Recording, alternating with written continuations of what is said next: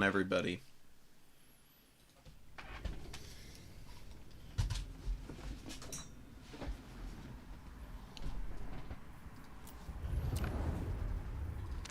Alright, hope you're all doing good today. I certainly am. As best as I can be right now. So, we're gonna get it kicked off ASAP. Let me actually go get some people for our first match today. Let's go see who we can rally up.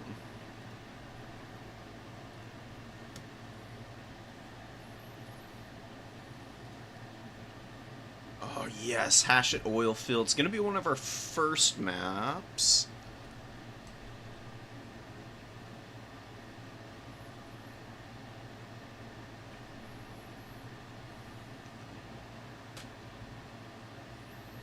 Who are we gonna grab? Let's go get Sven.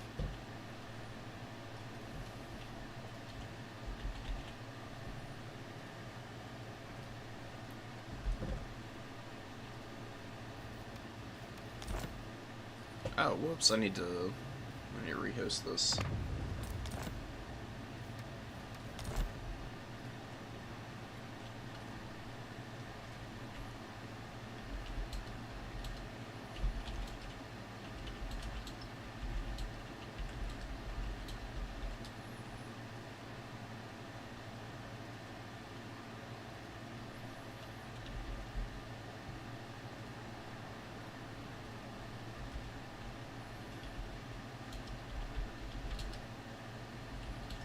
We've got their opponent.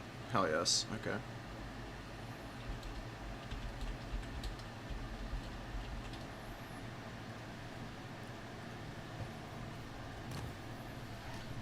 Sweet. So who's Sven playing today? Bretonia right now, but they may not be playing them. Although Bretonia's pretty good nowadays. They're a fairly strong faction. They're actually a lot of fun. We do actually have a Bretonia player today. Narcos is going to be on Zinch, and where's our boy? Yeah, Sven is playing Nurgle, which is going to be really sick. Maybe see some Tamarcon?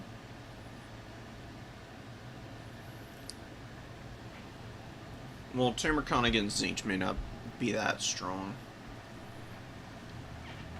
That's asking to get deleted by the Changebringers, now that I think about it.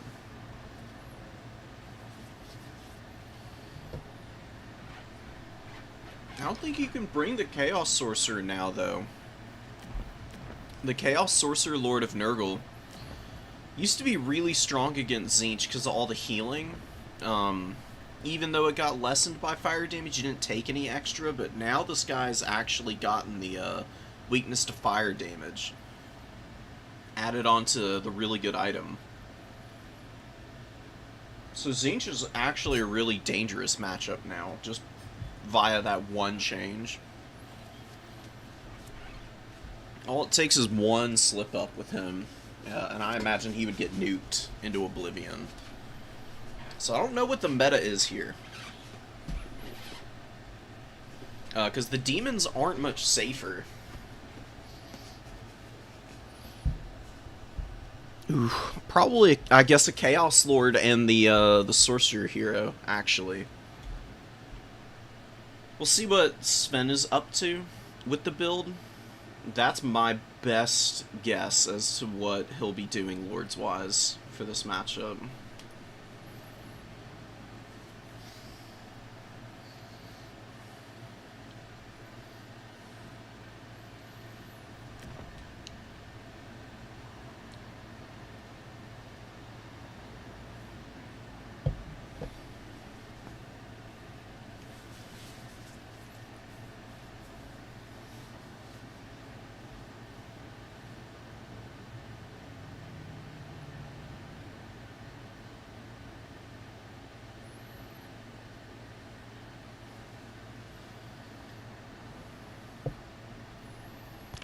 Oh, we're on the wrong map. There we go.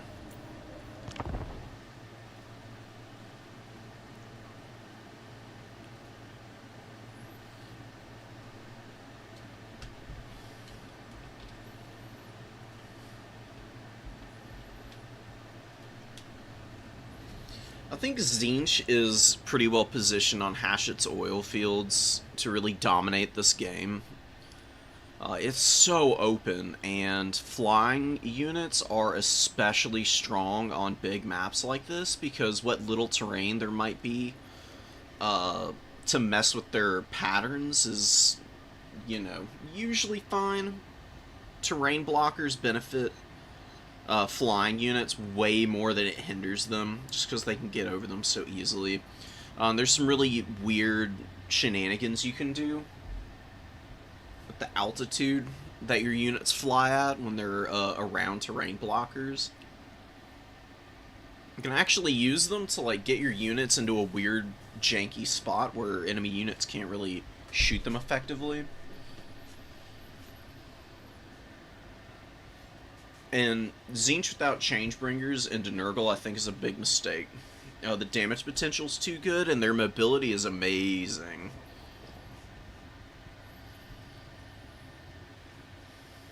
All you ever really need is one of those. Just fly them around, threaten to shoot people down. Just kind of jump in and out. It's not going to be any kind of real heavy missile play. Damn, this Narcos build is crazy. We got Kairos, we've got the ROR Mutalith, Aeson here. Aeson's kind of cool. He's really expensive. It's a very infantry-heavy build for Nurgle, though, and they also don't really have great characters for fighting against Aeson. Like, they're okay. They'll do respectable damage, but he's got pretty decent stats for a big anti-infantry monster. See how he does here. I'm very curious to see this. So you got the Tides of Transformation. This procs automatically after 30 seconds in combat. I'm pretty sure it starts on cooldown. I'd be surprised if it didn't. Aura of Mutation is just a raw AoE. Mortis Engine, which is incredible. I mean, 26 to 32 damage per second range is like the premium Vortex. There's a couple of smaller, less impactful forms of Mortis Engines. They're okay. These are just absolute nightmare fuel for infantry. It just absolutely shreds through formations and pockets of, like, Marauders, Chaos Warriors, and stuff like that. The Chaos Warriors are going to the outside, onto the number 1. You got all these little Marauders of Nurgle rushing up to the number 2. Gonna be going for a very aggressive infantry wall, I would guess. What you do is you just get bodies up on the point. You heal as much as possible. You make it very difficult for your opponent to handle everything that you've actually thrown out onto the field. Soul Grinder's getting some great damage. Noxbringer is just beastly against these throwing axes. Not throwing axes, the Javelin Cavalry. Any Marauder Horsemen really get punished by this guy, not just because of the damage.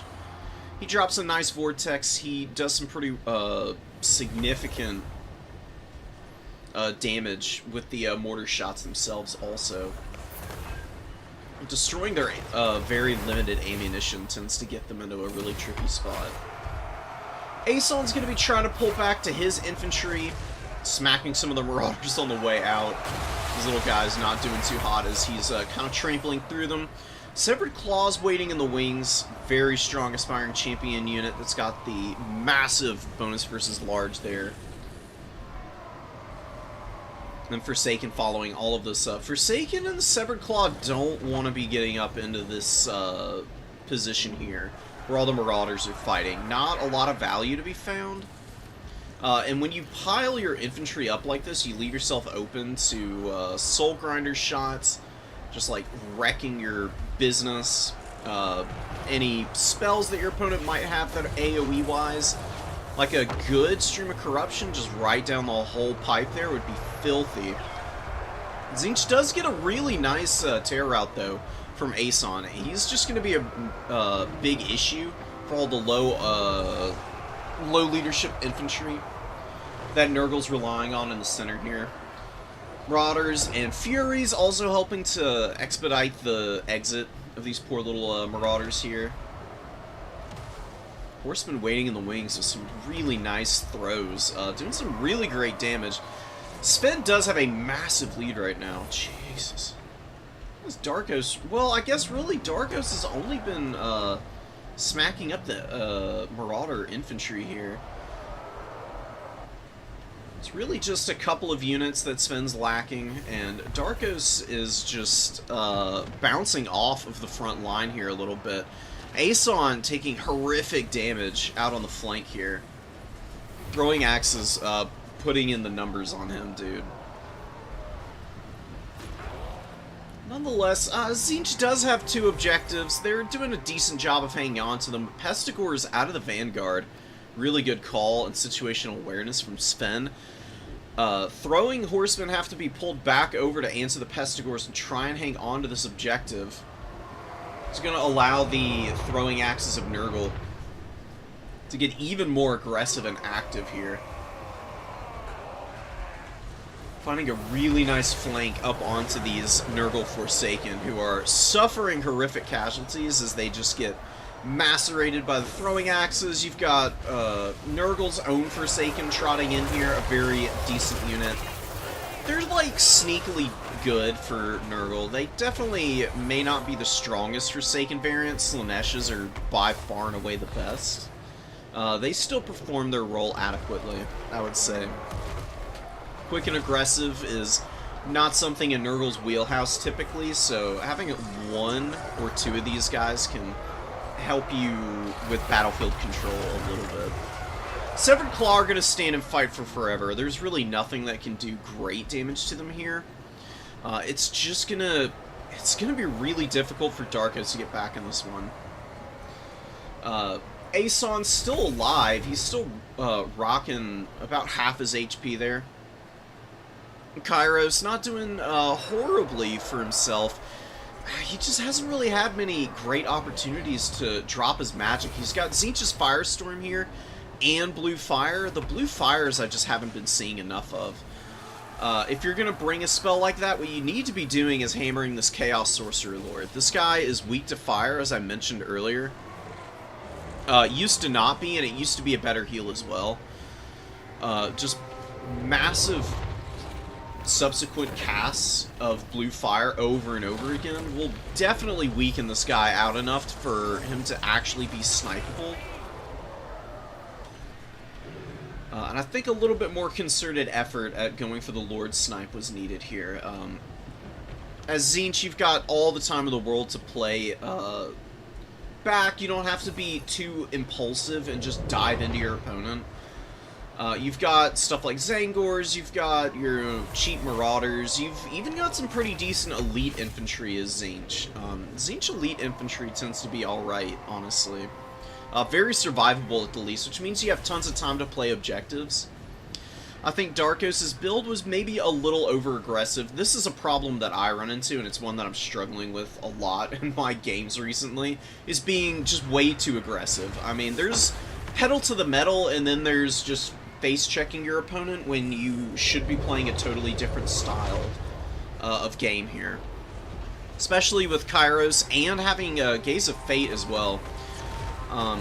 It's a really powerful ability, but there's not a lot of shooting on the Tzeentch side of things to really take advantage of it. You could probably bring a regular Exalted Lord of Change and have just as good of a time. Everything that Kairos is doing is just about something that one of them would be able to handle. Minus the snare, you're not really lacking much of anything. Spawn of Tzeentch actually a pretty decent unit, but they're a little overextended now. There's just nothing to buffer any damage for them, and they have 0 armor, of course. Tends to leave them lacking when they get caught out alone. That's the biggest issue with them. The overshields help the Tzeentch spawn, but they need to be kept on top of infantry units. Pretty much for the duration of a game. If they're out in the open field at any point, that's usually where they're going to get ripped to pieces. These Chaos Warriors have just been grinding all game. Really nice performance from them, anchoring this #1 objective. It has been flipped by Tzeentch, but it's going to flip back here in just a moment. Sven is definitely going to be able to grind down the Tzeentchian forces from here. I feel very confident in saying that. You know, no Aeson left. He's been felled. We've got an Exalted Hero coming in for any attempts by Kairos to land in and try and terror out stuff.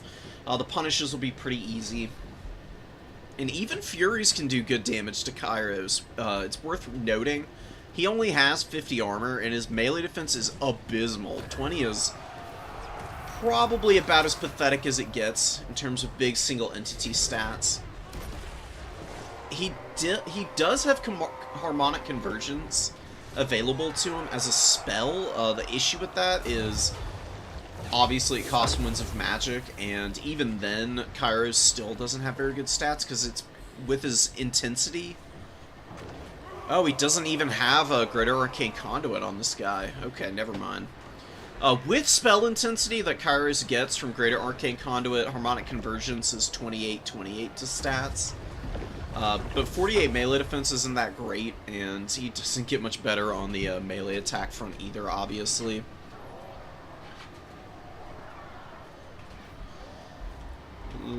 Sartorial also would have been pretty nice against Nurgle. Nurgle does tend to go pretty heavy armor. Sartorial, who is one of the other legendary lords for Tzeentch, has Plague of Rust and Searing Doom and Final Transmutation. All spells really good against the Nurgling forces, because Nurgle goes single entity heavy, which means Final Transmutation is good. They go heavy on infantry at times, which means Searing Doom and Plague of Rust is pretty good, and then Plague of Rust just has utility against some of the other single entities as well. Searing Doom is also good at smacking horsemen. It's cast fairly quickly, and it does massive damage to Cav. Even in its fairly limited strike area, it could probably take out like a good third of the HP on Marauder Horsemen, and it's nice to do that because they have pretty low leadership.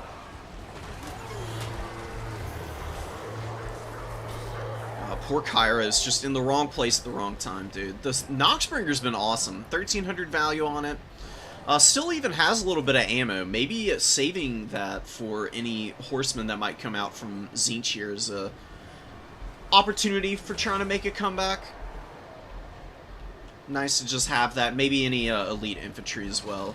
Sven doesn't really need to do anything too crazy here. Just needs to lock down the objectives and hang on to them as long as possible.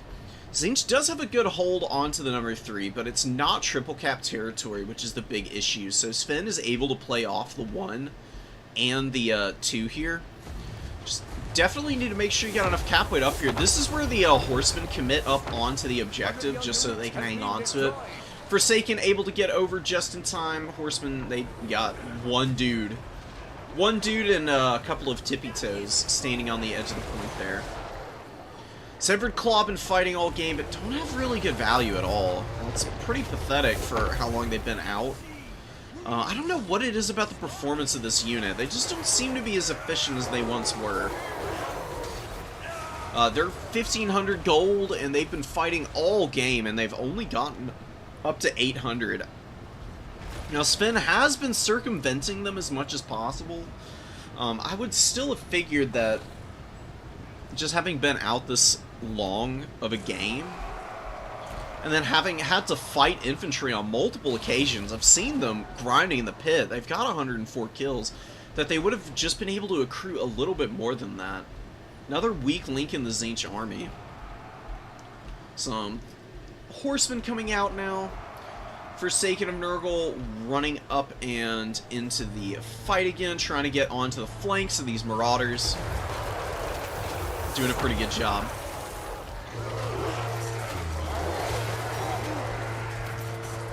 Very clean decapitation with one of their disgusting little claw hands.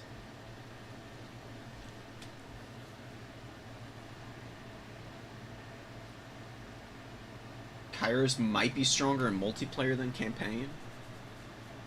Dude, Piston, I hate to hear that, man. We're gonna miss you.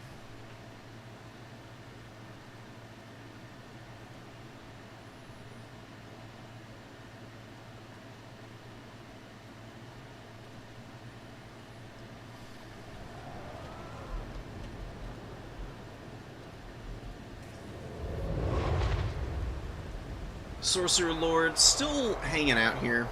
1400 value on him is pretty damn good.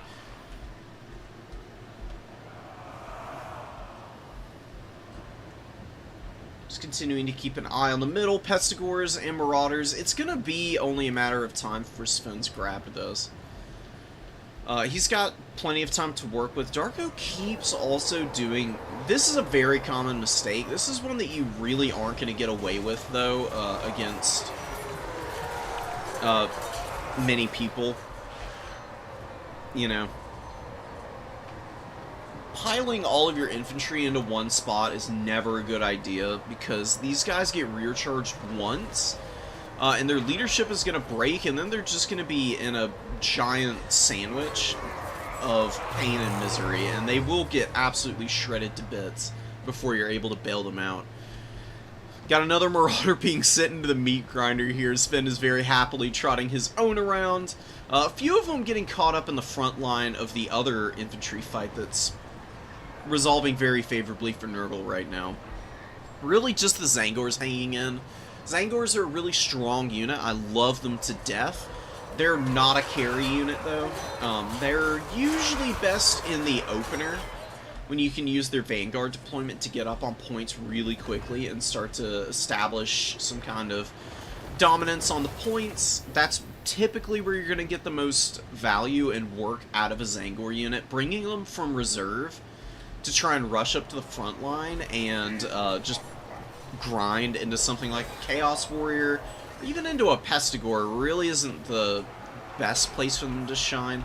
They beat a Pesti, they do okay against Chaos Warriors, they can hold their own because of the melee defense, but that's where their melee attack, being as weak as it is, just kind of puts them on the back foot.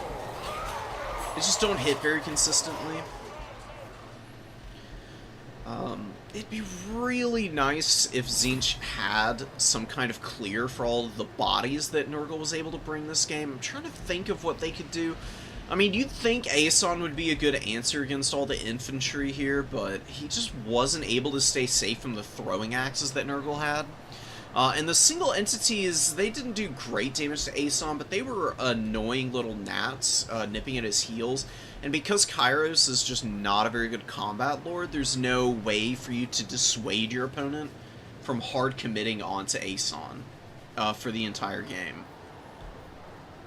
Like I said, if you had Sartorial and the Rock of Inevitability, you can pop the slow, you can lower melee defense, and charge speed even as well. And that would definitely be really painful for your opponent to have to try and persevere through. On top of Sartorial having wildly superior stats to Kairos. Kairos is basically pure caster value.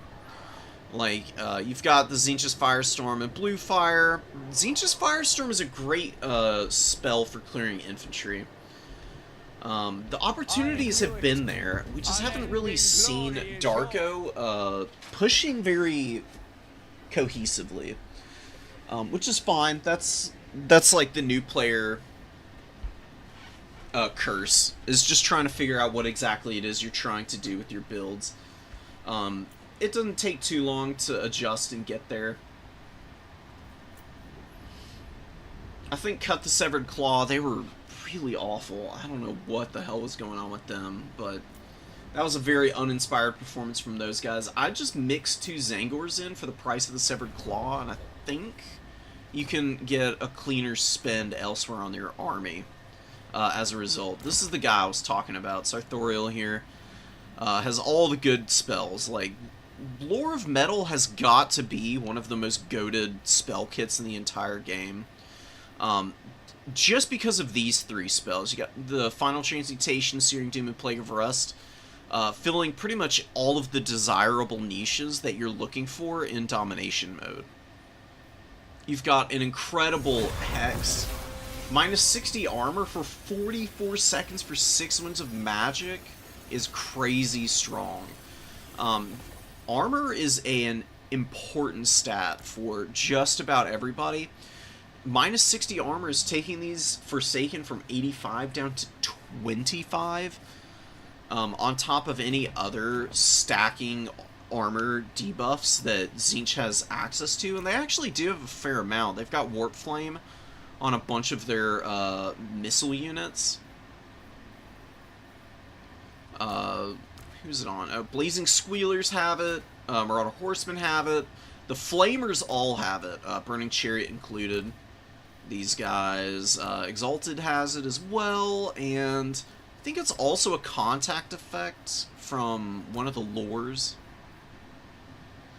Yeah, from, like, Blue Fire and whatnot, but, you know, you wouldn't be having that if you bring Sartorial, but I do think he's the superior option.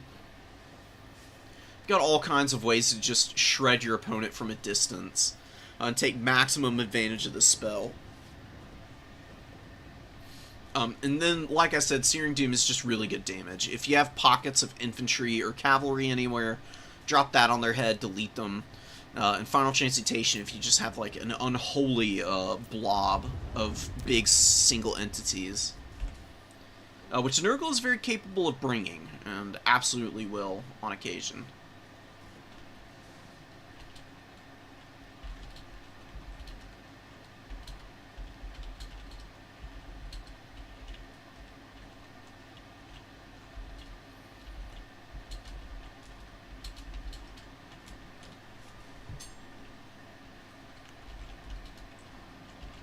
Let me help Cowboy Bob out real quick.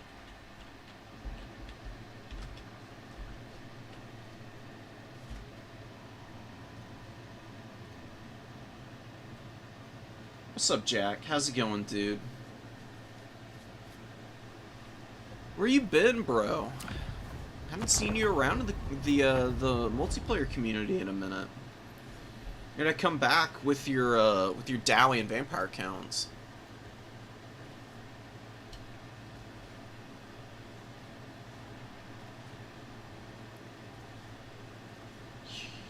Yes. Got all the replays.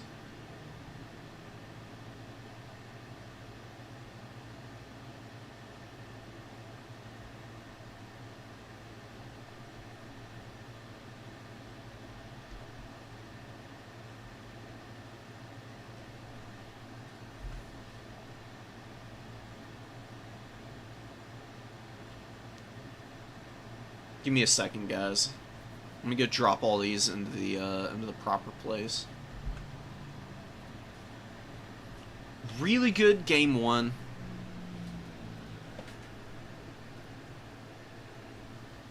Sven with a very dominant Nurgle victory. Really good micro on the throwing axes against Aeson, dude. Narcos just needs a little bit more time, obviously. But that's what we're here for. Just give some basics coaching and get people thinking on all the different levels for multiplayer. It is a little bit of an adjustment moving over into the multiplayer scene. Narcos had a lot of really good fundamentals, though, I will say. They'll definitely pick up pretty quickly. Suga and Daceberg here. Okay. Could do more Nurgle. I do really want to see that game. I think we gotta watch some Ogres, though. We haven't seen Ogres in ages, honestly. Empire is known for playing Kislev, but I know that they've been trying these the Ogies out a little bit. Coming in here with a really solid build, too. Good spread of Noblars as well as bodies, and then backed up by a Lead Belcher as always, and a beautiful caster choice here. With a great Lord. I mean, Golg is one of the best Lords in the entire game. He is an absolute nightmare to deal with. He has insane leadership. I mean, 85 leadership. He's got a crazy strong heal. And this doesn't have a limit of uses. Bugman's, Sextuple X is something that's just on a 2-minute cooldown, which for Domination mode is nothing. That's easily gonna be 2 casts at the very least of this. The condition can be a little tricky at times. 55 meters is a bigger radius than you would think. It's about as big as this command circle. I think it might actually be a teeny bit smaller, though. I don't remember what the Lord's leadership radiuses are supposed to be size-wise, but I'm pretty sure they're a little bit bigger than that. Deadeye is also pretty strong, just really good for poking any single entities that are out on the field, and the Bloodbrute Behemoth is making an appearance. Not a very common sighting. There are a couple of matchups where you do see it on occasion for Khorne, like if you're going up against Lizardmen, Bloodbrute Behemoth honestly isn't a bad choice. Beautiful Burning Head onto the Ungol Raiders here. Tricky little bowman for the Beastmen, who honestly are one of the most cost-effective range pieces in the game. Getting absolutely annihilated by that cast. Beautiful, beautiful opportunity for Empire there, and taking full advantage of it. Didn't mean to do that. Huge win here. That's letting the Ogre Bulls do a lot of damage in the front line without getting poked down on their really flimsy 30 armor. And then you've just got Golg here also running over this other Ungor Spearman. Ungor Spearmen are a decent spear unit. Like, they're cheap as hell, but they actually have pretty okay leadership for how cheap they are. They're like slightly stronger Clanrat spears. So you can go like massive Bray Tides with the Beastmen, but you really can't afford to leave your infantry corps so exposed to such an aggressive faction like this. Ogre Kingdoms and their bulls backed up by like Pegback Riders and Trappers and Flingers and just regular old Noblars really are kind of terrifying. I mean, look at the damage the Ogres throw down in just a few seconds of combat against these Ungol Raiders. They get a great charge off, and then they just pummel them relentlessly into the dirt. And the thing about the Ogres is they're very good at chasing stuff down because of the speed on all the bulls. 54 at base is way stronger even than the Beastmen, who have one of the fastest infantry rosters in the game. In fact, the fastest, I would say. All of the Beastmen infantry have 40 or more movement speed. Synagor throwing axes coming out of reserve.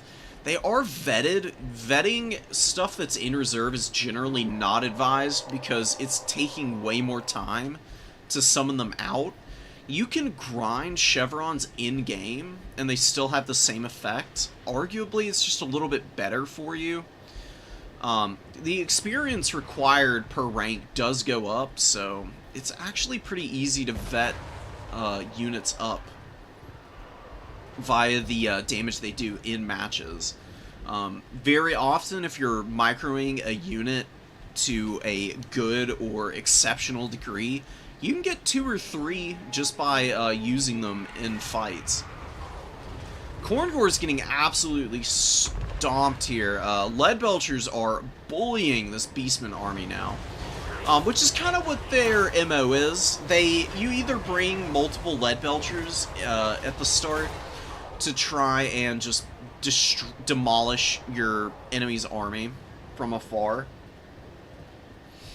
or you just go with one like this and use them sparingly for select targets. Make it really easy to defend them by only having to commit to defending one missile unit of substantial value at the very least. I mean, you got tons of missiles with your Noblars and everything.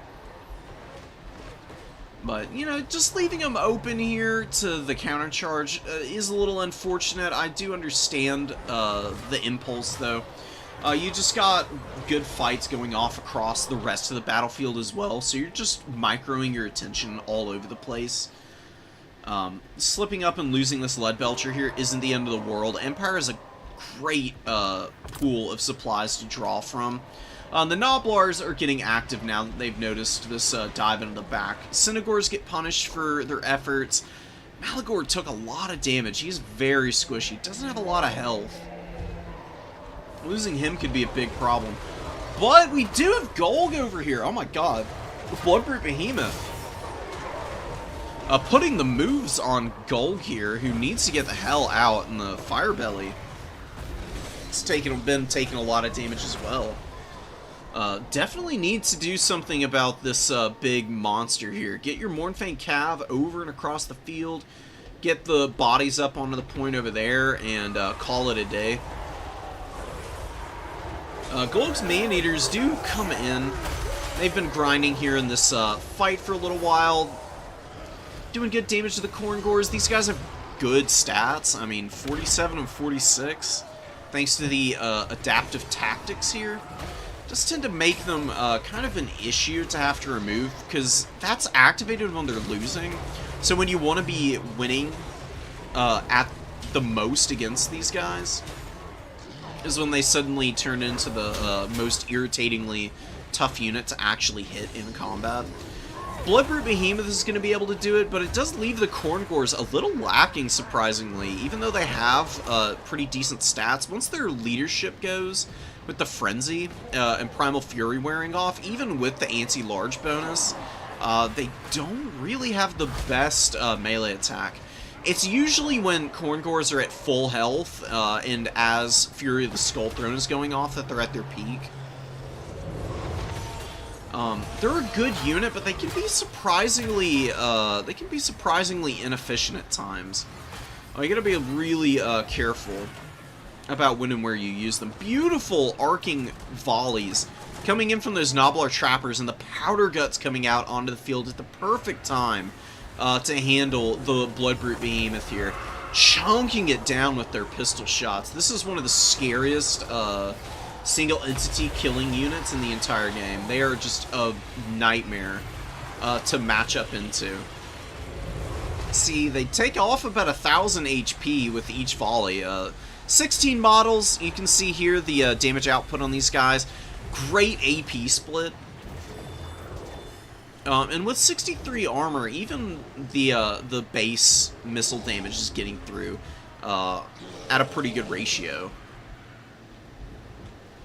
So Bloodbrute Behemoth goes down. The threat of a comeback from Gamer is stuffed, and I don't think there's really a whole lot you're going to be able to do here from this point on. You've got Mournfang Cavalry coming out onto the field. Sons of Goros are up on the number 3, but not in a really good position. Just fighting a bunch of Pigback Riders right now, which is really not a great fight in the least for them. They have pretty poor melee defense. Pigback Riders have good damage output. Because these little guys never fall over from attacks, they have no knockdown animation, they're always upright and doing damage. They take damage as quickly as they dish it out, but they're so cheap that that's where it tends to be okay that they get pummeled pretty hard. Because they usually can handle 400 value, give or take, even against big, scary stuff like the Sons of Goros. And look at that burst of damage going in from these guys. 546 there, this one got 236, maybe not the greatest performance from those Pigbacks. They held up a little while the Ogres were biding time for the Lead Belchers to come out and get some really great shots onto these guys who are engaged in the mop-up and cleanup operations, turning their attention over now to try and chase them down. See the Man-Eater Great Weapons and Blood Vultures getting rid of the Ungar Raiders there. More Mournfang Great Weapons trolling about the battlefield. Groghovs of Wolf's Run are a pretty nasty unit, honestly. This is the perfect position for them to be in. They have their AP throwing axes, debuffing these guys, keeping their speed nice and low so they can stay just ahead of them. And Empire committing to this chase is just allowing them to grind out a good amount of value. The reason they're so strong is not just the perfect vigor, but the heal they get from Drunken Bravado. I think they're sneakily good into expensive factions. And fast factions where they can actually utilize their speed advantage as well as the good damage output on chasing units. So like Khorne, it's a really good matchup for the Groghovs. Lizardmen are pretty good. Because they also double up in combat nicely. Because they heal, obviously, and then they also have the really good, solid stats. They're better in melee combat than even a basic Centaur is, and basic Centaurs are already crazy cost-effective. The only thing you have to worry about with the Groghovs is them getting shot up. Obviously, something like a lead belcher will do pretty horrific damage to them. That's where they can get a little inefficient. But if you use them to throw their axes against something elite, and then chase down, like, infantry and just, like, cycle charge for the rest of the game, I've seen them get 2,500 on a single summon.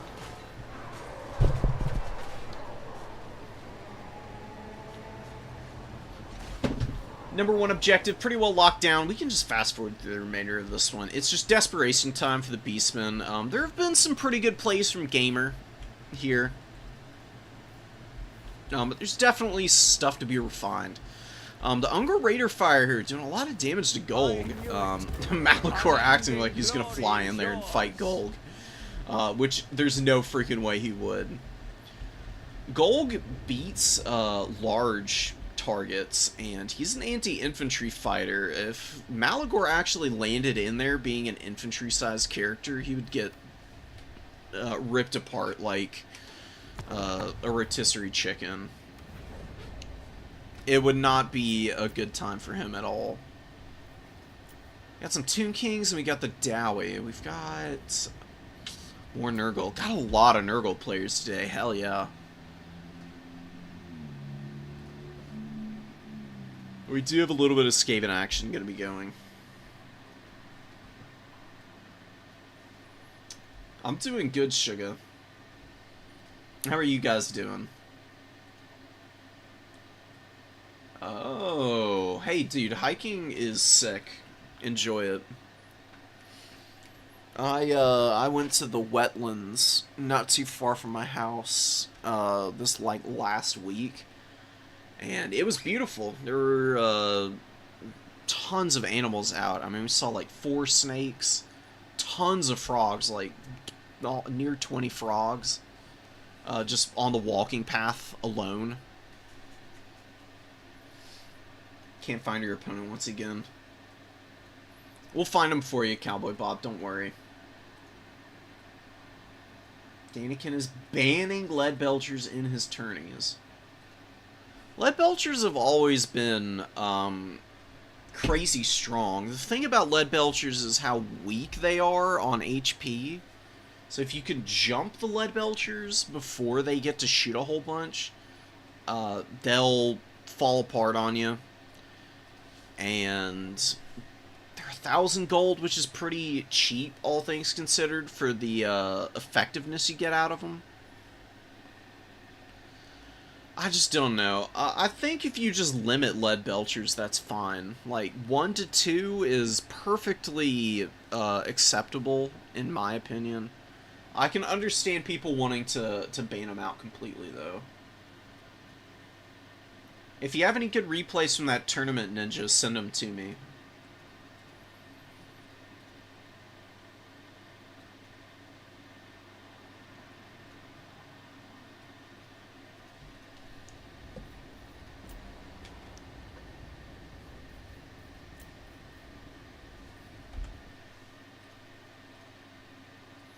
Thank you, Random.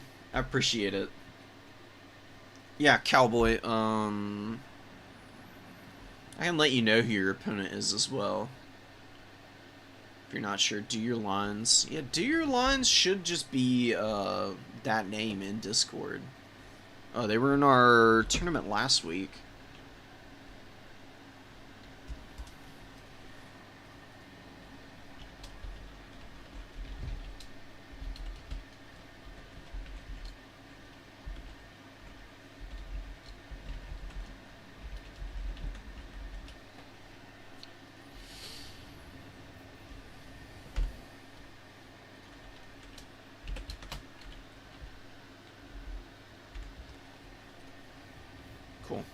Alright, let's get this show on the road. We got Kitty and a Rogue AI playing.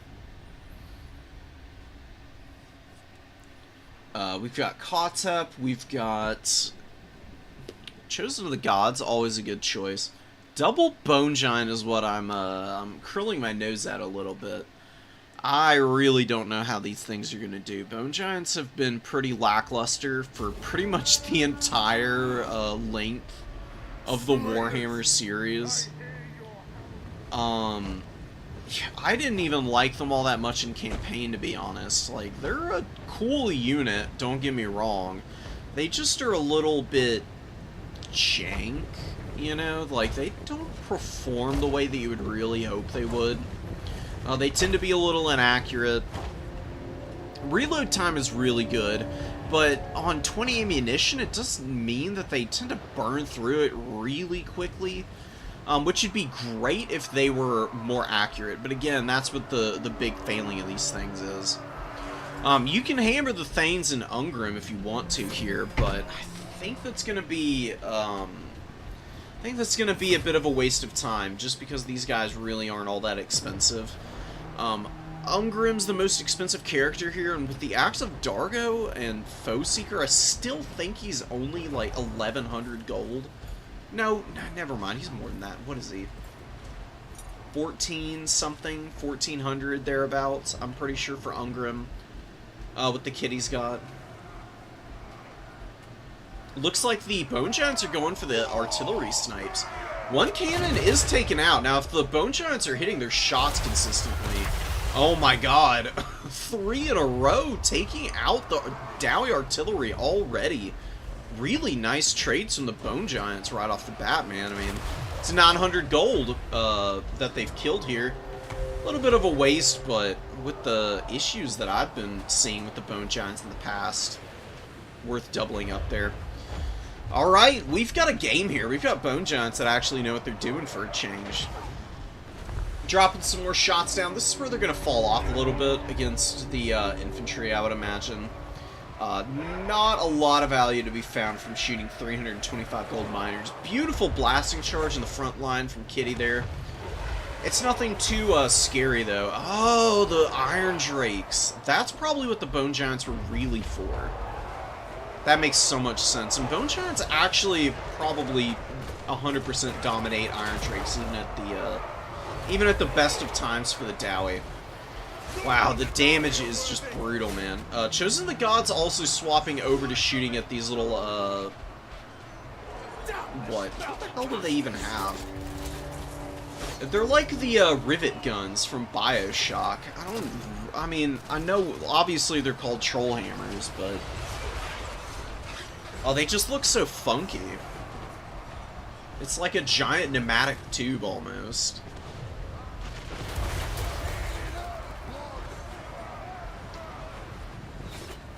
Peak aesthetics from the Dowie there. Good dive with the Carrion. Carrion on top of the Iron Drakes will lock him down. There are Slayers to kind of stop that push there. That's going to be a little unfortunate. Got to get the Ushabti active. Finally get them rolling. Keep it from the foe. They get right up into the Miners and Skeleton Warriors. Got to be really careful with the Dowie Hero squads. Dowie Heroes are really sticky and annoying. You definitely don't want to leave the Chosen of the Gods to their fate by getting ground out here. Same with Kotep, he needs to get out too. Good summon of Nekar Horsemen, going to be intercepting and stopping the tide of the Thane and Ungrim. Can't really push out of all of this cavalry, too slow, and the mass really isn't very good on these characters. Ungrim has the most at 1,500, and I'm pretty sure the Thanes are 11. Yeah.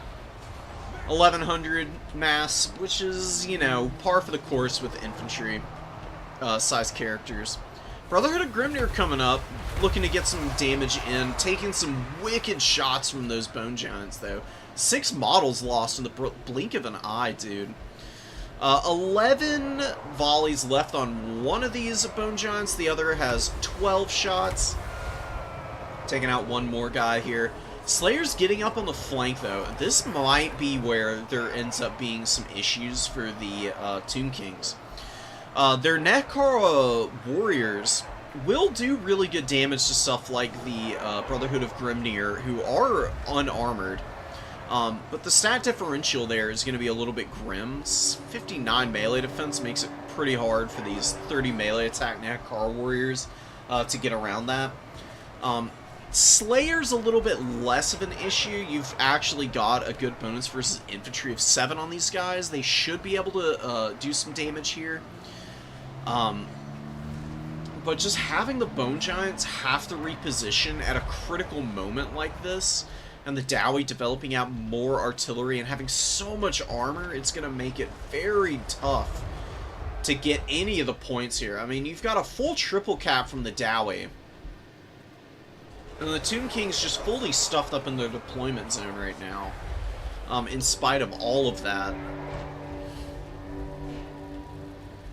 Kitty forced to commit to locking down the Thanes with Skeleton Horsemen, which is fine, except for the fact that you do really need some stuff that can cycle charge down all of these miners who are occupying so much of the ground here. And the Bone Giants just really aren't cutting it for all of the infantry clear that's needed. This is kind of what I was afraid of. You do get a good Ushapti summon in the back over there. You can see it tearing apart the artillery crew. So, no more Dowie cannons this time. I just don't think Kitty is going to need them.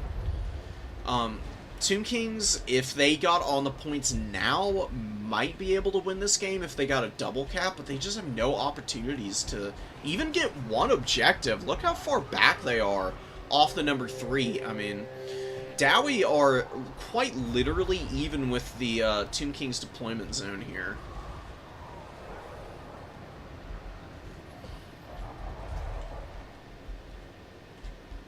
They're right up on the edge of it. There's no room to maneuver for the Tomb Kings right now.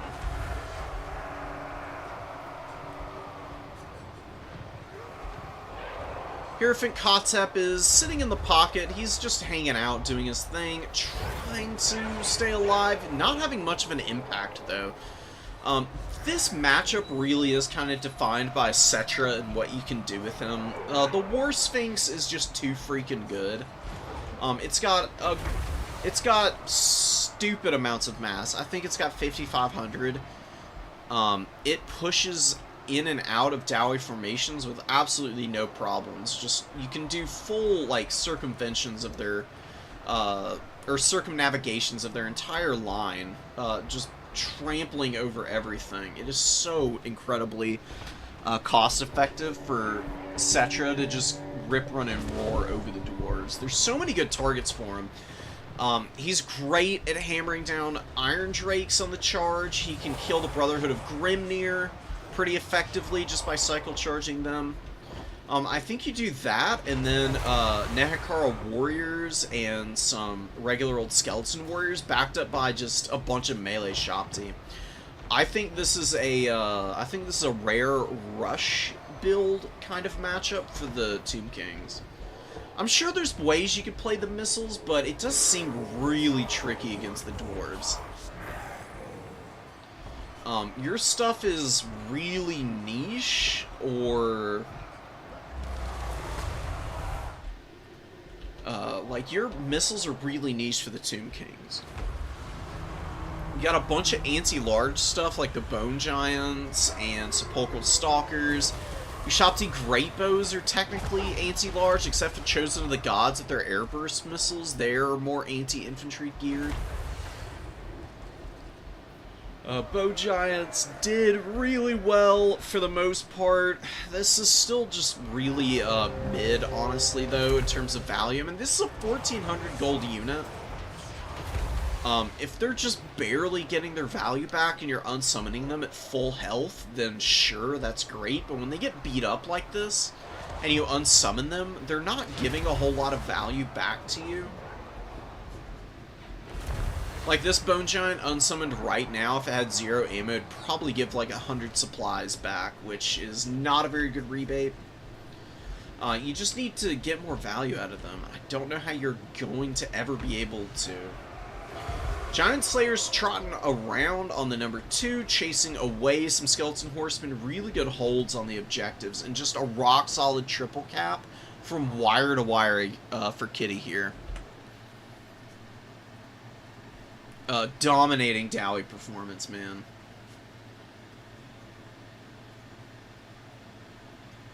God, get lost put in. Come on, Sugar, you do better than that in the tournaments. Look, man, ups and downs happen in this game. I'm going through a big downswing right now. I've been practicing for the Legendary Lords tournament that's tomorrow. I'm going to be playing Khorne in it. And I'm trying to do Arball and Skull Taker, the only two options left, and the setups for them are really tricky. I actually prefer Arballs over over Skull Takers. The requirements for Skull Taker tomorrow are pretty brutal. I think it's really appropriate considering how strong he is, but he does have to bring a pretty bad unit. I've been trying to make them work, and they just do not perform well at all, unfortunately. Oh, enough about that, though. Let's go get some more replays.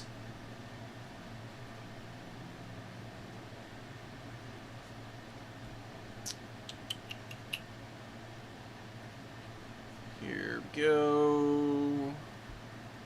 Don't worry, cowboy.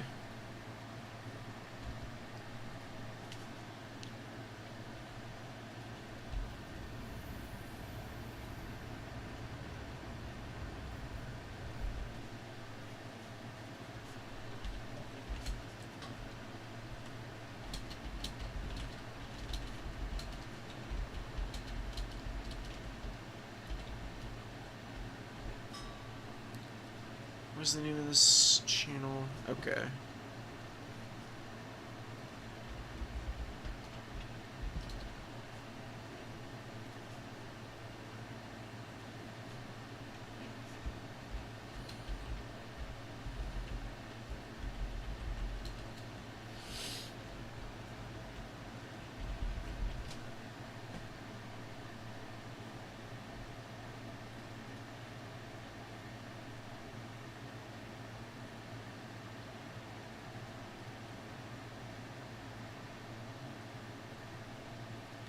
I have, apparently Cowboy Bob didn't have the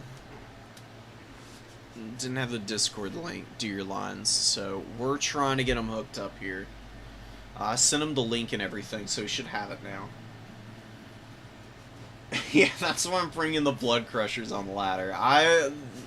The Exalted Bloodletters and the ROR Blood Crusher is the requirement. You could bring a regular Blood Crusher, but regular Blood Crushers are even worse than the ROR is. I just wish that that Blood Crushers were a good unit. Khorne is one of the factions that has, like, some units that just don't work for some reason. Like, Bloodthirsters don't work, really. Blood Crushers, Gorby's Chariots still just don't seem to operate and function the way they're intended.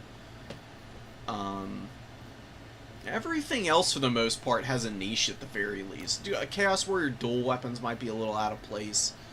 There's not very many matchups where you're going to bring these guys. But yeah. It's a sad day for the Blood God. One of their eponymous units is out here just flubbing it. Yeah, like, the thing about the Blood Crushers is, why would you bring them when you can pay 400 gold more for the ROR Skull Crushers, who are just a superior unit in every way? Like, Knights of the Brazen Throne or Heralds. Like, if you just do a head-to-head comparison, for 200 gold more, you get more HP, you get more armor, you get more melee attack, and more importantly, you get 9 more melee defense. You lose the magic damage, but you still have flaming attacks. You get more charge bonus. You lose Mantle of Immolation, which is a little, like, sad, but it's 5 melee defense and a 20% weakness to fire damage. Heralds of Khorne's Fury are just really wonky, man. Like, there's a couple of places that I've seen them do good. I've actually seen them do okay against Norska just because of the debuff aura. But the reason the Knights are better is because instead of just having fear, you cause terror. Instead of just relying on your charge bonus, you get murderous charge. On 70 charge bonus with the 40% increase to everything here, like, you get 40% charge bonus, 30% charge speed, 20% acceleration, 50% mass. And these guys have 1800, so they have 2700 mass on the charge. They one-shot units when they collide with them. It is absolutely hilarious, and this is one of the best units on the Khorne roster. Heralds of Khorne's Fury do everything that the Knights do, but significantly worse. These guys just don't have a niche. They're a really cool unit. They look amazing. I love them to death, but they suck. And I cry a little bit every day. You know, I put aside a little bit of grieving time for how little they can actually do, though.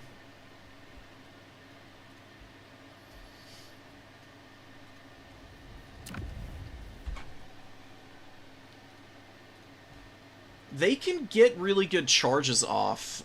It's just a lot harder to actually micromanage them because their impact on the charge is great, but they dive themselves into formations. If you just get them, if they charge in, they break into a formation, they don't have a very good way of retreating.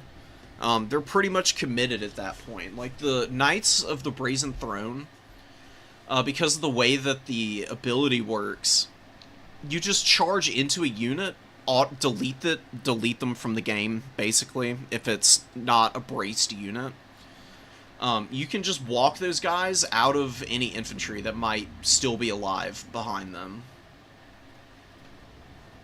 And there's not really an amazing way to punish a well-microed Knights of the Brazen Throne like the ROR.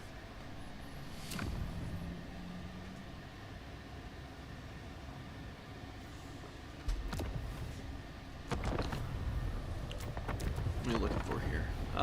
Let's do some Kislev games here. Gosh, Suga, actually, I thought Daceberg was on Nurgle, because I'm just not used to Suga playing anything except Kislev. Okay, so Suga is on Nurgle here, and Daceberg is actually the one who's going to be playing Kislev here. Topsy-turvy world today, obviously. Never would have expected this.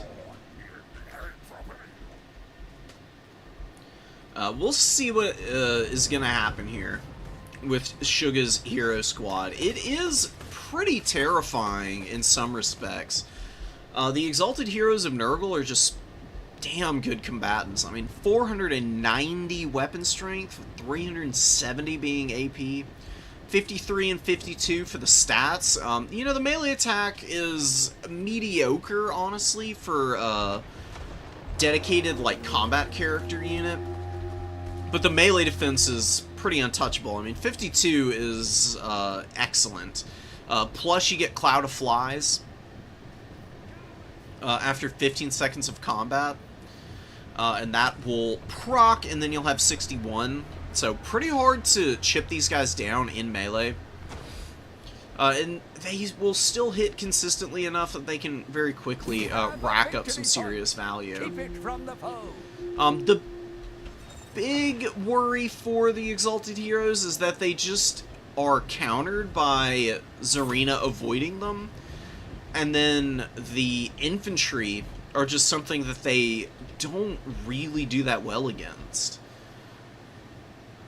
They're respectable at fighting infantry units, but it takes them ages to clear them out. Because they can only hit so many models in a unit, right? Like, these guys will kill, like, 2-3 guys with each swing. Usually that's going to leave some very healthy remnants to continue a surround on you.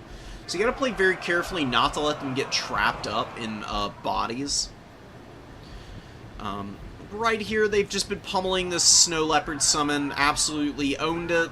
Zarina not gonna be accessing another one unless she dies and comes back, but don't think that's really gonna be something that Daceberg is gonna let happen. Just riding around and poking with her. Looks like her bow is just not doing any damage to the Exalted Heroes, seemingly. Love to see her drop another shot here. Yeah, just, I don't know what's going on with that. Seems like it's missing. Death Frost on the Noxbringer, really good targeting priority with Zarina there. And a pretty good charge into the side of the Marauders, but she does get a little stuck up in here. And here come the Exalted Heroes now, with the Chaos Lord in tow. I didn't mention him, but he's also got pretty good stats. He's a little bit less strong, but not really all that far behind. Still has the same melee defense. A little less melee attack and weapon strength is really the only differential, but he does have a passive heal, which is pretty incredible for him. Ice Guard moving up and hitting the Noxbringer with the bows there. You know, they've got Frostbite, they've got magic damage. Not incredible AP values, but enough to force this guy back a little bit. And Streltsy Fire getting in there and doing some good work also. Marauders going to be retreating. Meanwhile, some other Nurgle Marauders just mucking up the works. Fighting the Armored Kossars and the Kislevites Warriors here. Off on the very far side, we've got Kossars being swarmed by Nurglings and Pestigors. Pestigors on top of the Armored Kossars. Furies diving into the backline. Furies counter Kossars in just the most lopsided way imaginable, dude. I mean, look at the damage that the Furies have taken compared to the poor Kislevites forces here. Down to 50 models, ripped to pieces in just a matter of moments. Kossars are just very squishy on the HP front, man. They don't have a lot of health, just period. The Armored Kossars are a little bit chunkier, and the Ice Guard Glaives are honestly not that bad off. They have more HP, I believe, than the Kossar units that we've been seeing. Yeah, these guys have 6,300 on 90 models, which is really, really abysmal. Compare that to 7,000 on 80. It's still a little flimsy in the grand scheme of things, but I, take that in a heartbeat. Glaives getting hammered. Kislevites Warriors pushing up. Nurgle is in a good spot. They've done a fairly good job of chipping down the Kislevite forces up to this point. Especially out here on the flanks. That's really where the most success has been had. You haven't seen a ton of fighting on the number 1. A lot of the fighting has just been in this no man's land between the 2 and the 1 there. But over on the number 3, it's just been a decisive Nurgle victory. That's definitely going to give them an edge for the foreseeable future. Griffin Legion finally making their way out onto the field. Absolutely powerhouse unit. I mean, definitely one of the best shock cavalry pieces in the entire game. Probably the most cost-efficient, I would even go so far to say. When they make contact with something, it just disappears in front of them. It's mostly thanks to Glorious Charge. They get that 72 charge bonus for double the duration that charges normally last. Just look at the HP melting off these Chaos Furies. That is like 4 seconds of combat. And they've already gotten themselves, what, almost 150 value? They're going to be maneuvering over to the number 3, seeing if they can bail that side of the battlefield out. Daceburg, honestly, another Griffin Legion, I would say is the best thing you can do right now. It's looking a little rough. Noxbringer's fairly healthy. The Exalted Heroes are actually struggling. What the hell's going on? Oh, they're fighting on top of the Warriors. Massive mistake coming in here. Thought they ground that out from fighting these guys in combat for a second. It looks like the Glaives, the Ice Guard Glaives and the Kislevites Warriors have actually done a number to the Exalted Heroes here. Chaos Sorcerer not looking too hot either. Really good fecundity over here. Hitting the Marauders, the Noxbringer, the Exalted Hero, getting that nice steady heal down. Fecundity is definitely the strongest of the Nurgle army abilities. Curse of the Slug might actually be. Because it's so cheap and it's such a good army ability to cast when you've got something like these guys out on the field. Rotting Riders making their way in, and they just crush the Griffin Legion in no time flat. I mean, brutality through and through. Griffin Legion's still got about 800 value, even though they're fighting a well and true counter unit there. If you had 2 Griffin Legion, you could probably take that fight. You just face check with one, and then the other Griffin Legion gets the rear charge. I think you'd actually kill the Rotting Riders doing that. Not going to be happening here, though. They've got 30 models. They got a lot of HP room to heal with. Noxbringer is just pounding whatever it can get its hands on. Looks like the Ice Guard are the victims right now. 1,500 value is pretty good on this thing. But noticing Nurgle players,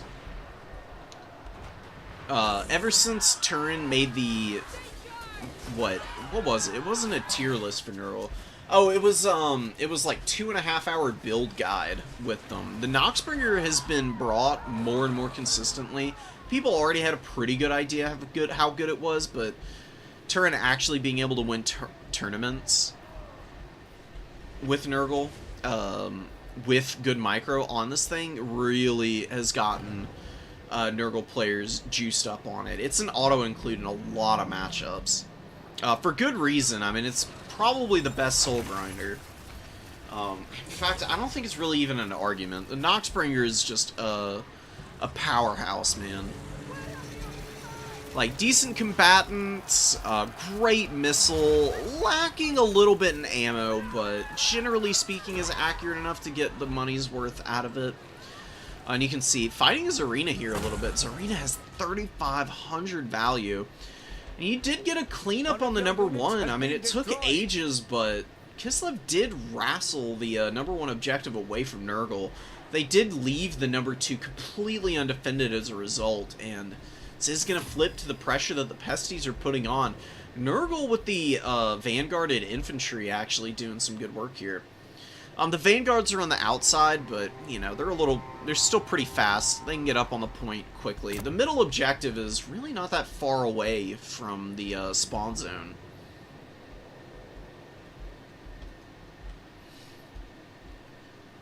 Grinding down some armored Kossars. This game is not done. Daze is in a really hazardous position with Zarina being as weak as she is. Oh my god, she breaks randomly out in the middle of nowhere. What are you doing?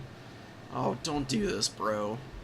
Wow, she's at 1 now. She's wavering, rallying at the edge of the map, hopefully. Oh my god, Pestigor comes in. And her leadership goes back to 0. She's still running off the field. She might actually route off the map. That's really brutal.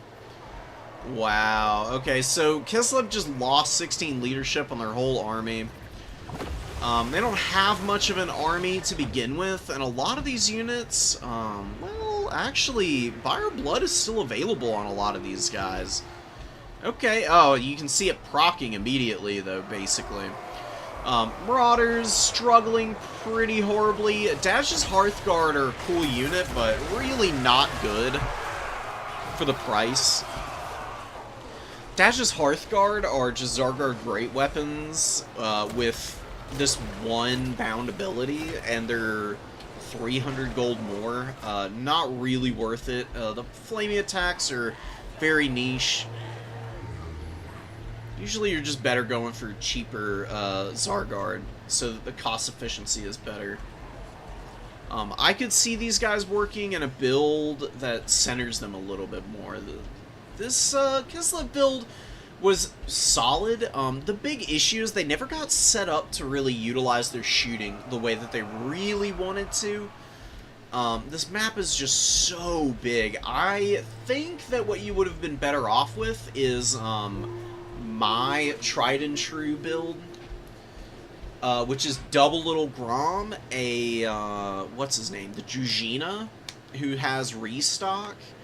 You get a Foot Patriarch to sit near the Little Groms and heal them on cooldown with Soliacs.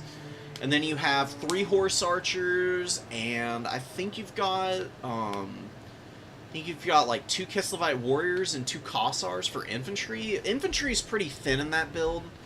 Then you back it up with like 3 Griffin Legion, and I think you do a couple of armored Kossars. Or no, it's Streltsy behind it. I can show you after the game.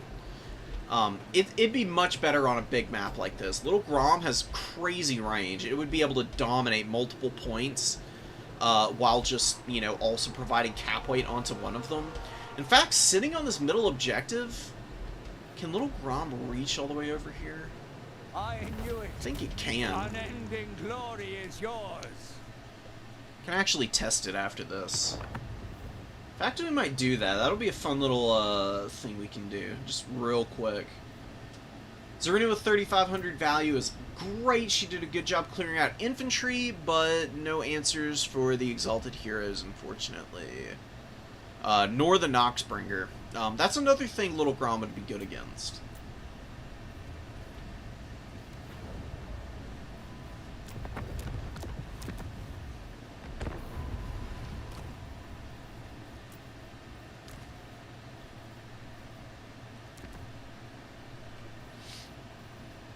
Alright, so get the Ice Switch and put her on the Frost Worm, actually, just so that she can help defend the Little Groms. It's going to make it a little harder to fit all this stuff in here. Yeah, it works out pretty good. Okay. You bring Hawks of Miska and Blizzard. Blizzard for Chaos Warriors, Hawks of Miska for Marauders. I guess you can bring the Snowflake Pendant. Since you're going to be overcasting Blizzard, at the very least, you probably want to do that. You could overcast Hawks of Miska, but generally advise against it. It's fine as it is undercast. Hawks of Miska is not about the damage as much as the Discourage. The damage is a cherry on top. It's not really the thing you need to be overly relying on. Get the Streltsy, get the Griffin Legion here. You get 3 of them because they're just that good. Seriously, try them out. A couple things in the wood wouldn't be bad for some more AP and mobility. Anti-infantry as well. Oh, that's right. Actually, I totally said bring this guy, didn't I? You bring him because he's, 1,200 gold. He is mega cheap. You can bring the Boydanov's Brawlers and sit them between the Little Groms, actually. Use Little Grom to shoot the Noxbringer, while the Boydanov's Brawlers, you just try to keep from getting absolutely wasted by the ammo and shots from the Noxbringer. And you should be okay from there. Reserve, you can do the you can do our boy here. Just bring Solyax. Bring him on foot so he's super cheap. Then you do your caster.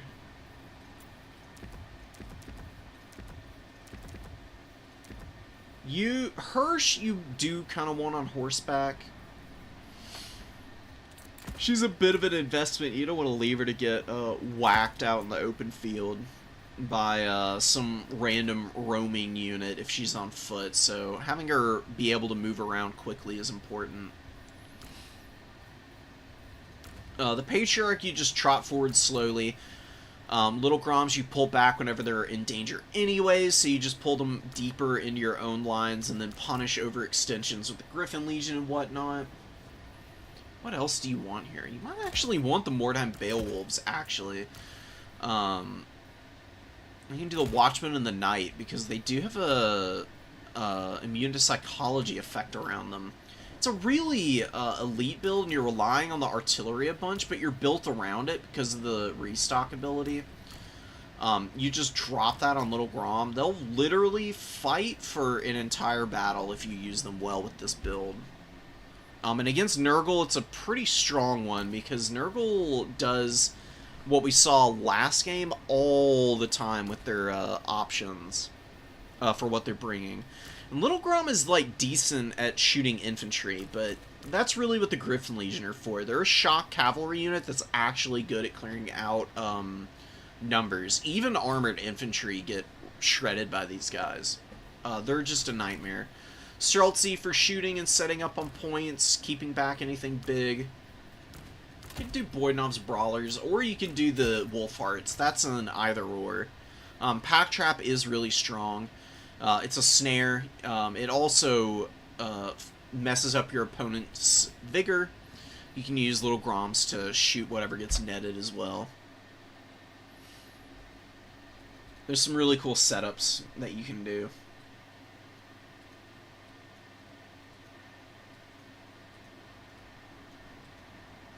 hope I get a good Legendary Lord. Got Grimgore. Grimgore was a little bit memey in the Legendary Lords tournament.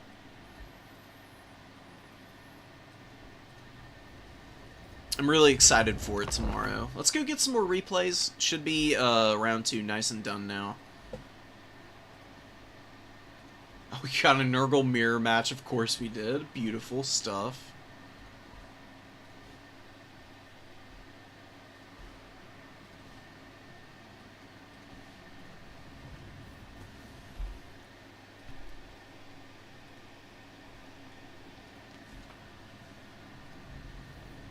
And it actually looks like Cowboy Bob found their way into the Discord, finally. I don't know how they ended up in the tournament without even access to the Discord. That's honest to goodness commitment. I applaud you, Cowboy.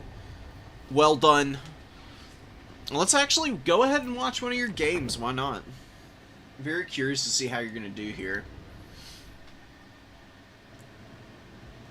You got just a full infantry push. You've got a Shadows caster, which is really interesting.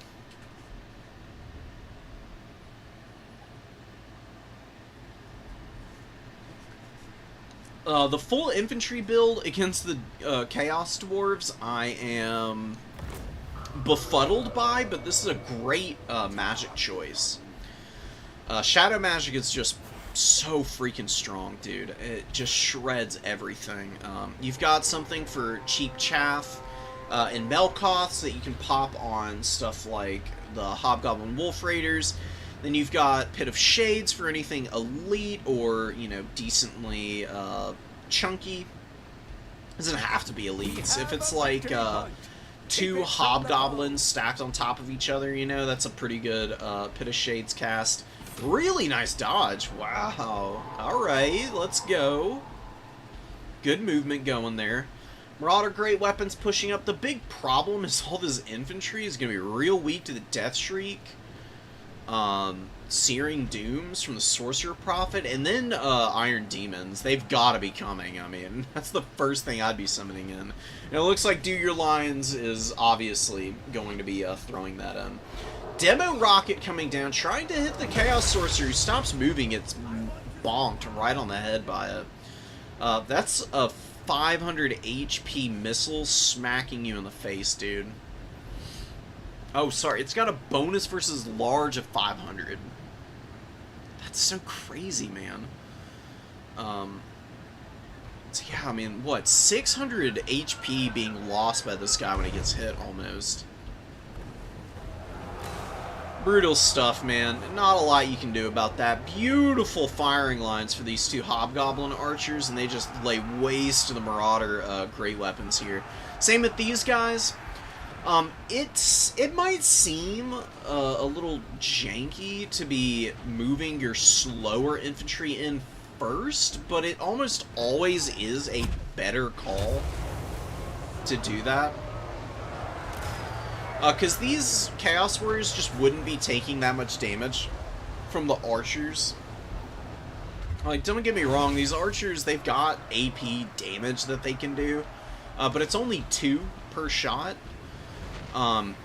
Even across the 120 bodies in these Hobgoblin units, that's 240 damage.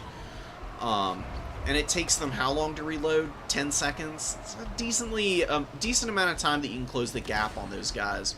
Letting the Marauders go in first and just get annihilated by the arrows before they can really do anything is definitely going to leave things a little bit worse for wear for the Warriors of Chaos here. Nice Searing Doom. Not the most damage in the world, but still a decent amount.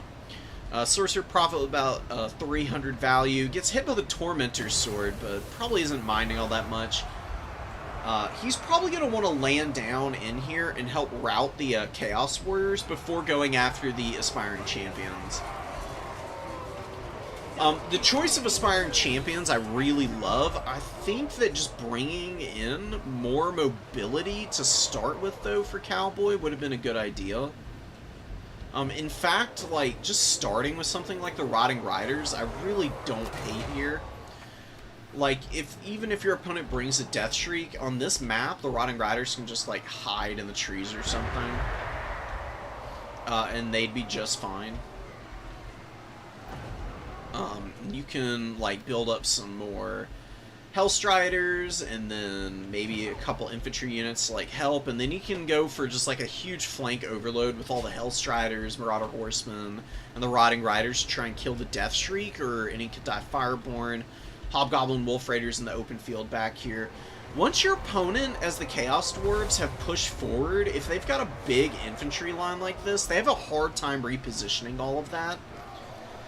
You want to pull their forces away from the epicenter of combat.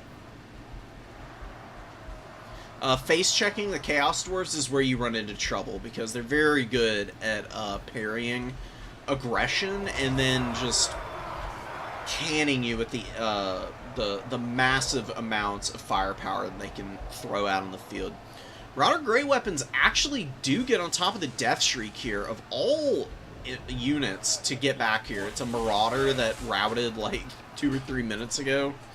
Okay. They're doing good damage to this rocket launcher right now. God, if only a Hellstrider could get back there. Hellstriders are really good at ripping apart these rocket launchers, because these things don't have good armor.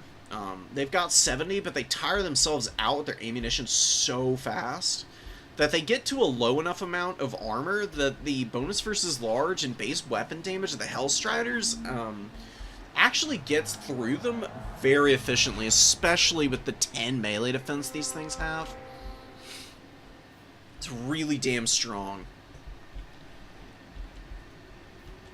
Hellstriders out here just chasing off the Hobgoblins. Cowboy actually getting a value lead here. The infantry push actually working out pretty well. The Iron Demon has really not been as much of a nightmare as I was anticipating it to be. It's been very effectively handled here, just by the great weapons grinding it down. It's been stuck in combat quite a bit, I guess. That's been a bit of a problem. The throwing axes have been doing a little bit of damage to it. Honestly, not as much as you'd be thinking. Nah, I mean, I don't know. They got about 900 value. That's most of the HP on an Iron Demon, now that I'm thinking about it, because they're about 1100. So, man, the Horsemen doing great to answer those guys. Chaos Troll coming in, looking to get after the Hobgoblin Archers. Not a lot of firepower available here for our evil Dowie forces. Got a demo rocket being used against the aspiring champions. Gotta switch over to the anti-infantry ammunition. You might think the demo rockets could do good damage to the aspiring champions, but they're weirdly hard to hit with the Death Shriek for whatever reason. Or the demo rocket. I don't know what it is about its tracking that tends to make it miss exactly like this, but there you go. Infantry are very good at dodging tracking rockets, apparently. Kadai Fireborn taking a fight against the Hellstriders. Chaos Trolls in here with the Hellstriders should help flip this. I would say that the Kadai, even in their battered state, could hold up against these Hellstriders until some Hobgoblins could save them, but the addition of the Trolls, it's too much AP getting through these guys. They do have their Blazing Body nice and charged up, so you do see the damage reflection coming in, helping chunk down some of these attacking units. Nothing insane in terms of the value from it, but I don't think any of the damage on the Trolls has come from the Kadai hitting them, to be quite honest. Kadai are very ineffective at fighting large targets because they have awful melee attack. 32 at base, 23 when they're tired like this. I mean, a Troll actually has 32 melee defense. It's holding up surprisingly well. It's mostly the reflection that's taken 1300 HP off of these dudes. Chaos Warriors in and getting shredded by Sneaky Gits and the Kadai Fireborn here. Really nice Searing Doom, hammering these great weapon Marauders. Death Shriek shot a little bit inaccurate just because the Searing Doom actually broke the formation up a whole bunch. Still gets a little bit of poke in. It's got 9 more rounds to fire here. I think that's going to be enough to clear some of this stuff out, and I think you just need to use this Metal Prophet a little more aggressively. This Bale Taurus has been very passive. I understand not wanting to be risky with him, but yeah, I mean, finally landing him here. These are the kind of fights that you really want to be taking, like, fullest advantage of. Cowboy Bob has forgotten about the Hellstriders over there. That's one of the issues going on here. So by having a value lead, you've got, like, 700 golds worth of Hellstriders just, like, hovering off in the distance. They're pretty beat up, but Hellstriders are very good at holding on because of their ITP. Just not being affected by fear at all, nor being something that can terror out, tends to make them just beast mode against factions that have cheap mobility, like the Chaos Dwarves do. And you can see them kind of carrying through here. They've been the best part of this army. Without them and the horse axe, the throwing axes here, the Marauder Horsemen, I really don't know where the Warriors of Chaos would be. Some of the infantry have done okay, but the vast majority of them have downtraded. They were doing alright earlier, but yeah, just a little bit off on paying for themselves across the board for the most part. It's the expensiveness of Do Your Lines replacement infantry that's been the big problem. And not having great answers for the Chaos Trolls. Chaos Trolls have also been holding up really well. They've done a great job of just fighting and kind of holding the line. It's really nice to have some infantry underneath those guys. Good attempt at a Searing Doom, but even better dodge, though, from Cowboy, and the #1 flips here. So, just for a moment, Do Your Lines had the double cap, but has lost it already, and now having to respond on the other side of the field, you're not going to have much to reinforce here. And you could see, with the Chaos Warrior Great Weapons getting underneath this fight, a bit of a shift in the dynamic on the middle point. You can see the Sneaky gets breaking immediately, leaving the Kadai totally alone here. Trolls and the Great Weapon Warriors will definitely be able to beat up on these guys. Do Your Lines with good threat recognition. Pulls back immediately, trying to preserve those guys as best they can. Bringing the Chaos Dowie Warriors forward. Wow, and a good attack onto the flank, but Hellstriders get time to move out off of the back of the map finally. Get up to the middle and immediately get in position to do some damage, but a beautiful Searing Doom and a great dive bomb from not from Mr. Gray. Sorry, from Do Your Lines. I don't know what I'm talking about. Gets the route on the Trolls, Terror route on the Chaos Warriors, the Hellstriders break, and the Marauder Great Weapons really not liking this fight. Brutality, brilliant execution on that countercharge there from Do Your Lines, wins this middle fight. Capweight a little problematic though still. And the efforts to retake the #1, they've been a little bit rough. You got the Bull Sensor Renders out here. They're doing good damage. It's going to be really tough, though, to try and hold all of the points that you need for how little time you've got available. Oh my god, and brutal value coming in from the throwing axes. Get some good shots in against the Sorcerer Prophet, who gets hammered there. He pulls out, and Marauders get around the rear of the Chaos Dowie Warriors, and the Great Weapons did rally. They were terror-routed, but now they've decided that they're brave, strong fellas again, and they're ready for another fight. And go a couple more rounds. They should be able to help clear this out fairly fast. They just have such good weapon strength and really solid overall stats that the Chaos Dowie Warriors aren't going to be holding on too well. Especially the Great Weapons, who only have the 34 melee defense. Their melee attack is really not all that great either. Good tear route, another great dive, dude. The rear charges with the Bale Taurus character have been so clutch. He's gotten 2,700 value. I can't help but feel like the tear routes that you're getting now with this guy could have been used a little bit more in the early game when you had similar opportunities. Just kind of pass them up. And especially in the earlier game when there was a Death Shriek and an Iron Demon that needed to be worried about. I think this guy could have been a little bit more active on that front. Having a bit of a decoy to take away some of the pressure from him having to do all the work here at the end. Because he really kind of has been. The Kadai have been respectable. But without those tear routes, there's no way these points are going to flip in time. And I still don't even think it's going to happen. Just so much... so much reinforcing infantry has just been allocated to the right places at the right time that the Chaos Dowie just can't get through everything. And they've summoned out so many units that have just been getting absolutely schwacked over and over again by magic, like that Pit of Shades there, or just steady pushes and pressure from like the armored trolls and the great weapon warriors here. Throwing axes have been indispensable this game. Cowboy Bob with really good micro on those horsemen. There is only defeat. Actually able to bring home a victory with an all-infantry opener against the Chaos Dwarves. Actually just playing the points with all the infantry in the world ends up winning the game for you. Who knew?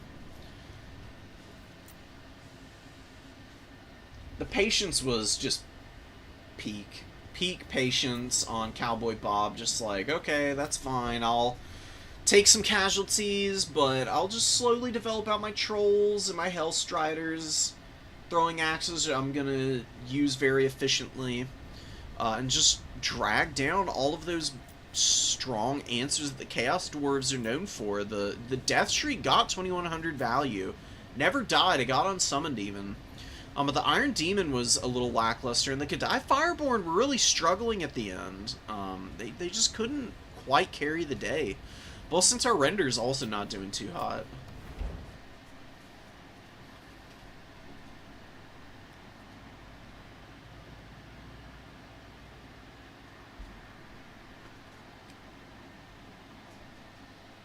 That's a great feeling, Daniel. The learning curve for multiplayer is pretty brutal.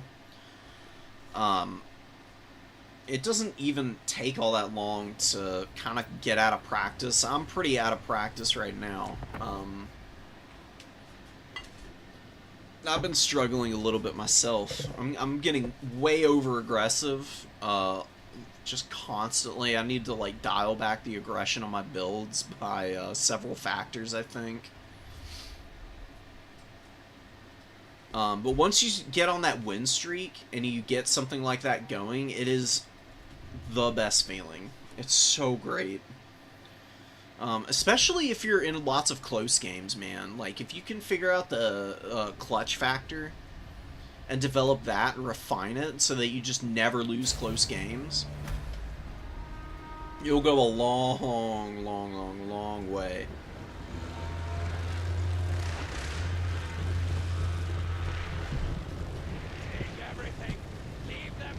Alright, Chaos Lord of Nurgle on horseback with an exalted hero and a plague ridden of all things. I don't know when the last time I saw this thing was.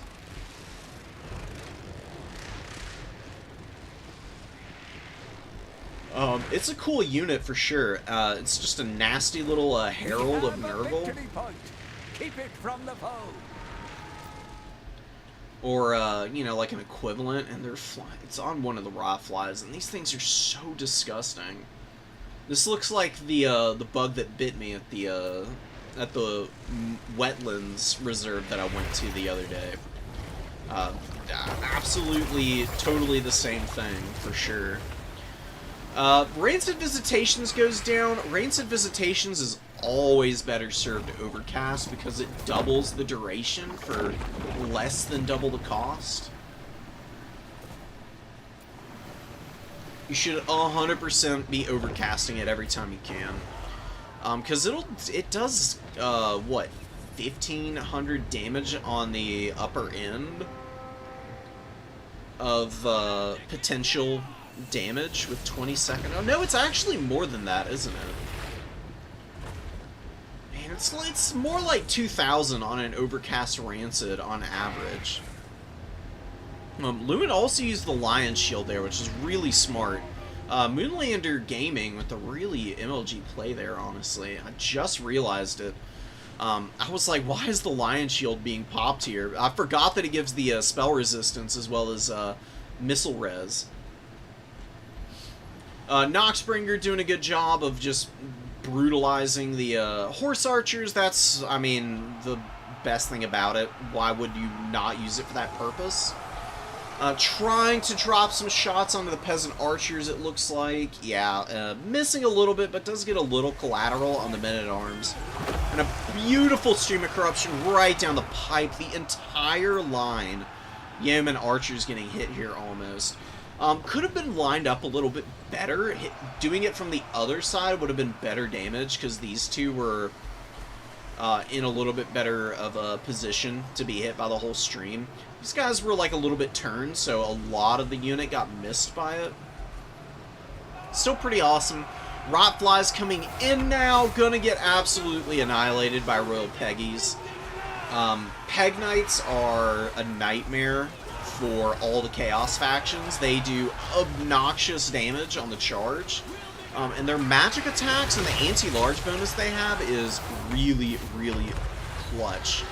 Add on to that all the healing potential that Bretonnia has with like life magic or whatnot. And they can be very difficult to bring down efficiently. And they've got a 561 value here already, and Lewin is in deep right now, going after the Plague Ridden and the Exalted Hero right now. Killing the Plague Ridden should definitely be the priority. This is your opponent's caster. Getting rid of that will get you a dub here pretty much. Nurgle is awful without their magic. I don't really know what they'd do if they lost that guy. Manad Yeoman hammering these poor Marauders of Nurgle. Always send an armored or shielded unit to go take points away from horse archers, or you're wasting your time. A great weapon Marauder is never going to work. They're going to get shot to pieces. You push out and try to rush these guys down. Your opponent just does this. They bring in a Knight Errant. They get a flank charge, and then they crush your resolve in one fell swoop.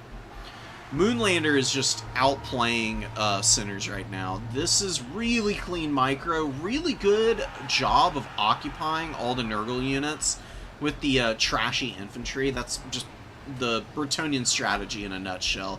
Throw up all your men-at-arms and your peasant mobs and just occupy your opponent's advancing infantry while you parry the back pressure with your mobility, like the Pegasus Knights, the Knights Errant, Knights of the Realm. So many good tools available for Bretonnia. And they were definitely the worst faction at one... Or, no, okay, maybe they weren't the worst faction. They were close to being the worst faction in the game. I think Hiles actually took that cake for in the same period of time that Bretonnia was in that conversation, but ever since the mobility buffs to cavalry, Bretonnia has been a really solid mid-tier faction. Just being able to maneuver around more effectively has just helped out the Bretonians in winning more fights, because they don't have to commit to bad fights anymore. Just because you run a unit a little too close to the front line and then try to pull it back doesn't mean that they just... What used to happen for cavalry was kind of wild. It was a little silly. There's an argument to be made that in a realistic sense it makes the most sense in terms of performance, but you know, this is fantasy, goddammit. Cavalry units would literally run forward. If you turned them all the way around and tried to run back the same direction, it'd take them a solid, like, 1 to 2 seconds to turn all the way around, and then it would be, like, another second before they actually started running. Now, they can actually wheel, you know.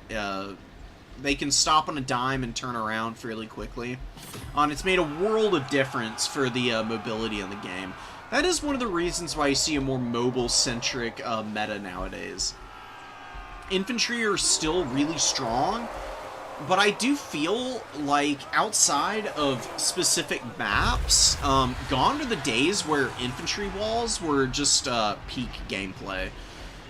Mobility builds have been much more dominant, and I think they will continue to be into the future. Nurgle Lord getting run down there, fair and ceremoniously trampled to bits by the Knights Errant. You can see he's falling off his little horse. He looks pretty hurt there. He's messed up, dude. Dude took a dive, and he is not coming back from it. Rotfly's getting deleted out of the sky. You got the great weapon Plague Ogres rocking around. Looking for a fight, but they just are out in the middle of nowhere right now. And just a brutal dive bomb here. That's incredible micro. You get the Knights Errant in on one side, and then you get both Peg Knights over the top and perfectly sandwich this guy. That loss of momentum for Nurgle in the early game as they just got blunted by all of the Bretonnian infantry and they couldn't clean up all the archers was nasty, man. The Rotflies just were not the choice here. They don't do well into Bretonnia. They are simply too squishy. There's way too much fire damage, way too much range to poke down these guys who have like 30 armor or something. It's pretty abysmal. The Fizzres is not saving them from peasant bowmen. The hell's Nurgle? There they are. What do Rotflies have? Yeah, 40 armor. Ew. Gross. No thank you. Definitely pass on those guys. You need to have Rotting Riders against Bretonnia. Just an incredible unit. They annihilate everything. They're basically Grail Knights for Nurgle. They've got Blessing of the Fly Lord, which gives them damage resistance. They've got Regeneration, which is really strong. Terror-causing unit. They're expensive, but, I mean, you've got great magic to support them. Just Stream of Corruption, Fleshy Abundance if you need to hit the panic button. Definitely bring Arcane Conduit. Get this guy on a Rot Beast just so he's got some AP so he can kind of dissuade people from diving him. Don't bring a Plague Ridden. They are not good. There's a reason you never see them. It's always Chaos Sorcerers of Nurgle.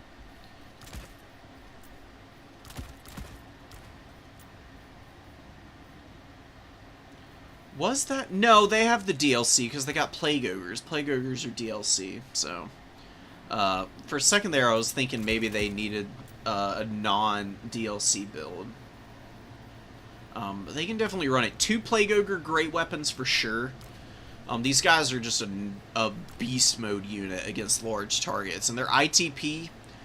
their speed is what lets them down, but they got great leadership and really good stats, and the poison is amazing. Poison against Bretonnia, just to slow down the retreats, is sick. Very hard for Bretonnia to push into your backfield when they're getting hit from every angle by, like, throwing axes, Plague Ogres, you know, Noxbringers shooting at them, and the Peasant Bowmen, and the Mounted Yeomen. Actually, don't think it's a terrible matchup for Nurgle, but you can't really go super... you can't go demon-centric at all. Like, none of the demons are good. Barons of the Bog might be the only ones that are borderline useful, but even here, I don't think you want them. What I've been told you need to do against Bretonnia is you do just mass Chaos Warriors. You literally bring, like, 5 of these guys... back them up with, you know, some throwing axes, I'm pretty sure is what I was recommended. And there you go. You can do the Rotting Riders from reserve and then just do the Plague Ogres. Your reserves are very expensive, but they're well worth the price. what you do is just cap a point with the Chaos Warriors on the objectives, and then Marauder Horsemen on another objective, and play off of 2 or 1 as best you can until you've built up all of your mobile answers, which is gonna overwhelm Bretonnia eventually. They just can't deal with this many nasty bodies and all of these throwing axes who can just throw down the hatred from a distance. You could do the Noxbringer. You probably do want to bring him. You can probably cut 2 of these guys and go for 2 horsemen and then like 1 marauder or something.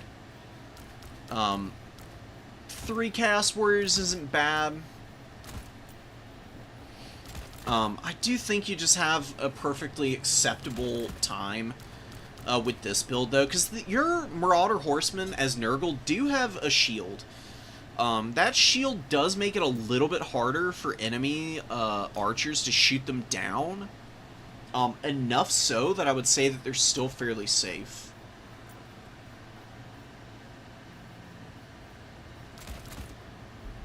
Forsaken be pretty good here. A couple Pestigors.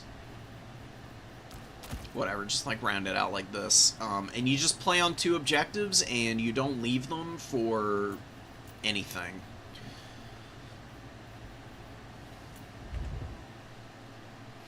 You just parry every time the Bretonians try to get in on you, because they're going to have a really hard time with a heavy metal build like that. Their archers will just bounce off your armored warriors. You'll heal as much as you need to and just outlast them.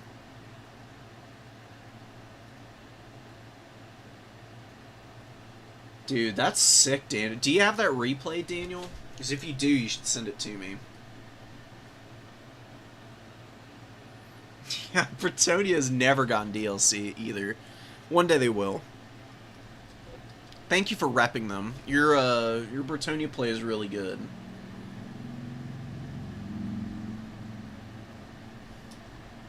Have people not seen Lord of the Rings? Horsemen can wheel.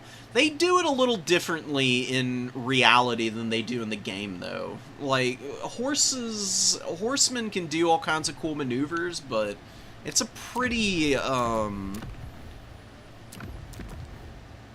a pretty exacting process to maneuver cavalry in warfare.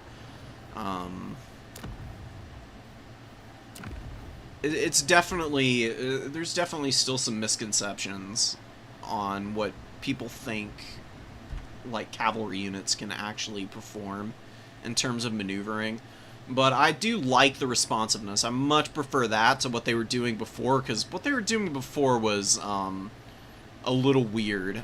Just didn't feel good. Like, if you want to have, like, a little bit of input delay on units responding to orders, if you made it consistent, I actually think you could do some fun stuff with battle mechanics in a game.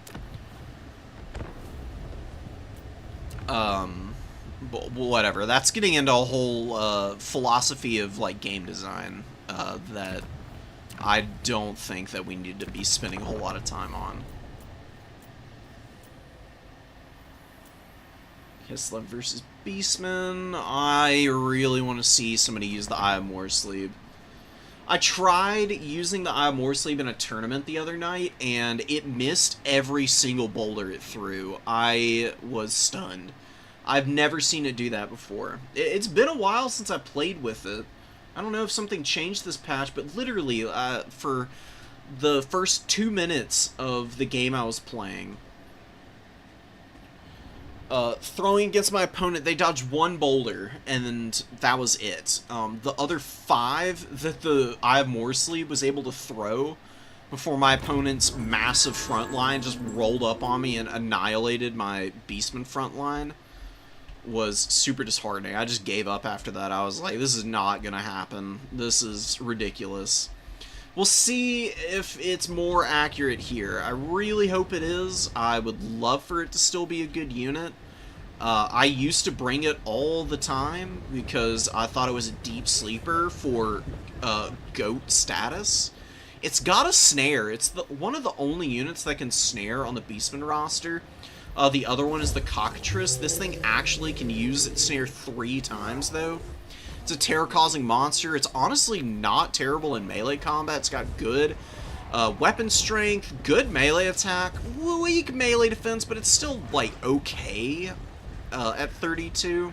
Could be a lot worse for an artillery piece, trust me. This thing is what Bone Giants typically wish they could be. I've gotten some monstrous performances out of it. I'm talking like 3,000, 3,200 value out of this thing before. Those are usually against like Nurgle or Khorne or like some of the Chaos factions. I found it to be a little less good against mortals because the terror doesn't matter as much because they're probably trying to outrange you. Typically, especially a faction like Kislev, it's probably not going to terror out anything at any point, but if it hits a couple of boulders in positions like this where infantry are overlapped on each other, it can absolutely raffle stomp the armored Kossars here. First boulder coming down, it's going to be a miss, it looks like. This is what it's doing. It's like, it used to land super accurately in the middle of units, and now it seems to overshoot consistently. So I think I don't know, it might have gotten bugged up with the new patch. I don't know if there's anything to do about that either. I really hope so. Trying to get behind the pillar, but this little Grom, determined, has missed another shot against this guy. Moresleeve is able to get behind the pillar, but the Ice Witch with the Tempest Magic can 100% beat this guy in combat. She is an actual anti-large fighter. She will totally body him if they get into a scrap. Destroyers of Drakwold getting underneath this fight is really nice. But yeah, you're going to see a Hawks of Miska come down here, or is that a Hailstorm? Oh yeah, Hawks of Miska going down. Destroyers of Drakwold are dead already. They don't know it yet, but they are. They get hit by the Terror Route. Their leadership is tanking because of the Discourage effect. Really good spell choice from Daceberg here. Groghubs and the Centaur Throwing Axe is coming in. Do convince the Ice Witch to leave here. Moresleeve is going to be fine against the Snow Leopard. It's not going to do that much damage to him. Little Grom looks to be hammering the Ungor Raiders right now. Things in the Woods getting in there and mixing it up as well, doing some good work. Great Bray Shaman with Traderkin is as the only spell, which I think is the right call. Kislev actually has a Monster Mash build against the Beastmen that's really annoying and kind of hard to deal with because they just drop Hawks of Miska on you and terror out your whole army endlessly, basically. So you either bring Traderkin or you bring a bunch of Minotaurs, and I really think Traderkin is just better than a bunch of Minos. Traderkin you can cast from safety, typically speaking. Minotaurs just have to be way too up in your opponent's face, and you'd rather spend the money on, like, Senegors and Goreherd, and stuff like that, than on a bunch of really flimsily armored Mino Great Weapons. Not that they can't be good, it's just not, like, the best time in the world for them. Beautiful Hawks of Miska, and a Hailstorm. Senegor's melting. Groghub's holding up a little bit better. They've got the heal. They'll be relatively okay. They've got 51 models left. They need to stay away from the Armored Kossars. Armored Kossars getting a couple of shots there would be devastating. Senegor Throwing Axe running away. Sintis with a great charge. They're excellent shot cavalry. They pile into combat really effectively. They're fast. They actually have quite a bit of HP. And do some pretty good damage. We got wee-woo wagons outside. I don't know if y'all can hear that. Always some shit happening. Goreherd getting worn out by the Ice Witch. Ice Witches are so good against infantry because of how heavily armored they are. And having collision attacks, terror, and being able to throw down a spell with an amazing Discourage aura. They do so much work, dude. Moresleeve actually hitting a few shots, it seems. Hasn't really paid for itself very well. Going a boulder into the little Grom here. And actually hitting it dead on and doing some good damage there. Wowee, about 200 value on that one shot. Great Bray Shaman is on the Tusk Gore Chariot, not the Razor Gore Chariot. Still bullying some infantry here. It's fairly good at running down tattered units like this. That's kind of where you want the Bray Shamans to function and operate. Armored Cossars here. Is this boulder gonna hit? Oh my god, stop missing, you bozo. Dude, this is honestly one of the most unfortunate changes from this patch. I don't know how to feel about this. Of course, when your unit actually gets into contact with your enemy, that's when it decides it's going to land a shot. Friendly fires about 10 Centigores there. I mean, chunked that unit down. That was brutal damage. That's really bad for the Beastmen right now. They honestly don't have a super thick army currently.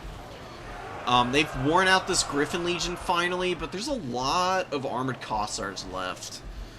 You've got two fairly healthy units here. They're pretty chuffed on the HP front for the most part. Finally, a good boulder from the Eye of Morsleep there. Got about 970 value. Little Grom has only got about 500, so the Eye of Morsleep is outperforming the Kislev artillery at the least. Don't know how far that's going to be taking the Beastmen here, because Kislev has evened this game up, and they are a much better leadership faction than the Beastmen. Beastmen are very weak on the leadership front, tend to get kind of dominated by Kislev under the best of circumstances anyways. The Eye has been hitting boulders for the last few shots. Oh my god, now it's actually accurate again. It's super inconsistent performance from this thing now. Calcified Dervishes absolutely rocked by the Groghooves, who have 1500 value. That's the kind of performance you want to see from these guys. More City Throwing Axes in here, trying to help against the Ice Witch with the Tempest Magic.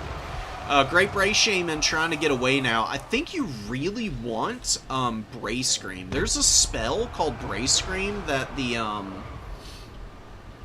Beastmen have in the Wilds category that is an AP wind spell. It's a very, like, tight radius. It's a wide cone. Like, really, really wide cone, and it does a lot of damage. 24 all AP damage. It's really good against tightly packed infantry, which is what all of the Kislev units are. And Kislev infantry have low HP totals. I've mentioned it before, but really well-cast Bray Screams would do work against the front line of Kislev. And then you can still have the Traderkin for any monster mashes, just in case. It's a really cheap way of hedging, so that your Bray Shaman actually has stuff to do in the matchup, no matter what. If your opponent didn't go for monster mash, you don't use Traderkin, you just cast Bray Scream. Devolve is a good choice as well. It's very good against Kislev, because debuffing their melee attack is great. Lowering their speed, great. Charge speed, even better. Kislev units are like crazy fast on the charge, like 100 plus speed. Being able to debuff that down 25% actually makes it possible to kite them a little bit. Korok's Man Rippers just put the absolute moves on the things in the woods. They take a lot of damage, but they're alive and well. They'll still be able to get some good value. Eye of Morsleep is doing something. Nice boulder into the back of the dervishes there. Takes about 5 of them down. Warp Gazes haven't been used amazingly. Warp Gaze can be tough to use. This is why I'm saying it's not as good against mortals. Because your enemy is just not nearly as tight around the Eye of Morsleep as it is in other matchups. They can stay at a much longer range and avoid the 100-meter restriction on this thing. Sentis and Groghooves. Groghooves still out here on the field. 2,000 value, man. Just beautiful performance. And it looks like the Beastmen have actually held on long enough. The Eye of Morsleep has not been very good this game, but it has actually done an okay job of surviving and almost paying for itself. Little Grom has to be unsummoned, while the Eye can actually just wander over with its 3,000 HP. At the very least, provide a little bit of cap weight and throw the last few boulders it has to clear these armored Kossars. It will take an actually like semi-decent unit to move out over there and either shoot it down or attack it in melee and kill it. Throwing axes on the flank of this fight, doing some decent damage. Boulder comes in and takes out a few winged lancers. Nothing too incredible in terms of the accuracy there. Still seems to be firing fairly high. I mean, bro, they're point blank in front of you. What the hell is wrong with it? One of your... Begging you to land a shot. Oh, yeah, there we go. That's like classic Eye of Morsleep stuff. If it lands boulders like that consistently, it pays for itself, no problem. And then it can fight in melee and get you another like 600-700 value. If it's whiffing every shot, though, it's not a very good unit. It's just not effective enough. Beastmen have the momentum here, but I don't know if it's going to matter because the cap situation is abysmal for them. I haven't been paying close attention to it because I've just been so sucked up into the psychodrama of the Eye of Morsleep. But really all that the Kislevites need to do is just anchor on this number 2 objective for the rest of the game, and you moved off before you capped this. That's really painful. Like, I know your Lord's coming over, but you have, like, no time to work with. There's very little margin of error. You've got a lot of units that you have to actually kill here, and some of them are pretty scary. The Warbear Riders are much better than they have been in the past now. Seems like this patch has improved their performance a little bit. They seem to charge a little bit better. Used to be the Warbear Riders would like charge and they'd impact into the first rank of units and they'd just stop and not do anything. Now they actually carry their charges home and they'll actually like bulldoze into units and like properly push into the formation. Chasing down the Great Beret Shaman, who's trying to get away. I think what's going on here is gamers trying to, like, use the Lord to, like, pull the cav into all the infantry, but not really able to pull that off here. Croc's Man Rippers have paid for themselves and they're anchoring. Still haven't capped that point. Gotta get on that business, man. Number 2 objective is flipping, but very slowly. Imagine if you had this point the whole time. Your opponent would be at about 1350 probably. Instead of having about maybe 20 seconds left to cap this point, you'd probably have closer to like a minute and a half. And just never secured it. That's so painful. It's little things like that you have to do to get wins. I need to update my unit tier list because they're way out of date now. The patches have changed things so much. I don't know if they would be the same list at all in any way whatsoever. I did one for Beastmen and Khorne, which are my 2 main factions. I think at the time I had a pretty good call on the quality of the units, but I think the Eye of Morsleep is gonna drop big time. It just doesn't seem to do much good anymore, which is an absolute heartbreaker.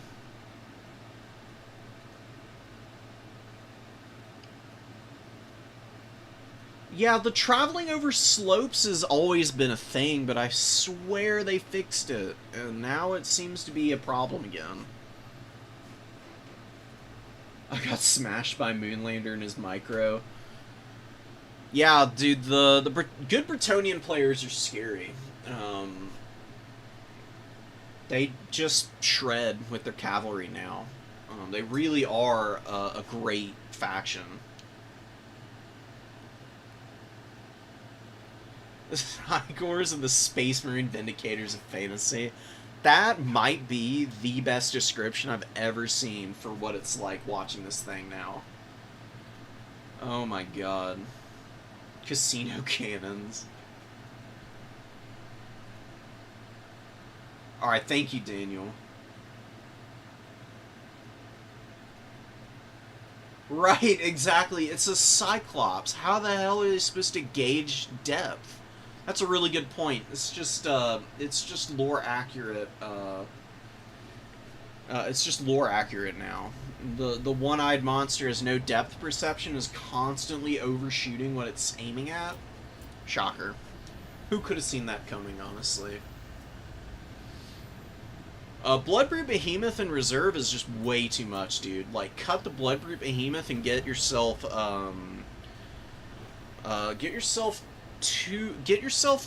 ROR Sons of Goros, and then something else, like anything else, so you can actually bring out answers to the Griffin Legion and the Winged Lancers. The mobility fight is actually not the issue for the Beastmen in this matchup, it's the infantry. Because you don't have anything that can deal with Kossar as well.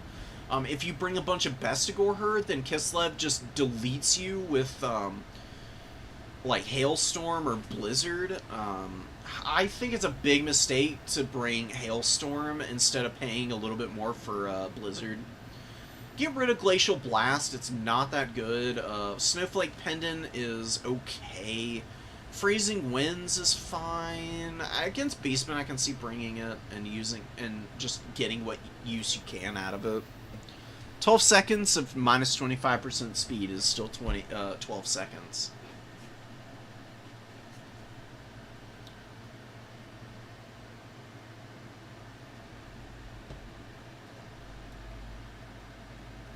Bro forgot Butchers. Oh yeah, Butcher's a well, Butcher's against Kislev, I don't know about. The problem with Butcher's a Kalkengard against Kislev is Griffin Legion just shred them on the charge, dude. It's really nasty. Maybe I can show it off real quick. Should still be the case that this is how the fight goes. You gotta remember the cost on the Butchers at Kalkengard. They are 1,600 gold. They're quite an investment. Just do a land battle, and we'll go to battle for Itza real quick. Let's see how many Griffin Legion it takes to kill the Butchers at Kalkengard.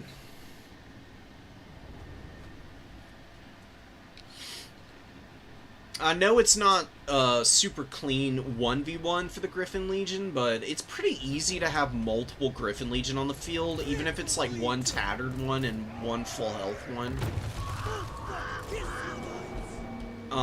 Griffin Legion are so good because even when they lose like half their HP, because of Glorious Charge and their stats and weapon strength, they still just delete things.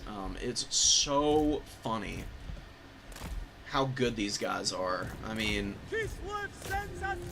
I used to clown on them a little bit, I'm not gonna lie. I was like, what's the point of Griffin Legion, blah blah blah. They can't be that good, can they? I mean, look at that's a head-up charge. That's the absolute worst scenario for a Griffin Legion to be charging into, and they still come up pretty big against the Butchers. This is a regenerating Minotaur unit with a ton of leadership, who are just sauced to the gills on melee defense, and the Griffin Legion can still hammer these guys into oblivion. Like, you can just do this as Kislev against the Butchers, and not only that, but Butchers have weak armor, so shooting actually does pretty heinous damage to them. The shield is what keeps them alive against missile fire, stacked to the regen, but once they get into combat and they lose their shield access, that's where missiles can still shoot them because they're tall targets. You can see they're like a little bit bigger than the horses even. So usually when they're fighting against their preferred target, which is infantry, they just get poked to death from a distance. And yeah, I mean, these Griffin Legion are just nasty. What do they do against the Beast Lord? Let's wheel and attack them real quick. I just want to see what they do against the foot character. I actually did some okay damage to him. See, when he fell over, that's where they can't hit him anymore. That's where they become a little bit less good against this guy. Okay, so they're not overtuned against everything. They're just really damn good. That's why I don't like Butchers in that matchup. I've tried bringing Butchers of Kalkengard against Kislev. The other problem is that Terror just doesn't matter because Buyer Blood is on every unit on that roster. So there's nothing to tear out. You can tear out things in the woods, and that's like it. Can't do it to Bear Riders, not even Horse Archers, dude. Or War Sleds, or Little Groms, or freaking anything. Like Snow Leopards you can. But all the other monsters are terror-causing themselves, so they don't even care. It's just rough, dude. Like, you want more of an opportunity to be disruptive with the Butchers. They're good against a lot of factions, but I don't think Kislev is one of them.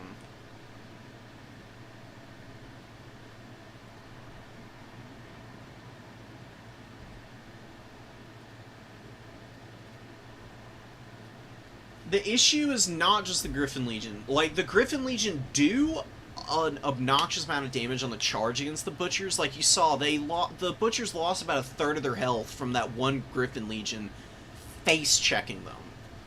You know, that's theoretically, if you're constructing the Butchers of Kalkengard in your mind and how they should perform in battle, you don't think of that as a bad charge to take, but it's really awful because you're getting hammered on HP early. Big burst damage. And the thing about regeneration is it does not resurrect dead models. Once you start dropping models, you get in the danger zone with the Butchers of Kalkengard. You lose a bunch of HP on them early. Your opponent has a ton of missiles and poke. Even if they're shooting your shields, they're keeping you from taking advantage of regen. Then you have to pull them all the way back. Then you have to worry about Little Grom as well. That was something that we didn't even talk about. Because Little Grom kills the Butcher's models with each shot. Because it does so much damage. I mean, just look at the weapon strength on that missile.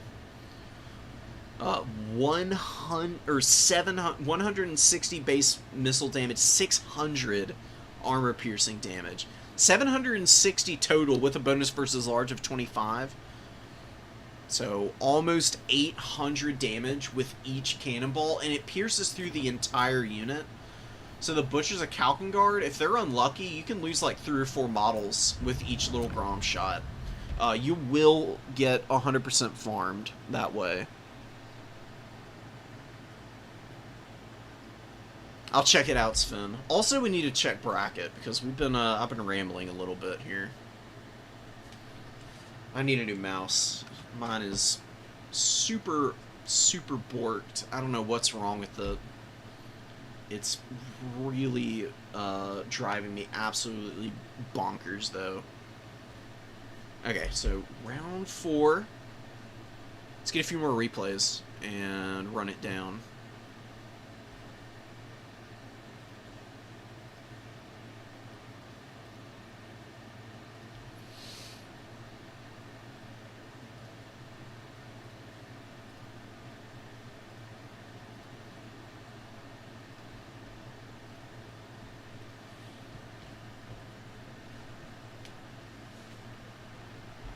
Give me a sec, guys. I need to fiddle with something real quick.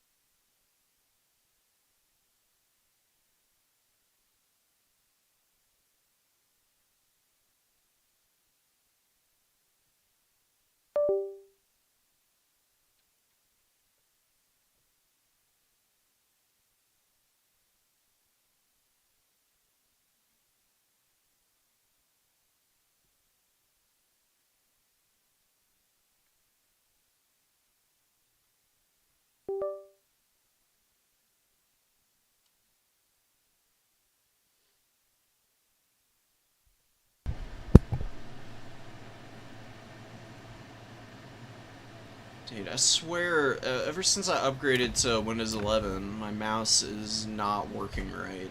I've, like, updated drivers and everything. It's super weird. It feels like a problem with Windows 11, but I can't prove it, and it makes me seem crazy. I mean, it's so obnoxious. Either that or this thing is just, like, going out. I have no clue.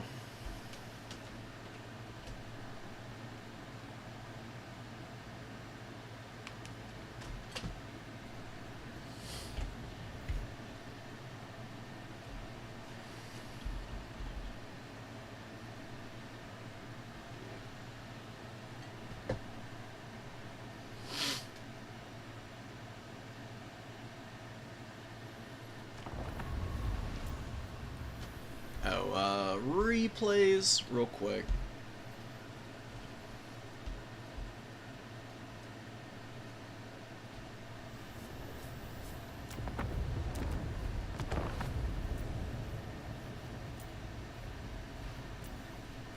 Oh my god, please.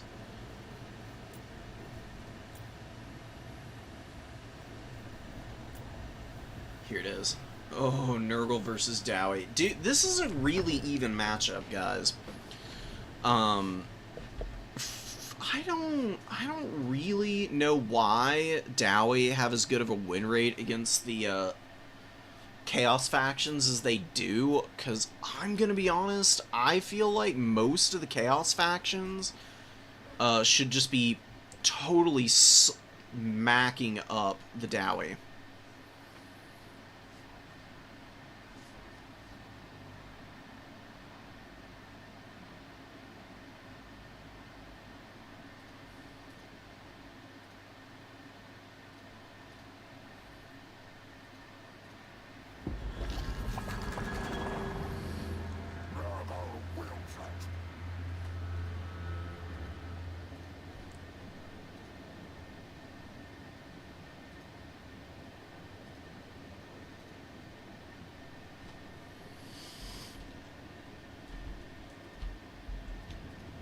Alright, anyways, I'm gonna stop fiddling with what I was working on. We're in game here. We got Miner Vanguard going. We got 2 melee miners, 1 on each side with 1 blasting charge on each side. Dowie Cannon gonna start opening up. They're firing through forests, so they probably aren't gonna land too many of their cannon shots here. Playing around forests is one way to counter artillery. It's very easy. They can't shoot through trees very well. Oftentimes the cannonballs hit trees and just bounce off. It's a little funky. It'd be cool if artillery actually destroyed forests. That would be so fun. Maybe we'll get that eventually with one of these Total War games. I imagine that would be insanely CPU intensive, though. Trying to, like, model destructible terrain in this series would be a task and a half. That might be quantum computing future type of business. Festering Stooge is getting up to the number 1. No Great Weapon Warriors in the starting army here for Sven. Not necessarily a bad thing, though. You have time to build that up and bring it out. Just locking down one objective while minimizing your casualties against this cannon is probably the best thing you can do right now.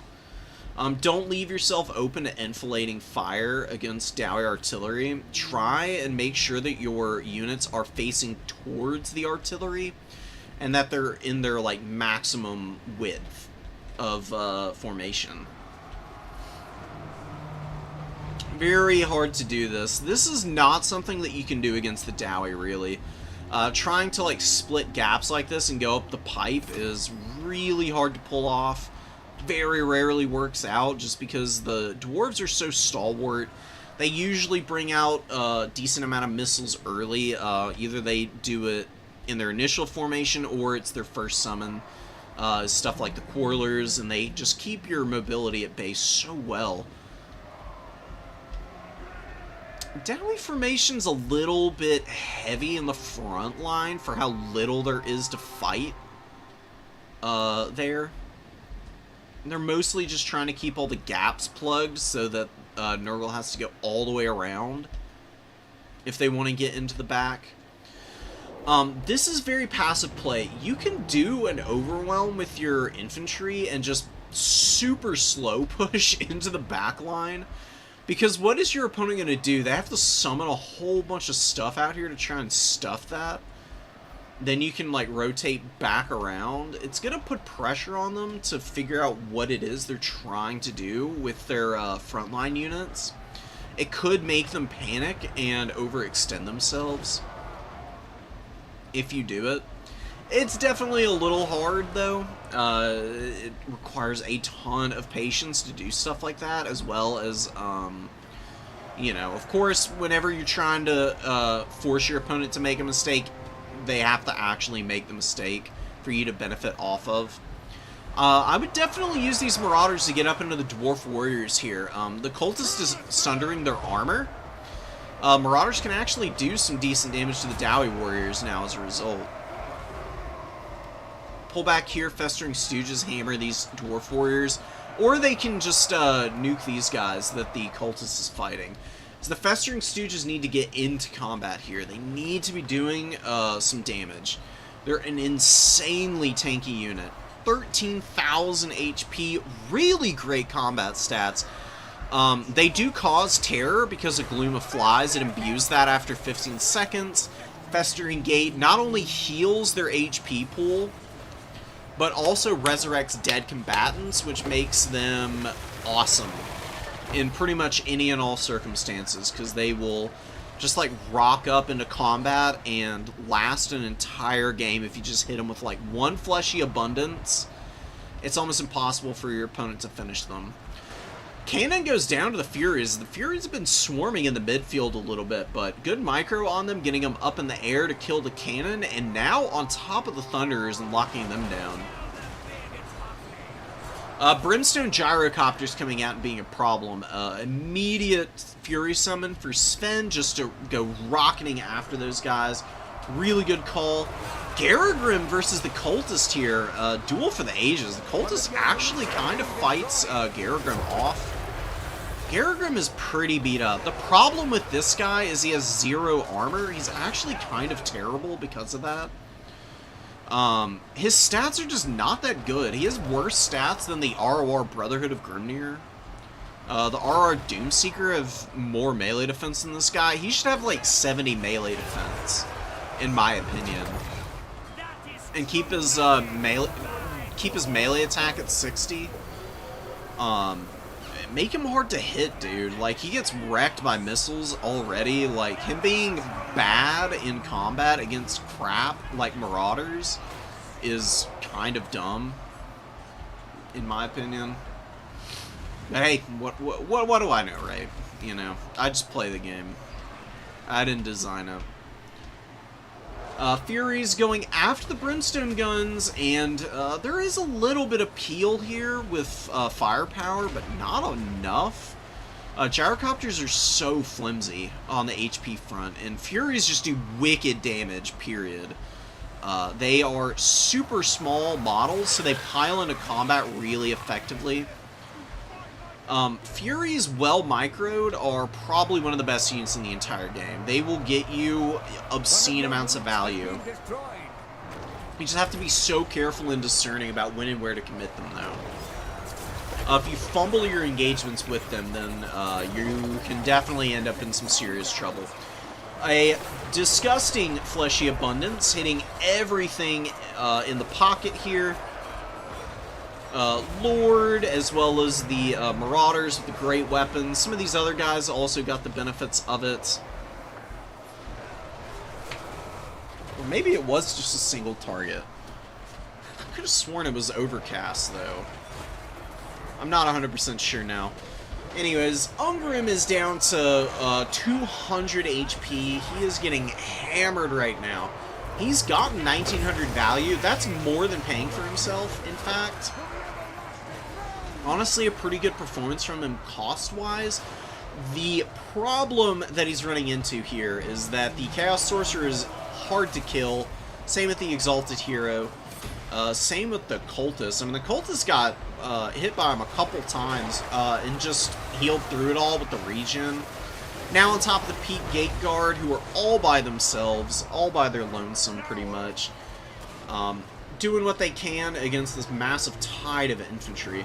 Nurgle is a little too blobbed up here, though. They could definitely pull everything out of here but the Festering Stooges, stay committed there, and bring their other units like out to the flanks to hammer. Dowie's shooting is actually starting to rack up some good value. Grimdelver's holding up against those throwing axes, and Quarreler Fire and Thunderer Fire helping to peel for them. Nurgling's trying to make their way into combat, but these shotguns are vicious, man. They just shred through infantry, and they knock models over, which disrupts advances quite a lot.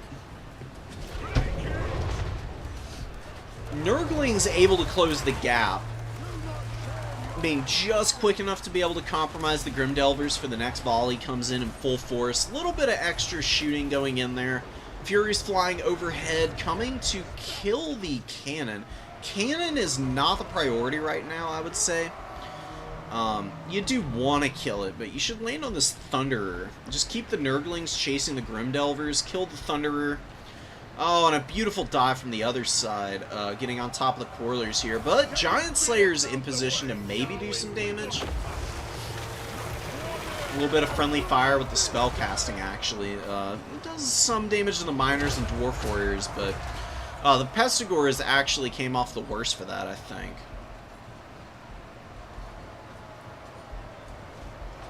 Pesties versus the Giant Slayers. Fury's actually going to be going down here. They did get a win against this Thunderer, and Dowie Warriors are routing as these guys are flying all over them. Really close-fought game. The Dowie are definitely on the back foot here, though. They really need to rally.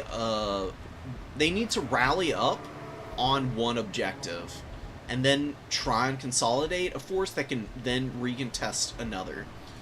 Dwarves are very bad once the battlefield breaks open like this, and they're a lot more scattered, just because they're so slow. They can only trot forward at such speeds as are available to them. Their fastest infantry are Slayers, and they're 40 speed at base, which is not that quick. It's reasonable foot speed, but definitely on the weaker end of the spectrum, just because you can only have so many Slayers on the field, and the rest of the Dowie are abysmally slow, like 28 speed here, 28 on the Quarrelers. Rangers, I think, are 34, 35 foot speed. It just is rough, because Nurgle is not, in theory, a particularly fast faction, but you add into the mix stuff like Pestigores, who have like 42 foot speed. Where's some Pesties? There they are. With Primal Fury at base, these guys have 42 foot speed. Marauders all have 35. Everything is getting there slightly faster than you, except for Slayers, who oftentimes arrive a little too early and then just get isolated and ripped apart because of their lack of armor. Can't tell you how many times I've seen that, and Fury's getting a pretty good engagement here. Slayer's very weak to Furies. In a just pure 1v1, Slayers do win eventually, but Slayers are a 900 gold unit, and Furies are 650. The cost performance for the price definitely favors the Furies, and they can just pull out of combat like this. They have 110 speed. They're so fast and good at getting back up in the air against the Dwarves. It's very hard for the Dowie to stay engaged against Furies. That's why their shooting is so important, because the shooting really should control the air, and your aerial unit should help you control the ground. It's a little bit inverted from how it is with other factions, where shooting units shoot stuff on the ground. In these Chaos matchups for the Dowie, stuff like the Grimdelvers and the Thunderers are actually counters for the Furies, not for the larger stuff. Those you want to poke with your Quarrelers and then use like gyrocopters with the steam guns to come in and use their AP shots to hammer them down. And whenever Furies threaten the gyrocopters, then you pull the gyros back to the shooting, and then you peel and blah blah blah. That's how you stay in these games as the dwarves. Dwarves not out of it. I mean, they get Ungrim back, and they've been very patient. I mean, they've lost a couple of units out here on that number 1 objective. They were trying to hold on to it as best they could.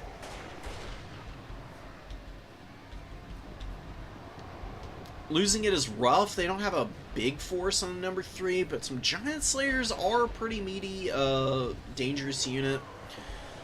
Great weapon Dowie warriors trotting forward. They'll be good against the Forsaken and the Marauders. Pestigors actually put the moves on Dowie great weapons, though. Really nice land here. Beautiful micro, pulling the Furies to the ground.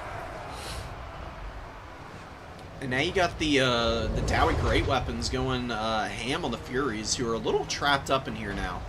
Now, Furies are usually great at escaping from combats like this, but it does take them a little time to extricate themselves on occasion. Are able to get away with a minimum of damage, and now they're engaged in the air where they want to be against the Brimstones. Though the Gyro's not taking a lot of damage, the Furies seem to be piled into combat really bizarrely there. I don't know what's happening exactly. Good attack here by Nurgle, just to keep the Dowie back a little bit. Trying to keep him a little bit more contained. Chaos Sorcerer Lord is doing some good work with the Festering Stooges, who have heal capped. Only 1,000 value of thereabouts on these guys. Probably end up with about... what? I'm going to go with 1,100. Still not bad, though. The fact that they heal capped and they're still alive is a very, very nice boon for Nurgle. It's an elite unit, so they do give extra cap weight to points. So even in their half-health state, they're probably contributing a little bit less than the miners. Not by much, though. And then with the Chaos Sorcerer Lord, it tips it over. Forsaken pushing in on the high ground, and Fury's just diving miners. Fury's wreck miners, too. That's another big issue for the Dowie. Dowie are really good if they're able to just send miners to points to fight and hang on to caps while they build up missiles behind that. Chaos factions, because of the Furies, can just intercept miners at will anywhere on the battlefield and just annihilate them. It's very nice. Very, very, very strong. Quick, easy strategy for Chaos players to bully the Dowie with. Trespass on our mountains and expect us to do nothing.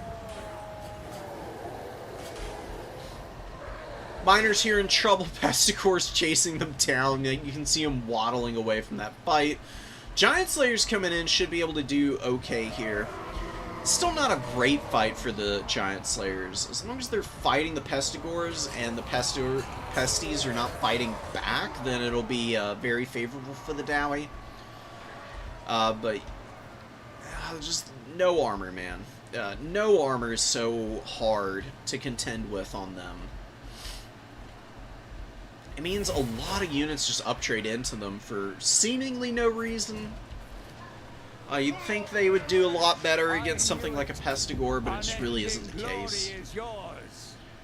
Plague Ogres are just bashing on the Thane right now. He's just standing there, wondering how it was that he got surrounded by thick, angry twunks.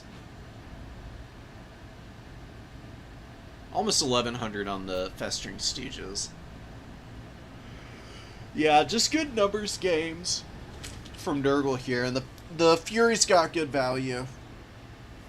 Really good stuff from Sven. Kitty put up a really good fight. This was a very close game.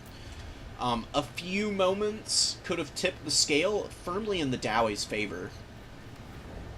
You just need a couple of well-timed volleys from some of your range tools to shut down the Chaos pressure, and once you do that, sometimes you can just have them just on the back foot for ages.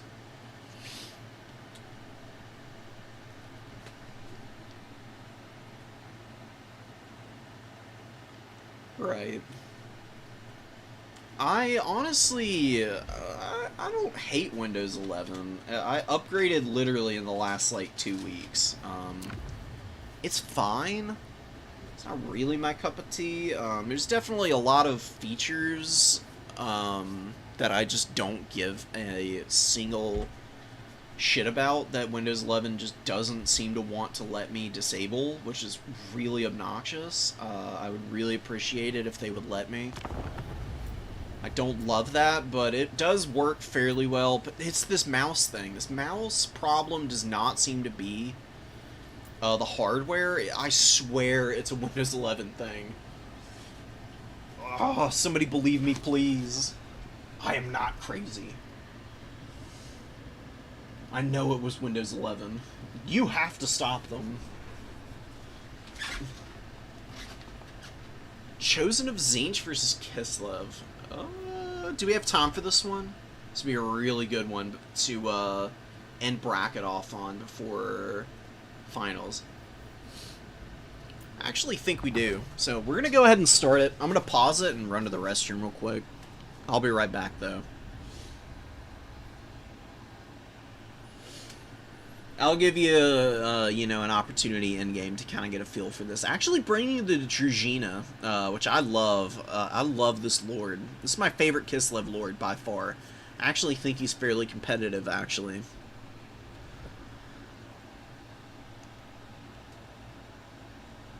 This isn't the build I would normally bring with him. I think he's better at supporting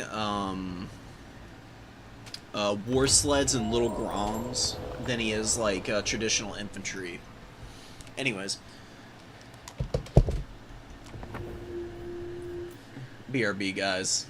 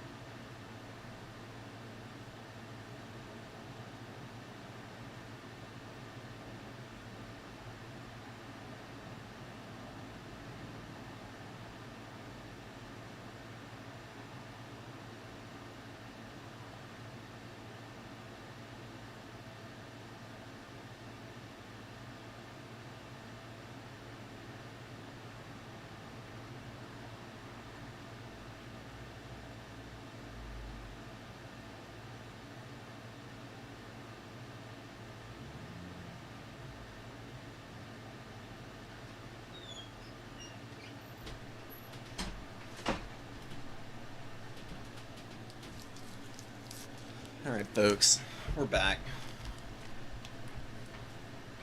So as you can see here, Village the Curseling is going to be the Tzeentch Lord for Darkos. Infernal Gateway is a really great choice against Kislev. No enemies too great. No. This spell just nukes infantry off the map. It quite literally one-shots. Too vast, for we are the sons and daughters of Kislev. Woo! Let's go. Druzhina with the loudest damn speech of all time. I usually can't hear the speeches if you're zoomed away. Anyways, though. Infernal Gateway. Infernal Gateway just does huge AP damage. You get it in the right spot and you get 2 units with it, you can easily get yourself like 1,000 value with 1 cast. It is so nasty. Beautiful Akshina volleys from the trees, massacring the poor Marauder Horseman here. I mean, down to less than half HP. I think you just might as well unsummon this unit, honestly. Get some kind of money back for these guys, because they are in big doo-doo right now. I guess they could replenish their barrier and be used very sparingly. They've definitely seen better days, though. Got Village moving in. He's going to be closing the gap. He could... I mean, he could beat the Druzhina. He's a slightly better combatant.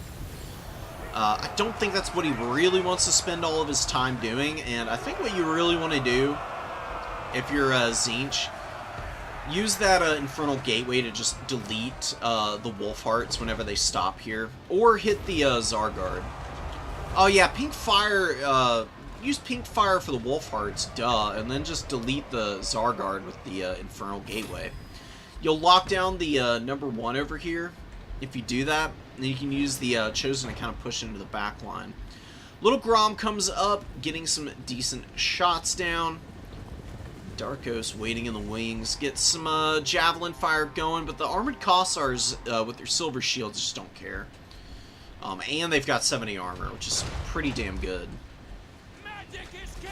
They really should set up and get their volleys going. Darko's being a little behind the curve in responding to this, and getting punished for it. That's an expensive unit, man. These Marauder Horsemen of Tzeentch cost 700 gold each. These guys are close enough to the edge, they may run off the field. Especially this one, who's at -18 leadership. I don't know if they actually rally before they go. This one is probably going to be able to pull back in. Too aggressive with those horsemen, they just don't do anything in melee. Tzeentch's army is looking very stalwart. Some spawn coming in. Again, though, spawn very bad when they're isolated.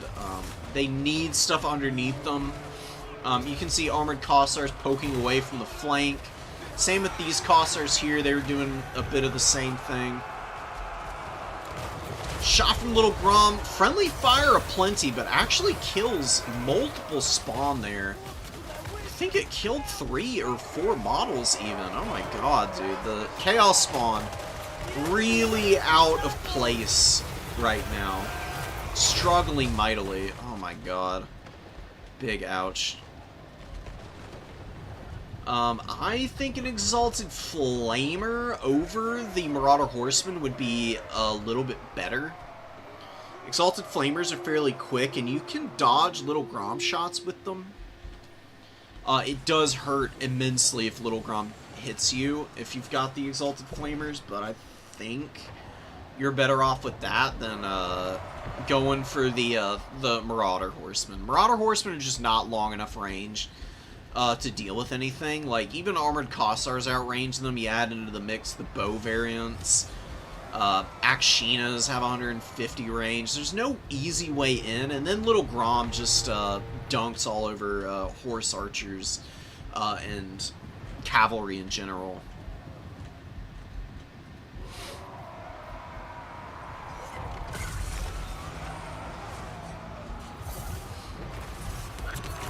Village has decent value, all things considered. 1100 is pretty damn strong. I do believe the Zargard got hit by the Infernal Gateway, which is why they're so beat up. Good flank charge from the Griffin Legion. Maybe a little bit of a mistake to be targeting with Little Grom against all that. Friendly fire, again, rearing its head there. That a little bit more egregious than the last friendly fire incident we saw. This shot going to do huge damage to this Chosen unit. Took out a fair number of models. Forsaken being cleaned up in the back, and we do get a beautiful Blizzard. Oh, that was perfectly placed. Right behind the Chosen, most of the radius hitting them, and deleting the Sour Guts from the game. Look at those little popcorn bandits just melting under the weight of the damage from this. Oh, no. Oh, my God. And a Hawks of Miska going down at the same time. Alright, Daceberg. Alright, bro.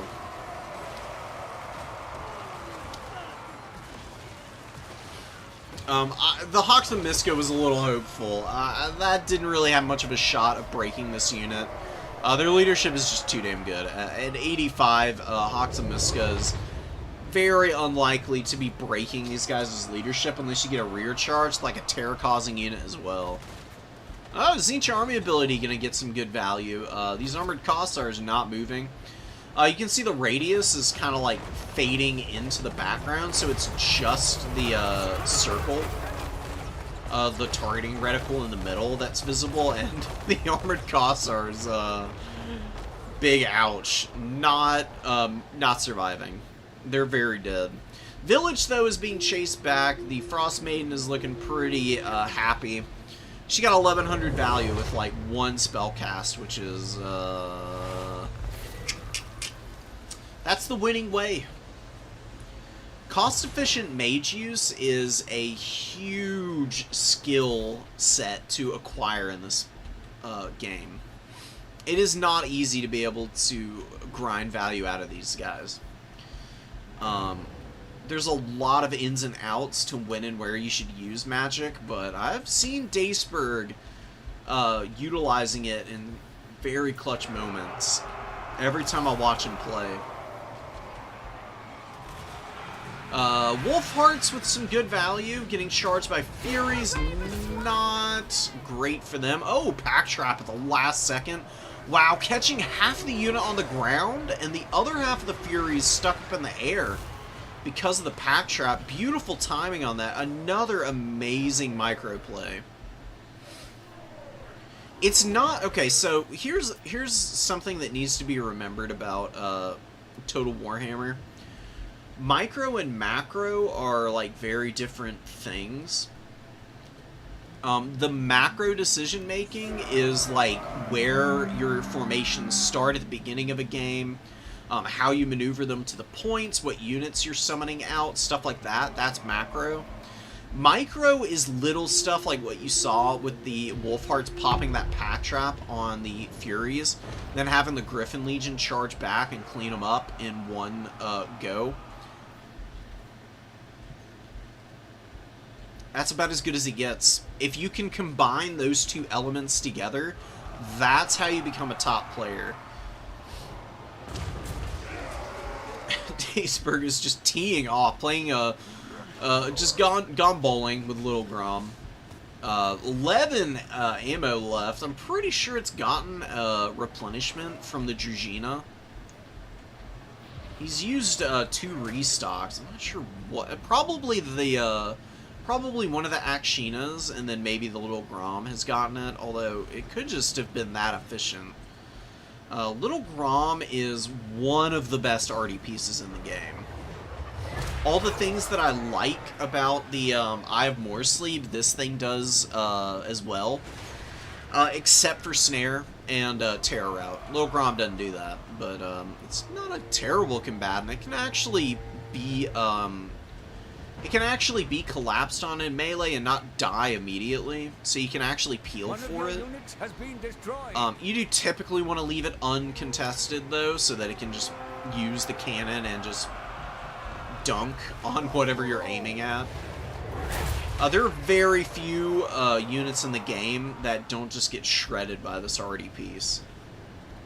Streltsy coming in, good volley on the Furies. Furies take some nasty damage. Akshina's going to turn around and finish the Furies off, without a doubt. One good volley will do it as well. It's kind of hard to see projectile trails in this map, so this is a map where pressing the spacebar to, like, properly see targeting on units is pretty important. Because if you're used to looking at missile projectiles, engaging what they're shooting at, then you're going to be sorely disappointed because of the color correcting on this map. Just for whatever reason, the background, the actual like snow and earth, Has like the exact same color profile as the projectile trails. So they like are totally invisible on this map. Unending glory is yours. It's all funky. Great stuff from Daceberg there. Druzhina didn't do a lot, but see, here's the thing about the Druzhina. He doesn't need to do more than this. 600 value, not that good. Restocks, though, giving ammo to Wolfhearts and Little Grom, whatever else you want to throw them down on, is money city. Because if you can use all the ammo on your missile units, not having to resummon them and bring them back out after waiting for the cooldown period is awesome. Because you can just immediately take advantage of your positioning.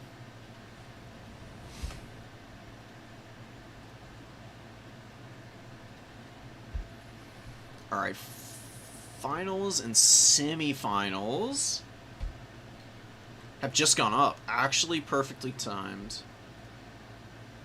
We're going to get Kitty and Random Cuban for our live semis.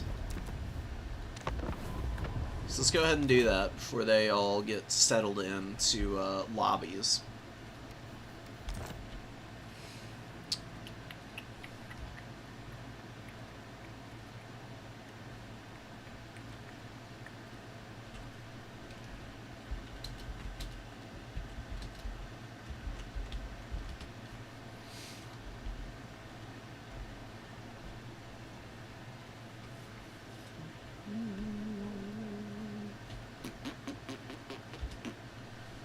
Cool.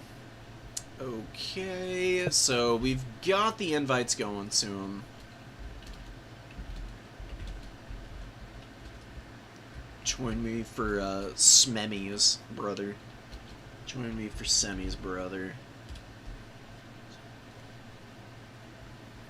Alright, Kitty's here. We get some Dowie action in the semifinals.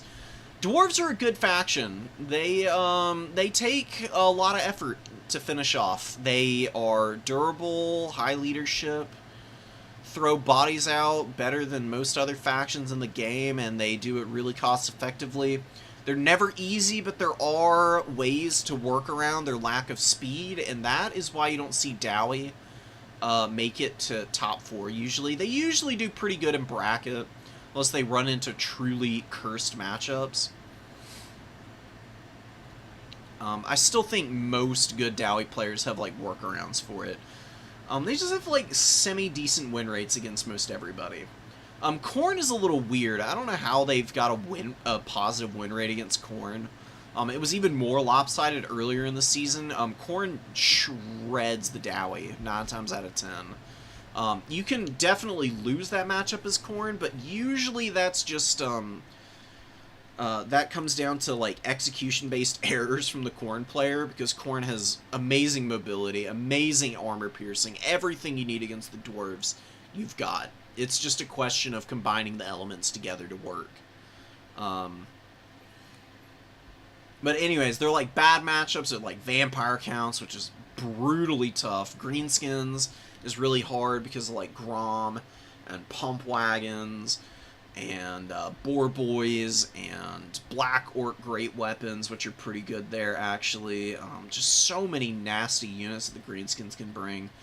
Lizardmen, super aggressive. Norska, super aggressive. Also has really good chariots. The Ice Wolf chariots are so insane right now. Vampire Coast is a losing matchup. You get outshot a little bit there. Plus, Vampire Coast are unbreakable, which is really brutal for the dwarves, having to grind through. Excuse me. Vampire Coast can throw up bodies on the point as well as the Dowie. And they'll outcap. Dowie have ways to beat the Vampire Coast, but it's not as free and easy as it was in the land battle days.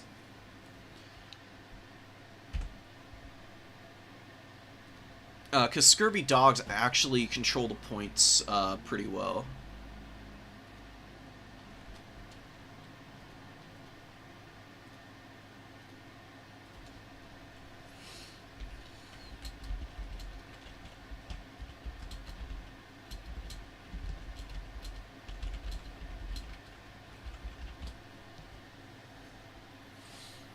pressing random buttons on my Discord and sent somebody a funky invite to another Discord on accident.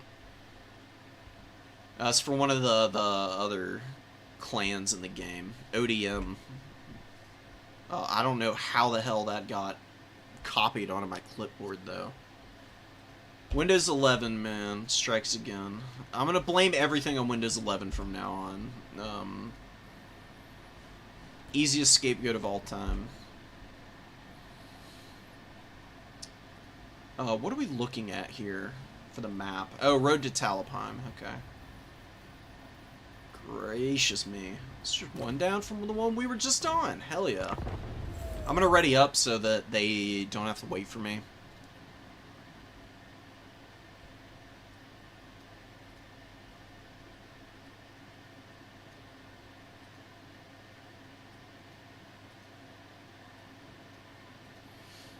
Awesome game. The Dreadquakes against the Dowie are good on some of the maps.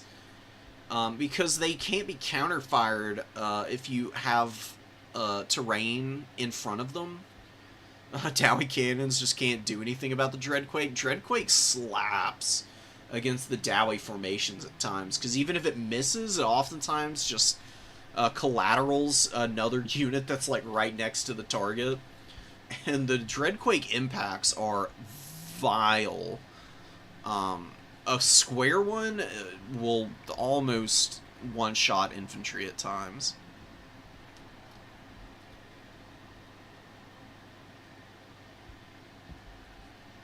The other bad matchups for Dowie: Dark Elves, Beastmen, Chaos Demons, Slaanesh. Skaven down here being the worst win rate faction for the Dowie is so funny. It has literally always been like that from day one of Skaven being in the game. They have always dunked on the Dowie. It's those damn Jezzails, dude. Jezzails and the Rattling Guns and the Poison Wind Globes are just so disgusting against the Dowie. They don't have answers for all of the Skaven range. No matter how bad the Dowie might be in comparison, they will always clown on the dwarves.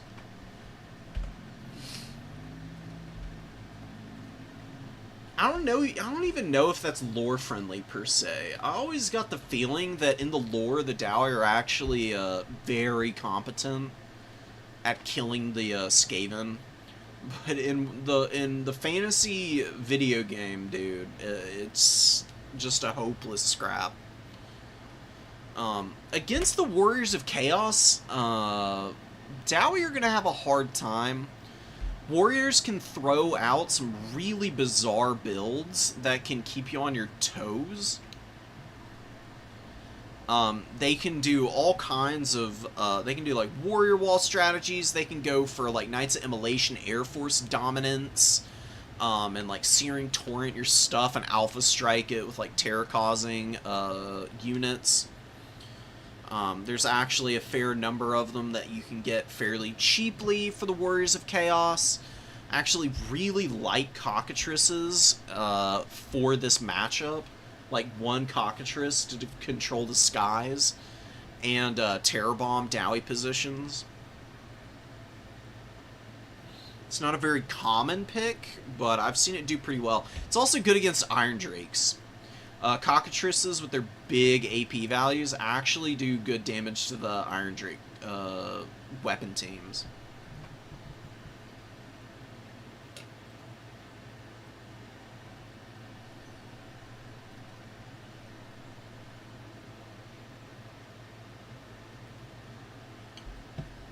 Beastman with a 50% win rate right now. Struggling against a few factions: Empire, Khorne, Dark Elves, Wood Elves, Ogre Kingdoms, Greenskins, Norska High Elves, Vampire Counts, they're 1 in 10 against. Ew. Bretonnia and Slaanesh, they have no wins on. Just taking a look at the win rates right now. They're always really fascinating to look at.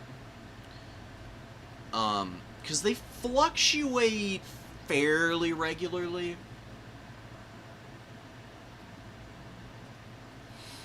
Factions go up and down over the course of time, but generally speaking, a lot of the same suspects are at the top of the list. Like Norskov, Ogre Kingdom, Slaanesh, not surprising to see them. Vampire Counts started out really strong. They've fallen off a little bit. They've definitely got bad matchups. You can see here, they're not doing too hot in these. Dark Elves is like even, I guess. Bretonia is actually probably a little higher than it should be. Same with Tzeentch. Nurgle, I don't know how there's a 38% win rate against Nurgle. Nurgle is like easily one of the best anti-counts factions. Although Chaos Demons actually have some teeth there too. Because they also have the Great Unclean Ones. The Exalted Great Unclean Ones. No freaking way.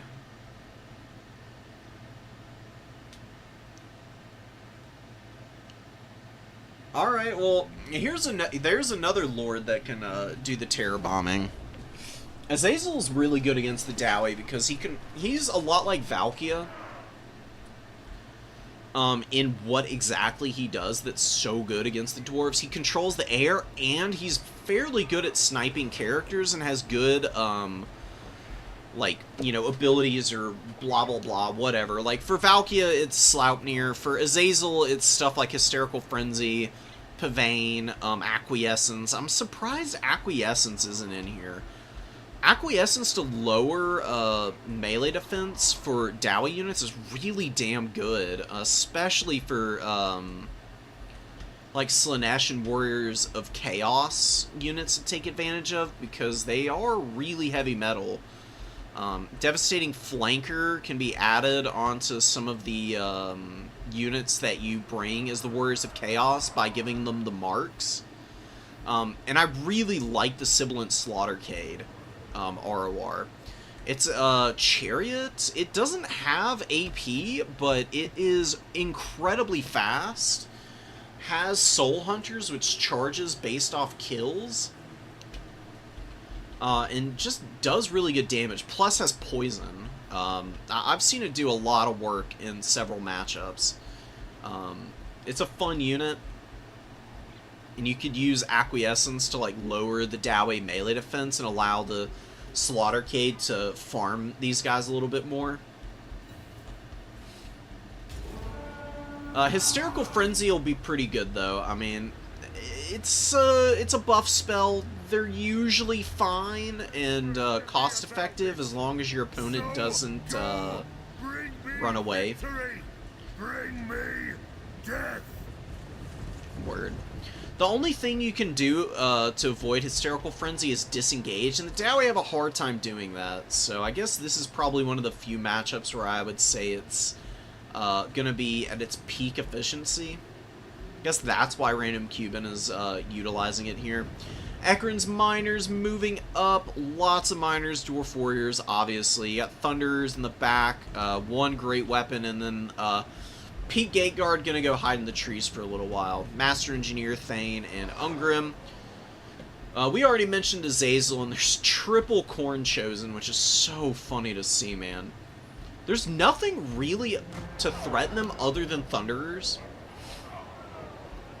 The dual weapon warriors are going to delete the entire front line here.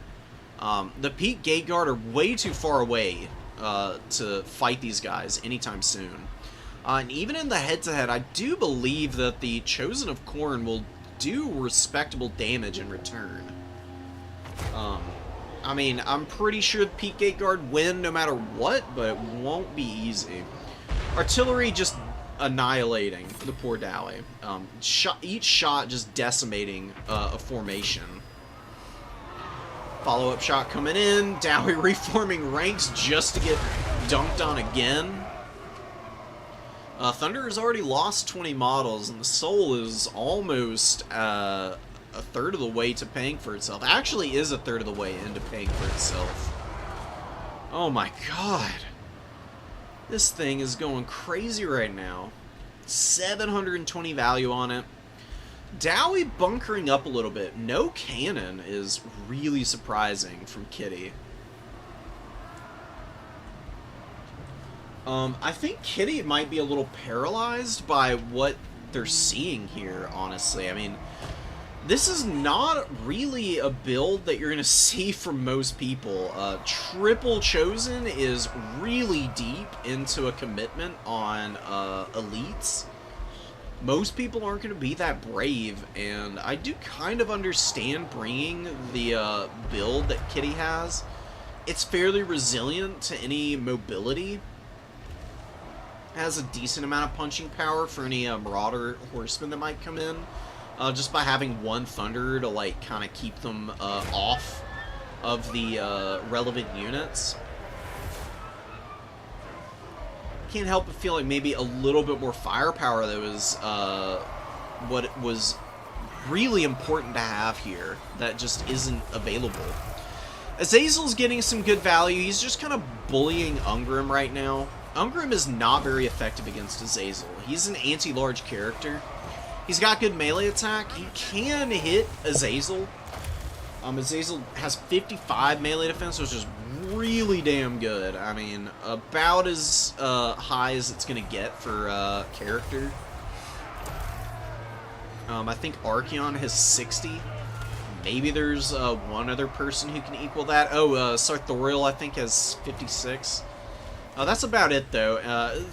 Azazel has 70 melee attack, which is where a lot of the strength comes from for him. He's just so consistent at hitting what he's trying to fight. Chosen get nailed by the Grimdelvers. Grimdelvers got about 500 value almost just shooting those guys there. Pavane going down, really good cast. Good response. Kitty is going to be retreating these guys before the rampage comes into effect. They will turn around and run into combat, though. And it does last 14 seconds, so that is really painful. It's a long time to be maneuvering like this, and the Soul of Damnation is just still going absolutely bananas back here. A cannon and maybe like 2 more ranged tools would be really strong against warriors.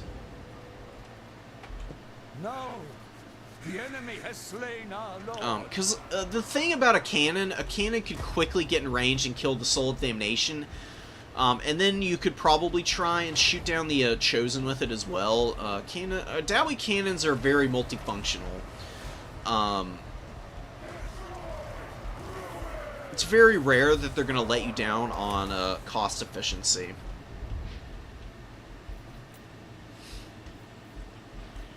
Plus, it makes the Warriors of Chaos have to play aggressively into you. If they don't want to lose their artillery piece, they're going to have to try and push into your backline. And that's where you can get a little bit of a leg up, I think. Azazel going crazy on the Master Engineer now, doing a really good job of character sniping with Azazel. That's just what you do.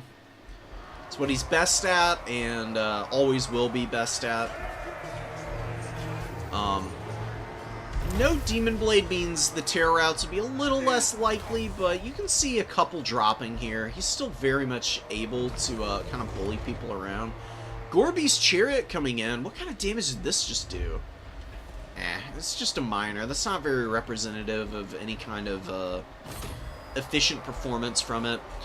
Chosen of Corn still here, a little worn out. They didn't value trade amazingly, but they did stay on the field for quite a while.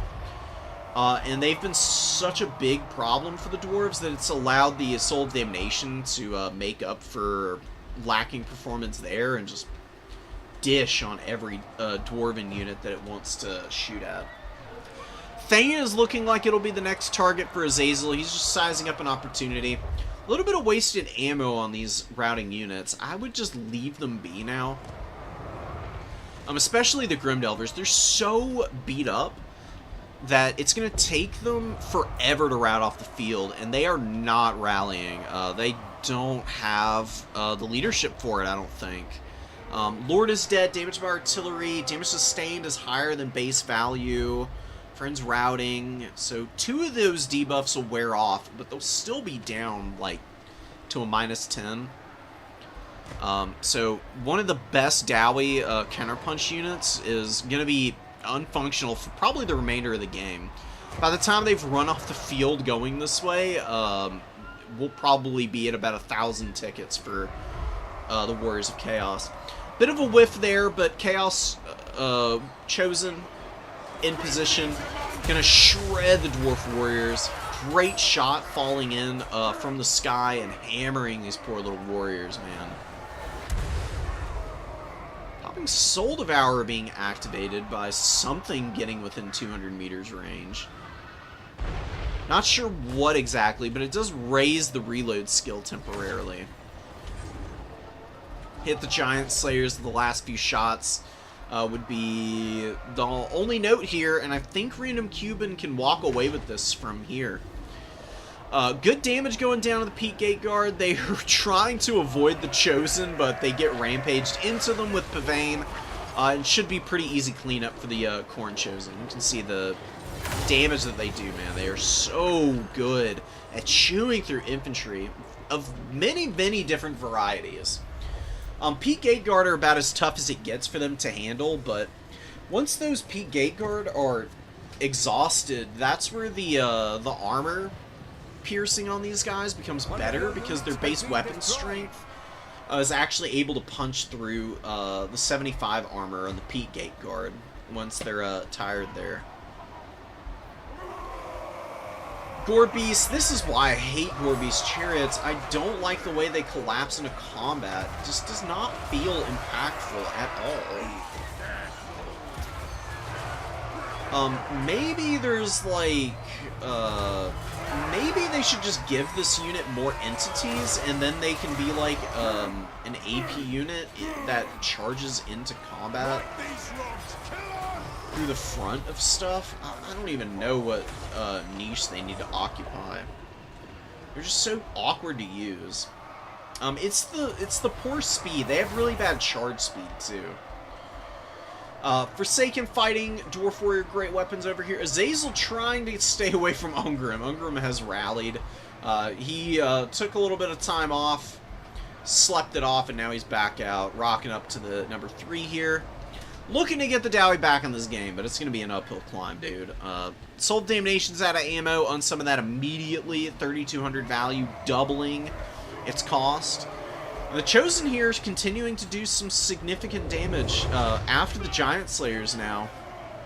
Gorebeast Chariot's not super effective, but they got a little bit of value, about half their cost. Got a little bit left to give. We'll see how they round it out. Chaos Trolls hanging on the point. Giant Slayer is just desperately trying to escape here. I mean, there's no way they want to take this fight head up. They really need support to peel the Chosen off of their backs. Grim Delvers are somewhere. I think they may have finally routed all the way off the map. They're probably in the reinforcement pool, replenishing now, if I had to guess. I don't see any other tattered remains than these miners running away. The Dwarf Warriors here. One of your units has been Iron Drake destroyed. suffering. Do get a really nice blasting charge volley from the Ekron's miners against the Warhounds. Warhound's going to be folding up here. Gorebeast Chariot going to be intercepting these guys, at the very least occupying their attention for, you know, like a couple minutes, maybe. Giving time for the Warriors of Chaos to lock down the remaining points. It's only a matter of time, I think. Slayers are fighting valiantly, but can't quite pull it off. The Giant Slayers, looks like they turned around to fight the Chosen for a minute, and clearly regretted it because they're back on the run now. God, I love Chosen.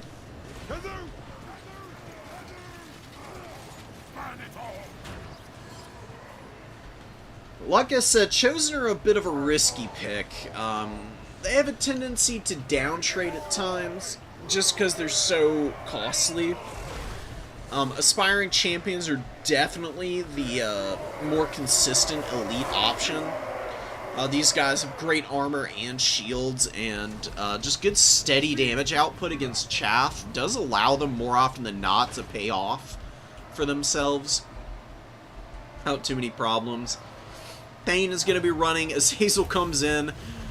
He's been waiting for this day, apparently. I mean, I I don't know what he has against this Thane, who he refused to fight when he was healthier. But now that this Thane is on death's door, Azazel comes over to finish him off. Probably going to go do the same to Ungrim now. Ungrim is just so isolated over here. Literally stands alone. The last Slayer that was with their king there dies. And then he gets surrounded by Forsaken. They're not doing great damage to him. You can see he holds up pretty well in melee combat against numbers. But Azazel, with all this cover, all this infantry cover, is going to be a really dangerous threat. Look how tall Azazel is, too. He is kind of huge. And Ungrim isn't even short, guys. Like, this is something to remember. Like, he's a little smaller than the Forsaken in terms of height. Don't let the crest fool you. His head is much lower to the ground. But nonetheless, these Forsaken are quite tall. So Ungrim is like 5'6", and the thing about the Dowie that just never gets addressed is that they're basically just like 5'6" hippopotamuses.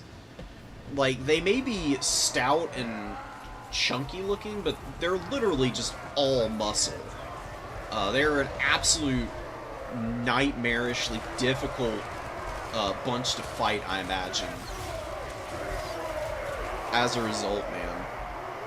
You have the foe's victory point. I mean, any faction that can lay claim to Gotrek as, you know, being a part of them is definitely got some secret sauce to them. So yeah, the Grim Delvers make their way back out onto the field. They do a good job of shooting down the Khorne Chosen, but gonna get collapsed on. Azazel alone would do some pretty good damage to them. They could shoot him out of the air here. He is actually in the danger zone. Oh my god. Azazel, please land. Whew. Just able to get in time. Doing his little, check me out, I'm so super fly. Wings unfurling move, that, whatever that is. I don't even know what to call it. Just this weird gliding animation. He's just like twirling. He looks like the creature from Jeepers Creepers, actually.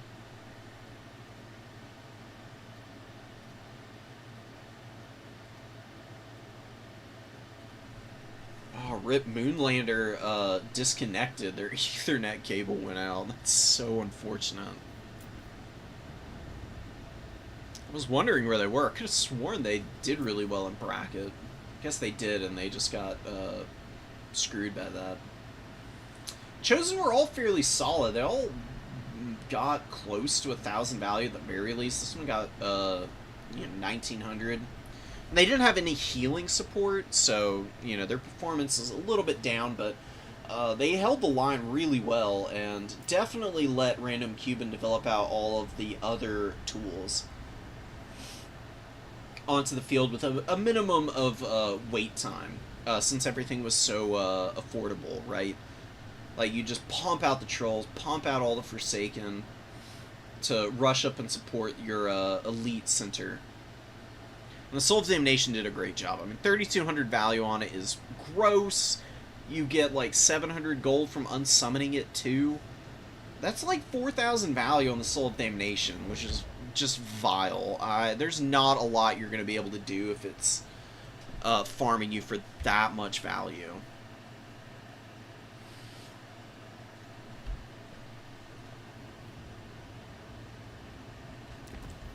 So sorry, kitty. I'm gonna kick you. We'll get whoever the other winner is.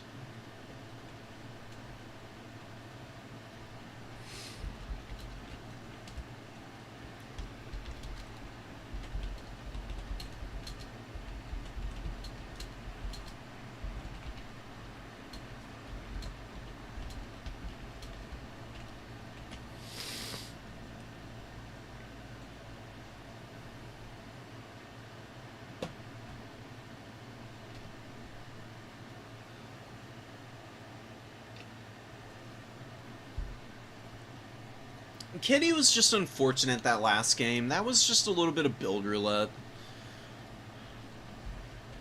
All Kitty needs to do is put a cannon in that build, and it's immediately, like, an even game. Sometimes that just happens. For how much of a disadvantage Kitty was at in that matchup, I would still say that Kitty did great. I mean, held on for a long time, had the points held against the Warriors for an extended period, and maybe would have found a way with the cannon. Feel very confident in saying that.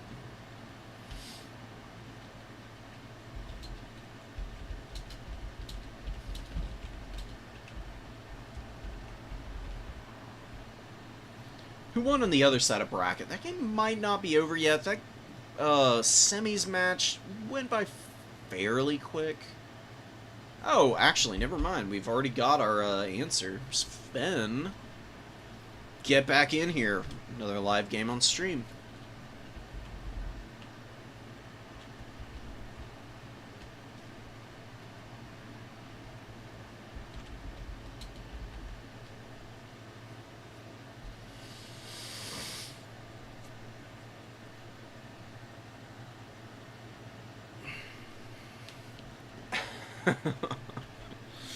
Alright, what's the finals map? Oh, dude, the maps have been goated today. This is one of my favorites. I love Jade Tomb, dude. It's so cool. It freaking rocks. So we're going to be fighting it out here. I've invited Sven. He needs a minute. I'm going to go to the bathroom again. And we'll be ready once all is said and done, you know. So, give me a few.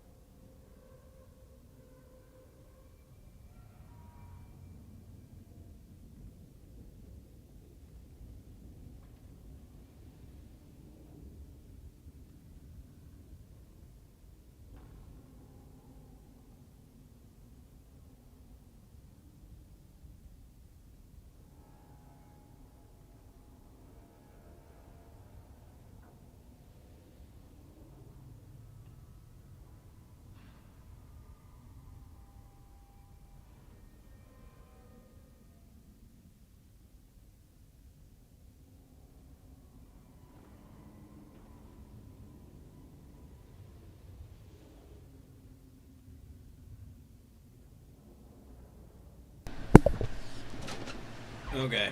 Okay. We're back.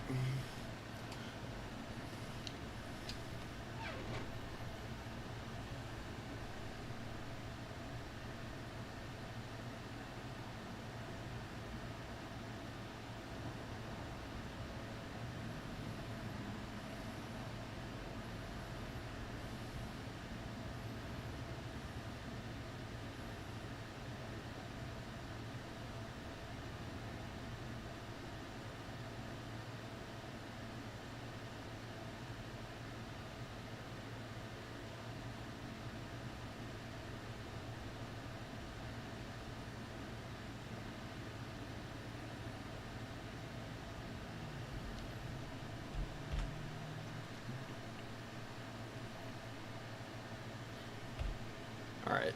It's Feniratum Cuban going to be going at it here. Warriors of Chaos versus Nurgle. I do feel like Warriors of Chaos should be advantaged in this matchup. I have a hard time believing that they can't outmaneuver Nurgle. Nurgle is very weak to kite. And Nurgle is also kind of bad against artillery factions. They don't really have anything that can kill the Soul of Damnation easily. Like, the Noxbringer's missile is not really designed to kill the Soul of Damnation. If you send Furies back there, then they're probably going to get parried by really good mobility play from the Warriors of Chaos as well. They can just throw so many horsemen out on the field that it's impossible to get through the net. There's Archeon for the Warriors of Chaos. In terms of Lord options, he can absolutely clown on most of the Lord options. The Chaos Lord and Kugath and maybe the Exalted Great Unclean One would be the only safe bets. But those are also weak to a bunch of other options. Demon Prince might actually be kind of good for Nurgle here, now that I'm thinking about it. The Demon Prince of Nurgle has Spirit Leech, which would be really good against Archeon. And also has, you know, the Nurgle lore passive and everything, so can spam Spirit Leech and Stream of Corruption. Do damage to the infantry front. Maybe Nurgle can play the mobility build here. That would be really funny. This is a map that has a central objective to fight over. That is going to favor Nurgle a little bit early on. If they bring some heavy infantry, it'll be very difficult to push them off the point.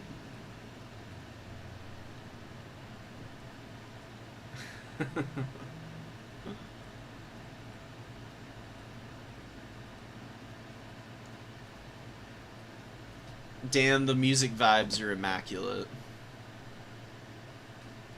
I do have to say, I really love that song. I'm not a huge Billy Joel person. Like, I have very eclectic music tastes, and they kind of just go based purely on vibes, not really on genres or anything.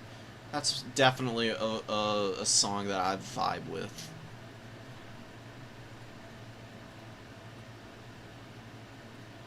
Thanks, man. I try to make sure that my commentary stays grounded in the real world.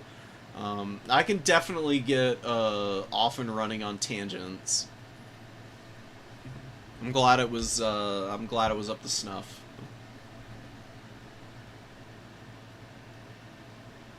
Yeah, Nick, your Bretonia play is so clean. It's a shame that your internet went out, because I think you would have had a little bit of a push for the top 4 based on what I saw from you.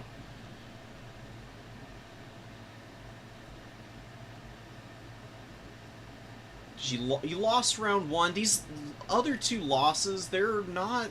you didn't play these games, right? Or did you?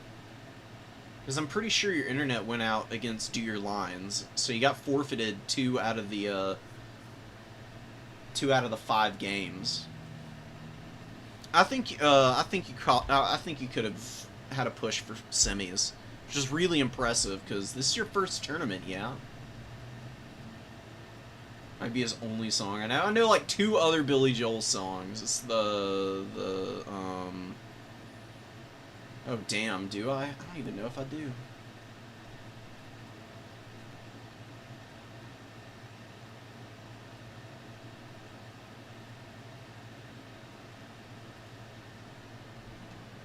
LOL. I'm blanking. I actually don't think I know any more Billy Joel songs.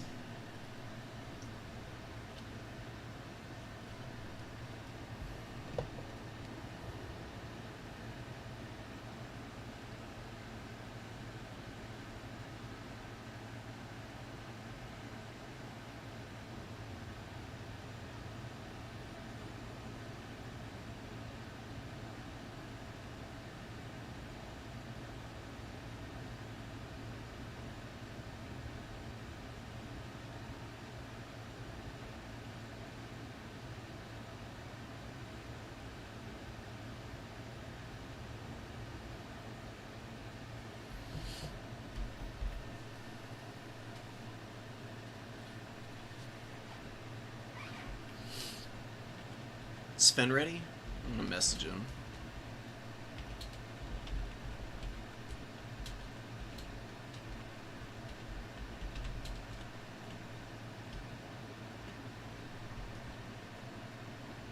Oh, hell yes. Okay. Sven is ready. Okay. Oh my god, we got Tamarcon? Is he on him?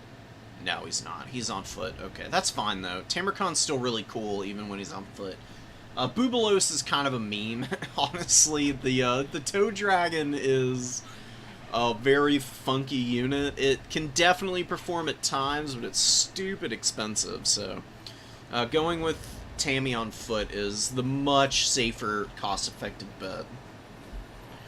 I'm pretty sure this is one of Turin's builds, in fact. You got 1 Plague Bearer, 2 Marauders, 2 Nurglings, Fury's a Horseman, Noxbringer, Tammy, with all of his abilities. It looks like Nurgle's favorite son and the Black Cleaver being the most important. Rotting Host is here. I don't think he has Foe Seeker or anything, so I'm pretty sure that's all he's got. Rancid Visitations and Curse of the Leper. So Rancid is going to be Archeon. Just pound him with that. He's got 6,900 HP. Very nice. But the thing about that is Archie does not have a way to heal himself. So a couple of Fleshy Abundances that are overcast on Archeon will bring him down to like 2,900 HP maybe. On the upper end of damage from it.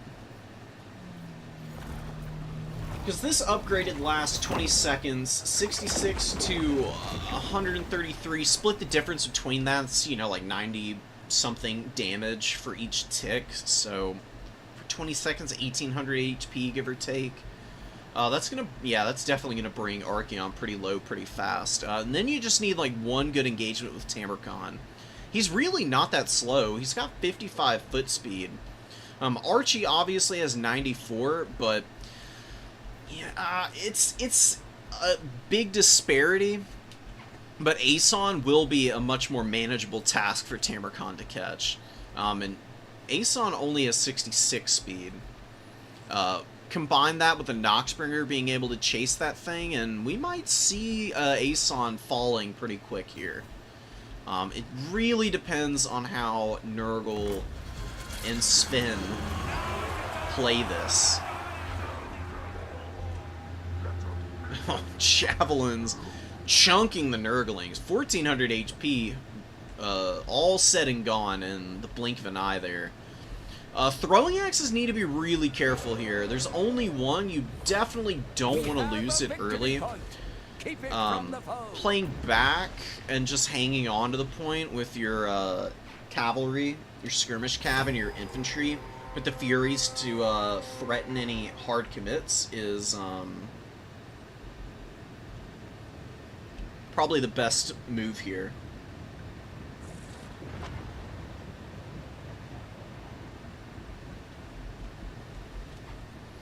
Shot going down, not making good contact, unfortunately. Noxbringer is just kind of trolling about. Wants to drop some more shots in here, it looks like. Gonna be winding up in just a moment. Should do some nasty damage here. Pretty brutal. Not the biggest chunk I've seen taken out of a Marauder Horseman before. 6 models, though, and some HP damage with the Vortexes ain't bad at all. These Marauder Horsemen need to peel the hell out of here. They're gonna get wrecked if they get hit again. A little bit of damage on the Soul Grinder, but he stutter steps a little and dodges most of the javelins there. Archeon getting up into the front line could definitely drop a Burning Head here. Should be really damn good, but a great dodge from Sven. Maybe a little ahead of the curve there. Avoids the worst of that. Gets Tamarcon into this fight. Tamarcon getting his Black Cleaver online. And Archeon getting smacked up right now. No spellcasts on him yet. Definitely want to use that Rancid Visitations here soon. I'm pretty sure it hasn't been used on Archeon. Maybe it was. But he's down to about half his HP almost. At 2/3 now, well on his way to being in the danger zone, I would say. Fury's being super aggressive onto the Marauder Horsemen and pushing them all the way back onto the number 3 objective, and Nurgling's going to go try and grab that, it looks like. Noxbringer's getting hammered by the Soul of Damnation, which is whatever. It's firing so quick because the Soul Devourer was popped. He'll be able to heal through it just fine, probably. Archie is already having to retreat from combat, which is really disconcerting for the Warriors of Chaos. Nurgling's going to pull back and away from the number 3 because Forsaken is coming up. Really good call there. Aeson being hounded. This is what I was expecting, man. Tamarcon staying in lockstep with this thing. The Chaos Sorcerer not too far behind. Aeson has just not been working today at all for either of the 2 people that we've seen try to bring him. He has been very lackluster. Chosen hanging on to the middle point. Going to be very hard to get rid of those Chosen. Not much to threaten. You got some throwing axes, I guess, that you could use to hammer. The Noxbringer can do it from range, but that is going to allow the Warriors of Chaos to continue to keep that point locked down. You've got tons of time, so don't panic, but definitely be thinking about ways to deal with them. It's very important now. Fleshy Abundance is available for Tammy if he needs it. He's got a decent chunk of HP left. Aeson is rallying. You've got the Soul here just continuing to lay waste to whatever it's firing at. Doing a pretty good job of it. Aspiring Champion's going to be the target for the Exalted Plague Bearers, but not a really good option in my opinion. The reason is that Aspiring Champions are just kind of small targets, and they're kind of hard for missile units to hit consistently. Even though they don't have the advantage of their shield right now, I don't know how this damage is going to be in terms of its efficiency. You can see the Exalted Plague Bearers have used a lot of their ammunition and gotten 63 value out of it. Hit the Forsaken here instead. That's the much better target. Pesty's being cleaned up by the monsters and Archie. Good call there. Getting a few shots in on these Forsaken now, which is awesome. Exalted Plague Bearers will hold up the advance of all these units here. Forsaken getting onto the rear also of this fight. Getting after the Chosen. Now that you've got a surround is where you can do some good chunking damage to these infantry. Nurgling is looking to screen for the throwing axes, who have been beat up a little bit. They've not done the best work in the world this day, but they've done respectable damage. Plague Bearer holding on to the number 2. Definitely don't want to leave that point. Forsaken get absolutely wrecked here. Noxbringer doing some great damage. You got the Exalted Plague Bearers doing really well in melee combat against those guys. Chosen have held up well. They haven't gotten really all that close to paying for themselves. But you do have Aeson and Archeon in here now to help out. More Forsaken in here. Frolickers Bubonic going for the engagement against the Chosen. Not a bad idea with their melee reflection, as well as the passive heal. They might be able to hang in there for quite a while and slowly chip down the Chosen because of the damage that they inflict on those guys. Beautiful burning head right on top of the Pestigores. Could have been more devastating than it ended up being, honestly. About 3,000 HP off that 10,000 health unit. It's pretty respectable, but Archaon only has 1,200 value right now. Forsaken and the Horsemen cleaning up the Nurglings. Good patience with the Plague Bearers sitting there. Just hanging on to your 1 point, and the game is very close on tickets. There's not a horrible need to get aggressive onto the points right now. Just keep value trading, and you should be fine. Noxbringer could get out of there and help finish off the Forsaken and the Chosen from a distance with the mortar shots. They're going to be fairly accurate if he just pops out over here and just lays into them. But Chosen actually tear out. Nurglings crumble there, but Forsaken and Pestigore is going to trade fairly evenly into one another. Going to be very favorable for the Warriors, though, with Tammy and the Forces of Nurgle, with Tammy and the Noxbringer in there now.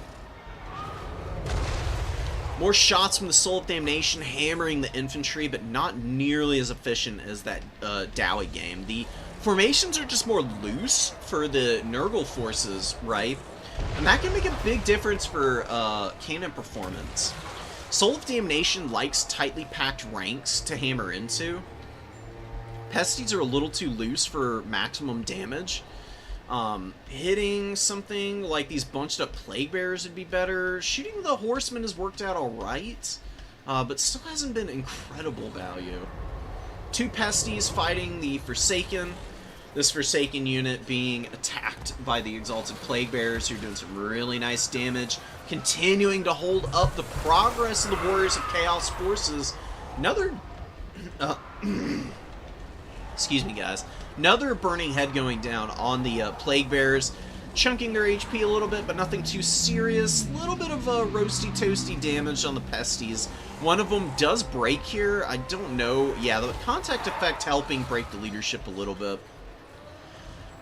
Chaos Sorcerer also just maneuvering around, but very unfortunate engagement for the Marauder Horsemen.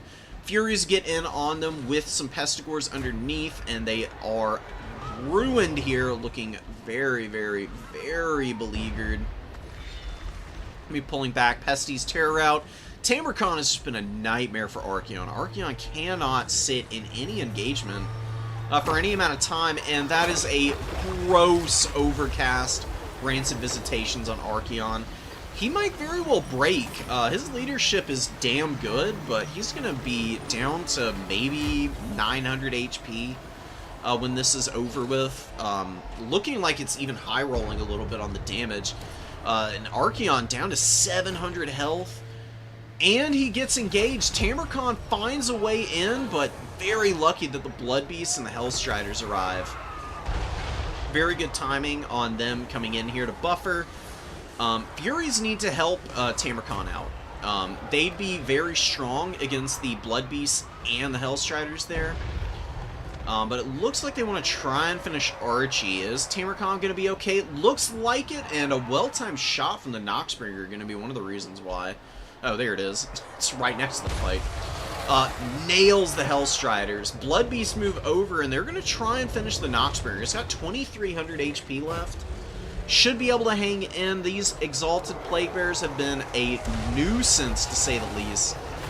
1,070 value. Blood Beast versus Tamarcon. I do believe Tamarcon has the edge. And he gives an upward axe swing right into the jaw of that Blood Beast and just takes it to pieces. Tamarcon back shots? Anybody? Hello? Blood Beasts are getting hammered here. They're really cost-effective unit. I love Blood Beasts. I think they're honestly pretty underrated. They have great attack speed, and their damage output's excellent with the weapon strength they have. The issue that they run into is running out of leadership and then getting terror routed, since they're not like Minotaurs. Minotaurs have ITP built into the unit because of Blood Greed. Blood Beasts only have it because of Frenzy, so they can terror out, which is unfortunate. Don't love it. If you're able to bring them in and hit and run with those guys, that's where they're excellent. Oh my god, and another... Oh, the Warriors of Chaos might have been okay, but Archeon gets hit by another Rancid Visitations that was in the back pocket and goes down here. Brutal stuff. Nurgle with excellent counters to the big units that Random Cuban was throwing in here. Aeson and Archeon just totally outclassed by the combo of Rancid and Tammy. Great performance from our boy here. You'll love to see 2400 value out of your big combat character. Excellent performance from him. And the Chaos Sorcerer of Nurgle with 1700 value himself. A lot of that on Archie. Some, sure, just from running around and beating up on whatever he's been fighting. You got a Plague Ogre with great weapons on the field, so no late game shenanigans from Random Cuban are going to be paying off here, probably. I mean, the value is pretty close. It's usually not a great sign against Nurgle, though. They've got Fecundities. I did see a Rancid Visitations go down on Tammy in the middle of the game there. That's probably about 1,000 value that Random Cuban has that's, you know, evaporated in the blink of an eye. Value meters are very suspect. They do not give a very accurate view of games oftentimes. There's a lot of reasons for that. It's good at a glance, but you should never ever take the value trades as gospel. Eyeball it, man. Like, the more time you spend focusing on making plays on the battlefield, the better your value will get. You know, obsessing over what the value trades are looking like is a way to really psych yourself out and overplay your own hand. It's a little bit of philosophy, like beginner's basic philosophy type of thing to keep in mind. Blood Beasts with those really good attack animations just bulldozing over the Marauders. I mean, they're beat up, dude. 7 models, 2,000 health. They had about 900 value last time we looked, and they've just about paid for themselves here, and they actually affect a break on the leadership of these Marauders, which is damn nice. Aspiring Champion is barely holding up over here, though. Tamarcon is making life a big issue for these guys. The Exalted Plague Bearers, there's 31 of them left with 1,600 HP. 1,600 value on them. Plague Ogres with about 400. They're going to get a really nice fight here, finishing up the Blood Beasts, who did get exactly 1,100 value. Very, very cool for them. Nurglings crumbling out. They were honestly pretty healthy. I don't know what broke their leadership, but that is a pretty unfortunate loss for Sven. Sven just does have a stranglehold over the other 2 points. Despite this push on the number 3 not going perfectly to plan, Cuban is just too far behind the curve to really get back in this. Fury's just diving the poor Hellstriders here. I mean, all over them, swarming in numbers. Chosen available to pummel the Marauders. The problem with the Warriors of Chaos Chosen... Excuse me. The problem with these Chosen is that they're a really awkward middle ground between the more specialized Chosen that the Mono Gods give. Like, Nurgle Chosen are absolute defensive mega geniuses. It's impossible to kill them in melee, seemingly. They have an obscene amount of melee defense. Khorne Chosen have great damage output with the Frenzy. They're hard to break because of the ITP and the good leadership that Chosen have. Extra armor, flaming attacks. Lots of like there.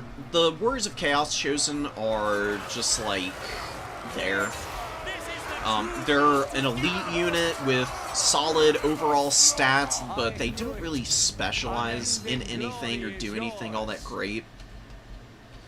They tend to take a little too long to get through chaff units like these Marauders. The Khorne Chosen would have probably beat them by the time the game ended there. Slaughter Guard were in the back pocket. Ooh, maybe saving up for the Slaughter Guard wouldn't have been a bad call. The Noxbringer was saving a lot of ammo. Sven is very good about utilizing the ammo on this thing. He uses it in melee a lot. The melee combat on the Soul Grinders is actually pretty good. I've been playing around with the Corn Soul Grinders, and the Corn Soul Grinder is just never going to be as good as the Noxbringer is into a majority of matchups, but there's definitely a few where even the Corn Soul Grinder can be pretty strong. Oh, Tzeentch Chosen are also pretty good. The Overshield's really good for them. They're very, very tanky by just persevering through whatever damage you throw at them. Other than that, they're not really any more different than the Warriors of Chaos Chosen. I can just show that off real quick, right?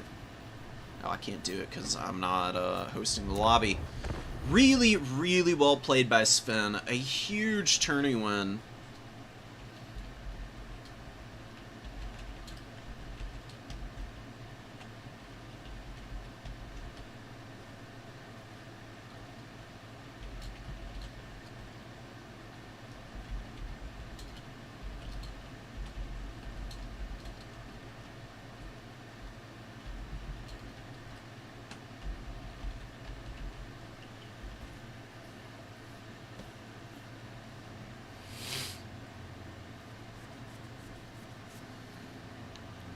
Super cool to see.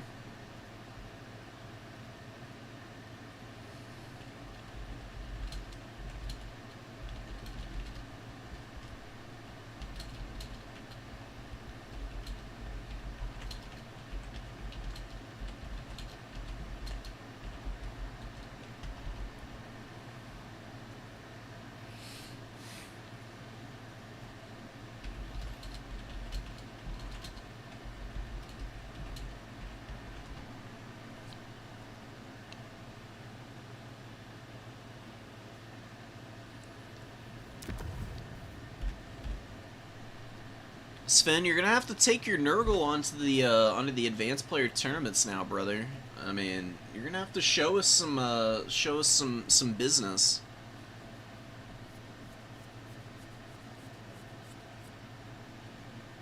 Yeah, the Chosen Shield is exactly that. Like, one artillery barrage you can survive, which is great. It's actually so nice to be able to do that. Because you can pull the Chosen out of range of artillery. Just keep them at the farthest distance of your opponent's cannon. Let them eat a shot, and then just back up and let their barrier replenish. You can do a lot of surviving and baiting with the Tzeentch Chosen's barrier shield.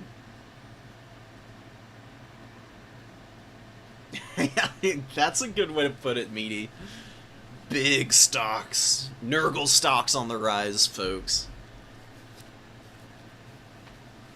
We'll see how far they can go. Nurgle's a little weak. They just inherently struggle because of their design at times. You know, being slow and kiteable is never a good thing to be. But they do have some pretty good counter pressure tools so they can keep themselves alive. Their matchups just tend to skew a little bit more than, say, like Khorne. Khorne is pretty close in win rate, though.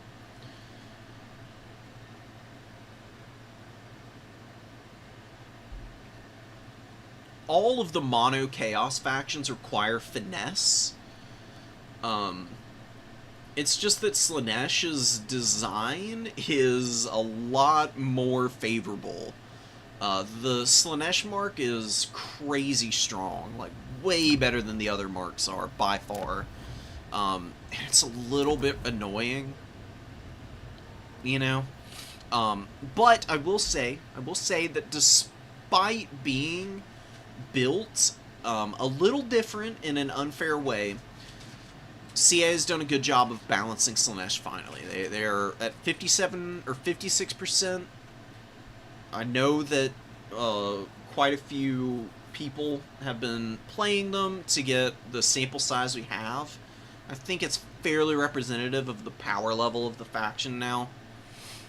Just the fact that Slaanesh is not, like, well over 60% and creeping up on 70 is a really good sign for the health of the meta. Because nobody wants to have to do what we did last season and ban the entire faction. Nerf the Slaanesh mark? Why do they all get ITP? That's the biggest thing. Like, Slaanesh's mark already gives them really good stuff. I mean, you get Physres, Strider, and Speed. Those are all crazy strong. But you add on the fact that your just entire faction is immune to terror routes. And you're talking about something truly heinous. Like, they're way stickier than they have any right to be, which is the big issue in my book. I wouldn't even mind if they reverted the Physres change, because they used to get 10%. It's just one of the many nerfs that Slaanesh has gotten since launch. You could revert back to 10% Physres on these guys, get rid of immune to psychology, and I think the Mark of Slaanesh would be in a really good spot and still be,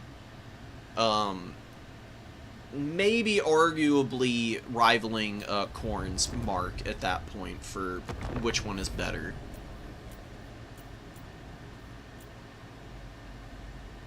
Tzeentch has the weakest mark. It's just not that good in Dom, unfortunately, but there's still things that you can do to get good work out of it.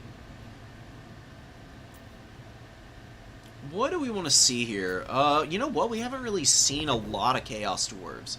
We had one game earlier, and Do Your Lines did promise that this was a good game, so I would really love to see this.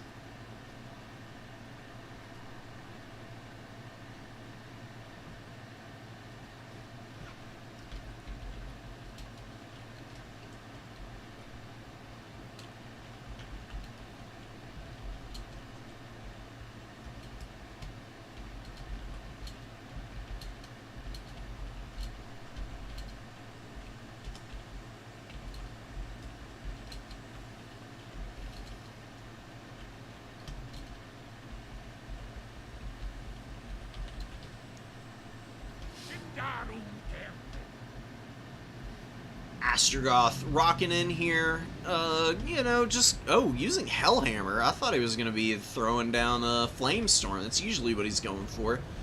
The Hellhammer is actually a pretty good spell. You don't see it very often because Flamestorm is usually more efficient.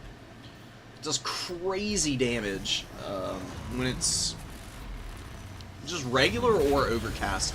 So the way that Overcast works is kind of weird because it increases the duration of the vortex, so to speak. In terms of performance, I just don't see it enough, and I haven't sat down and compared all the spells in the game to really know exactly how good that is. We have a victory. It should do some fairly decent and consistent damage, though, I believe. Miners avoiding the Dreadquake Mortar, but they do get affected by the monster's impact, so whopping 11 speed for these guys. You can see they're barely able to move, like stuck in molasses. Dreadquake Mortar is still targeting them. Is it going to actually impact here? Good dodge again from Kitty. Very discerning movement from those guys. Love the sound effect on the impact there. Astrogoth gets into combat against the Miners. He literally just does not care about fighting these guys. They're so bad in melee combat, he'll just ignore what little damage they can threaten him with, basically.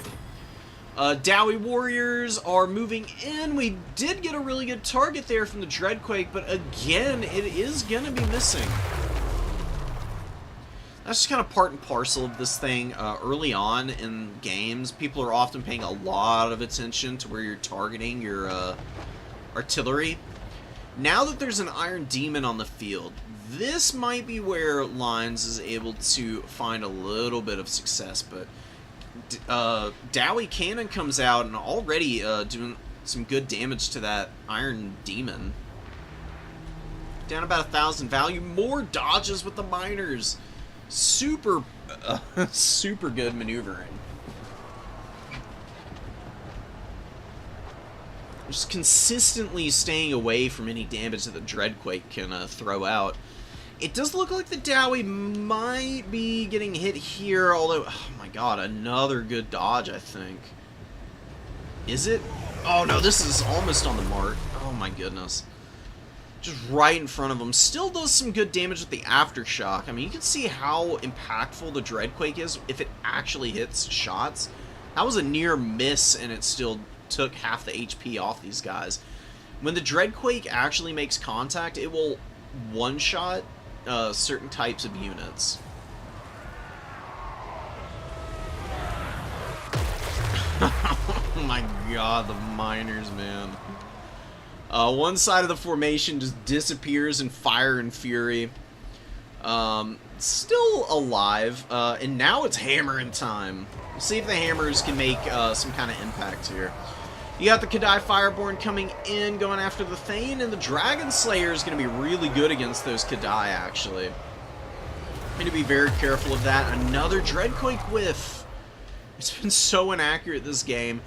Beautiful damage going down on the Dwarf Warriors. From what? Oh, from Astrogoth. Did he drop the Hellhammer? Oh, no, he didn't. Blazing Beards threw their blasting charges in. So that's why the Dwarf Warriors have no HP left. They got absolutely nuked by blasting charge volley there. Dreadquake shot, finally getting the impact that it was looking for. Direct hit on the center of the hammer unit. The Aftershock clearing through quite a bit of the remaining HP on those hammers. And a shotgun blast on the Iron Demon, just sending these guys flying. Hammers are routing. What are we aiming at now? Just one last shot as a parting gift for these guys. I'm going to help finish up these miners, potentially, too.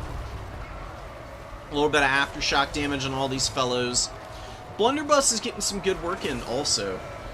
Just blasting away at whatever is left here. Good hold on the #1 objective for the Chaos Dwarves. Doing a pretty good job of hanging on to the #2 as well. Blazing Beards are beat to hell, though. Good overlapping fire with the Ranger Great Weapons and the Grim Delvers focusing in on this very expensive elite Chaos Dowie unit. Getting rid of them before they even get value out of the blasting charges is massive. Beautiful shot from the Dreadquake. Last few volleys from it have been very accurate. And despite getting no value early, now sitting here with 1,500, almost paying for itself. Actually, I think that is paying for itself. It's 1,500 gold now, right? Damn good stuff. Dowie need to find a way to kill this thing. You don't want to leave it to get any more shots off and potentially kill another unit. You also don't want it to be unsummoned and give back, what? How much would you get in exchange? Like 500 plus thereabouts. Probably close to like 700, 650 or something like that. We'll see once it gets unsummoned. I'm actually curious. Good volley from the Grim Delvers and the Iron Demon, but it does get into contact with them, and there's not much peel for them now. Looking real scary for those guys. The Dowie Lord, as well as the Dragon Slayers, are fighting Astrogoth here. Astrogoth is just not giving a rat's ass about this triple team. And he's doing some pretty good damage. Popped Cascading Fire Cloak on himself to stay alive, get that melee defense up, and rolling. Kadai Fireborn coming in. Giant Slayers in the fight here against Chaos Dowie Warriors and the Kadai Fireborn, acquitting themselves fairly well, get chunked by that shot from the Dreadquake. 2,100 value and counting now. 2 more shots before it's all said and done. Let's see what it can do. It is obstructed by the barrier here. Oh my god, dude. Scraping the edge of the rock face there, and does land an okay shot. I mean, Aftershock will do most of the work there. Into the Grim Delvers. Very, very low now. Iron Demons still rolling around. These things are so annoying. Iron Demons are a nightmare unit for a lot of factions. Khorne does not have great ways of killing these things. They've just got too much damn mass. They're hard to lock down. They're fast with the more power. And if they have perfect vigor, it's even worse, man. Dowie flooding the number 3 and doing a good job on the objectives. Dreadquake's going to have to be unsummoned now. 2,400 value on it is damn solid stuff. Astrogoth with only about 500 value. Lord and the Dragon Slayer trying to hold on to the number 1, but they're in no man's land, and it's looking real ugly. Nice hit from Astrogoth. Finishes off the Dragon Slayer, and the Lord getting roasted by the blunderbusses as he tries to collapse on them. Astrogoth's going to get a rear charge. Probably just beat the hell out of this guy as well. Blunderbuss is compromised, a little thin on the number 1, and the number 2 is not really all that well secured. You got Hobgoblin Sneaky Gets hanging onto it.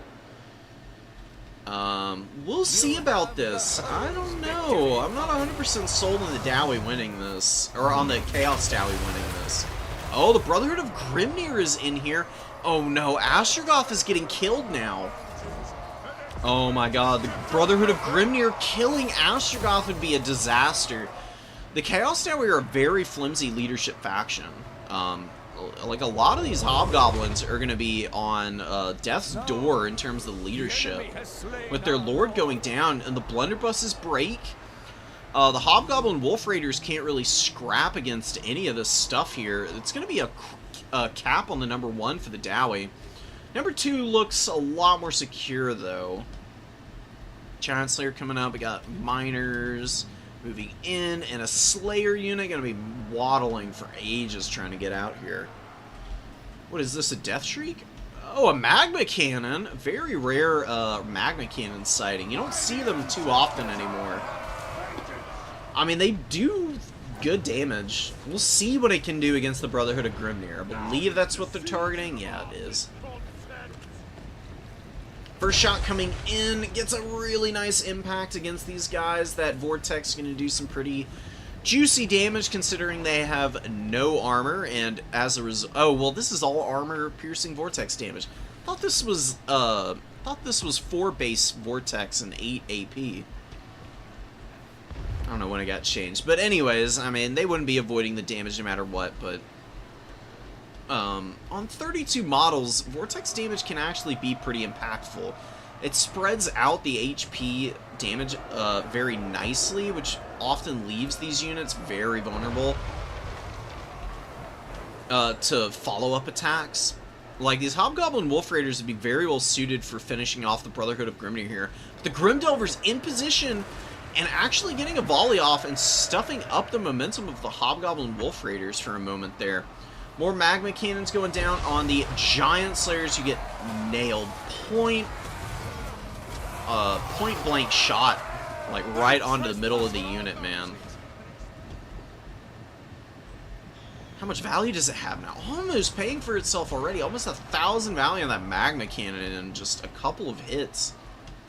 Maybe that would have been better than a Dreadquake. Like 2 Magma Cannon opener instead. Do Your Lines has lost the value lead. It's been pretty narrow, but it was looking pretty good for the Chaos Dowie, but now in this late game situation, now they're looking a little bit more beleaguered. They've lost the number 1. They're resecuring it, but it's costing them an arm and a leg. The Kadai crumble before the Giant Slayers go down, which is a catastrophe. Big problems developing on the number 2. The leadership is just not holding up. Sneaky Gets without their Lord just don't want to stick around and do the work they need to. They've seen the writing on the wall, I guess. They've really decided when and where they're going to be hanging in. And right now is not the time for the Sneaky Gets to be scrapping, it seems. You have the Dowie Lord coming back out. So, Dowie leadership was really never that in question. I mean, it's always going to be fairly solid just because they have good base values on everything, even miners. Doesn't mean that Dowie leadership is invincible by any means. they just don't suffer from the Lord dying penalty all that much. Kitty bringing the Lord back out is going to make the minor core on the number 2 that much more resilient and maybe hold on long enough for the dub to come in here. Got the double cap. You've got to hold for, what is it, with 500 seconds, you get 2 per tick. 4 minutes and you're set pretty much. Kadai Fireborn just clowning on the Slayers. Slayers are so bad against armor. They have to have support against stuff like Kadai Fireborn, and they just get absolutely raffle stomped. As you can see here, they really haven't even paid for themselves. Brotherhood of Grimnir moving in. They're also going to be fairly vulnerable to the Kadai. A lot less so because they do have good melee defense. But now you got them getting poked from the flank by the Wolf Raider archers. And the Chaos Dowie are not out of this game. They're doing a good job of keeping their low leadership units alive for the most part and getting some kind of value out of them. Would be nice to see the Brotherhood of Grimnir off the field before you make any prognostications about the Chaos Dowie getting back on the points, because it is an uphill climb. Dowie are so much better in the cap weight department. They just got more and better cheap units that they can throw up that will, even if Dowie lose value, just because of the leadership that their miners have, they can hang on to objectives so long in bad value trade situations. That makes all the difference in the world for domination mode. Very few factions can equal the Dowie for cap weight. Lots can bring the same numbers, but not a lot can bring the same leadership. Ranger Great Weapons whiffing against the Iron Demon a little bit. I don't know what's happening there. Very unlucky for them, because now they get compromised by it, and they're going to get steamrolled by this thing, no pun intended. Kadai being finished up here. The Giant Slayers making it into combat, and they have put a unholy beatdown on those things. Still got good value out of that Kadai Fireborn. Could have been a little bit better, though. Probably need a little bit better, in fact. You do have the number 1 on lockdown, sort of. I mean, you got 1 blunderbuss here, which, against a miner, I think the blunderbusses can keep them back, but you need the number 2. Anything heavier than a miner will very quickly push the blunderbusses back. And this magma cannon's gotten great value, about 1,000, but it's been a little lackluster the last couple minutes. It needs to move forward some so that it can get a better line of sight onto the number 2 objective, because you can see this big shot blocker is just keeping it from contributing over here, and it would be very important to kill the Giant Slayers with that thing. Having to engage the Giant Slayers in melee combat, like, you're grinding them down cost efficiently with Chaos Dwarf Warriors. The problem is just that these guys do throw out pretty good damage, and because they're unbreakable, they're just constantly forming an annoying bulwark that you have to figure out some esoteric way of working around. About 2,000 value on those guys. 1 more blasting charge volley to go down and do a little bit of damage here.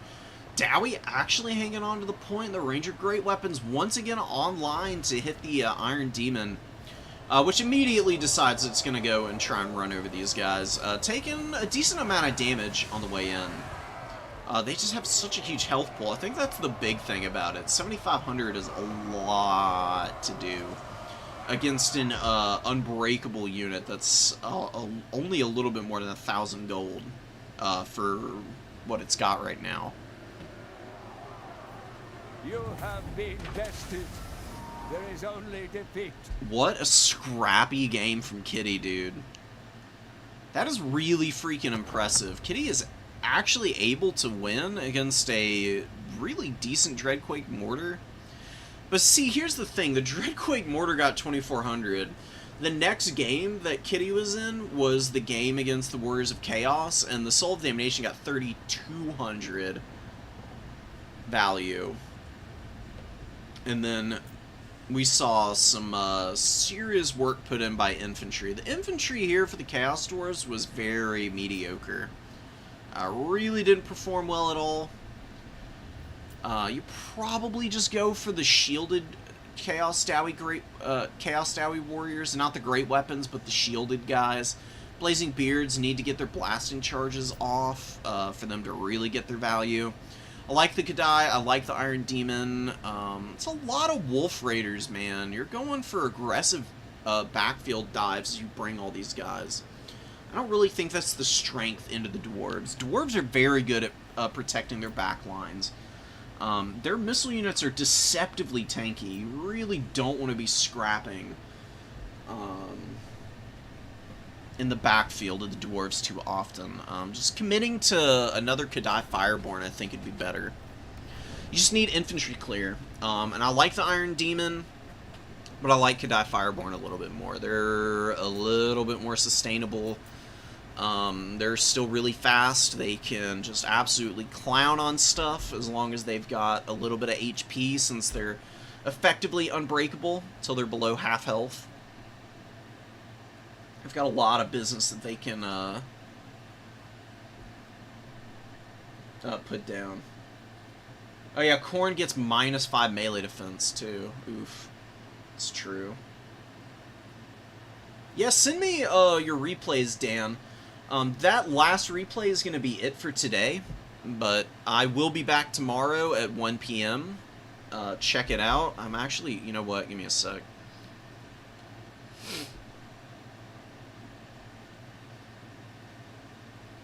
Let me go ahead and create this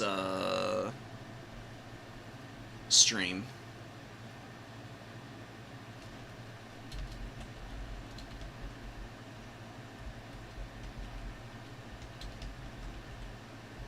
I'm super excited to be doing these Twist tournaments because they're so cool. I love the format. Legendary Lords Tournament is really fun. You get a select number of units you have to bring in your starting army. And see if you can make the wins happen. Boss Toss won the tournament this last week. Who did he play in the finals? Oh, Maximillionaire. I'm not 100% sure who the competition is going to be. I imagine it's going to be some really strong players as per usual. Because if you lost in the Twist tournament last week, you can still participate this week. Certain lords are eliminated that were around last time. There's still a pretty decent selection to pick from. And I'm going to be playing Khorne this time around. I've been practicing some of the setups for Arbol and Skulltaker. Skulltaker's going to be really hard, because he's got to bring a pretty mediocre at best unit. The Heralds of Khorne's Fury I just can't figure out for the life of me. They're just not good. Arbol is an easier requirement. He brings Bloodwake Berserkers or a Wrathmonger of any type. Either or is really strong. Great unit, period. Super survivable, hard to kill. Nightmare fuel for infantry to fight. Pretty good against big targets. He's also got to bring 2 Chaos Warriors, which isn't much of an investment around Bloodwake Berserkers. Like, 2 shielded Chaos Warriors to eat arrow fire is actually pretty nice to have on a point. You can bring all the other goodies that Khorne is known for around that. Skulltaker just has to spend so much money in the starting army on the Heralds or a Blood Crusher. I mean, the Heralds are the better option because regular Blood Crushers are really terrible. And then you need 2 Exalted Bloodletters. And those guys are really decent, but committing so hard to so many anti-infantry units does tend to mean that you don't have a whole lot in your starting army for countering mobility, which can poke down those units pretty aggressively.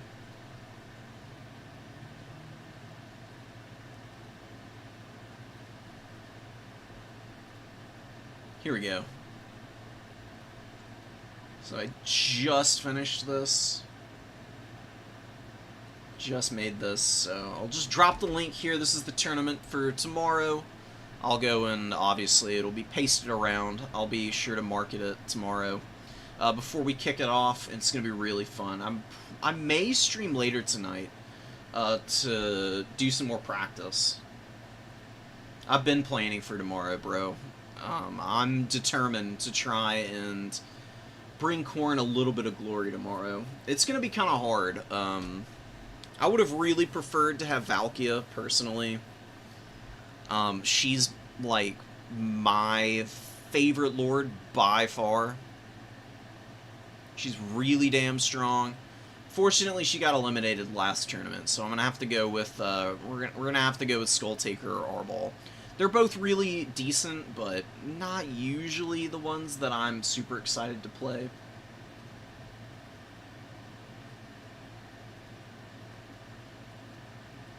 Two nubs fighting. It's okay. Everybody starts somewhere, Daniel. I check all the replays that get sent to me. I don't cast tons of them. I'm always happy to help out with advice if I have the time and opportunity. And anyways, guys, I appreciate y'all checking the stream out today. I'm going to dip out here for the time being, go get food, eat, hang out with friends, and then maybe later in the evening I'll be on to practice for tomorrow. And maybe we can have a little impromptu stream late night. But we'll see about it. Anyways, till then, signing off here. Y'all take care. Peace out. Stay safe.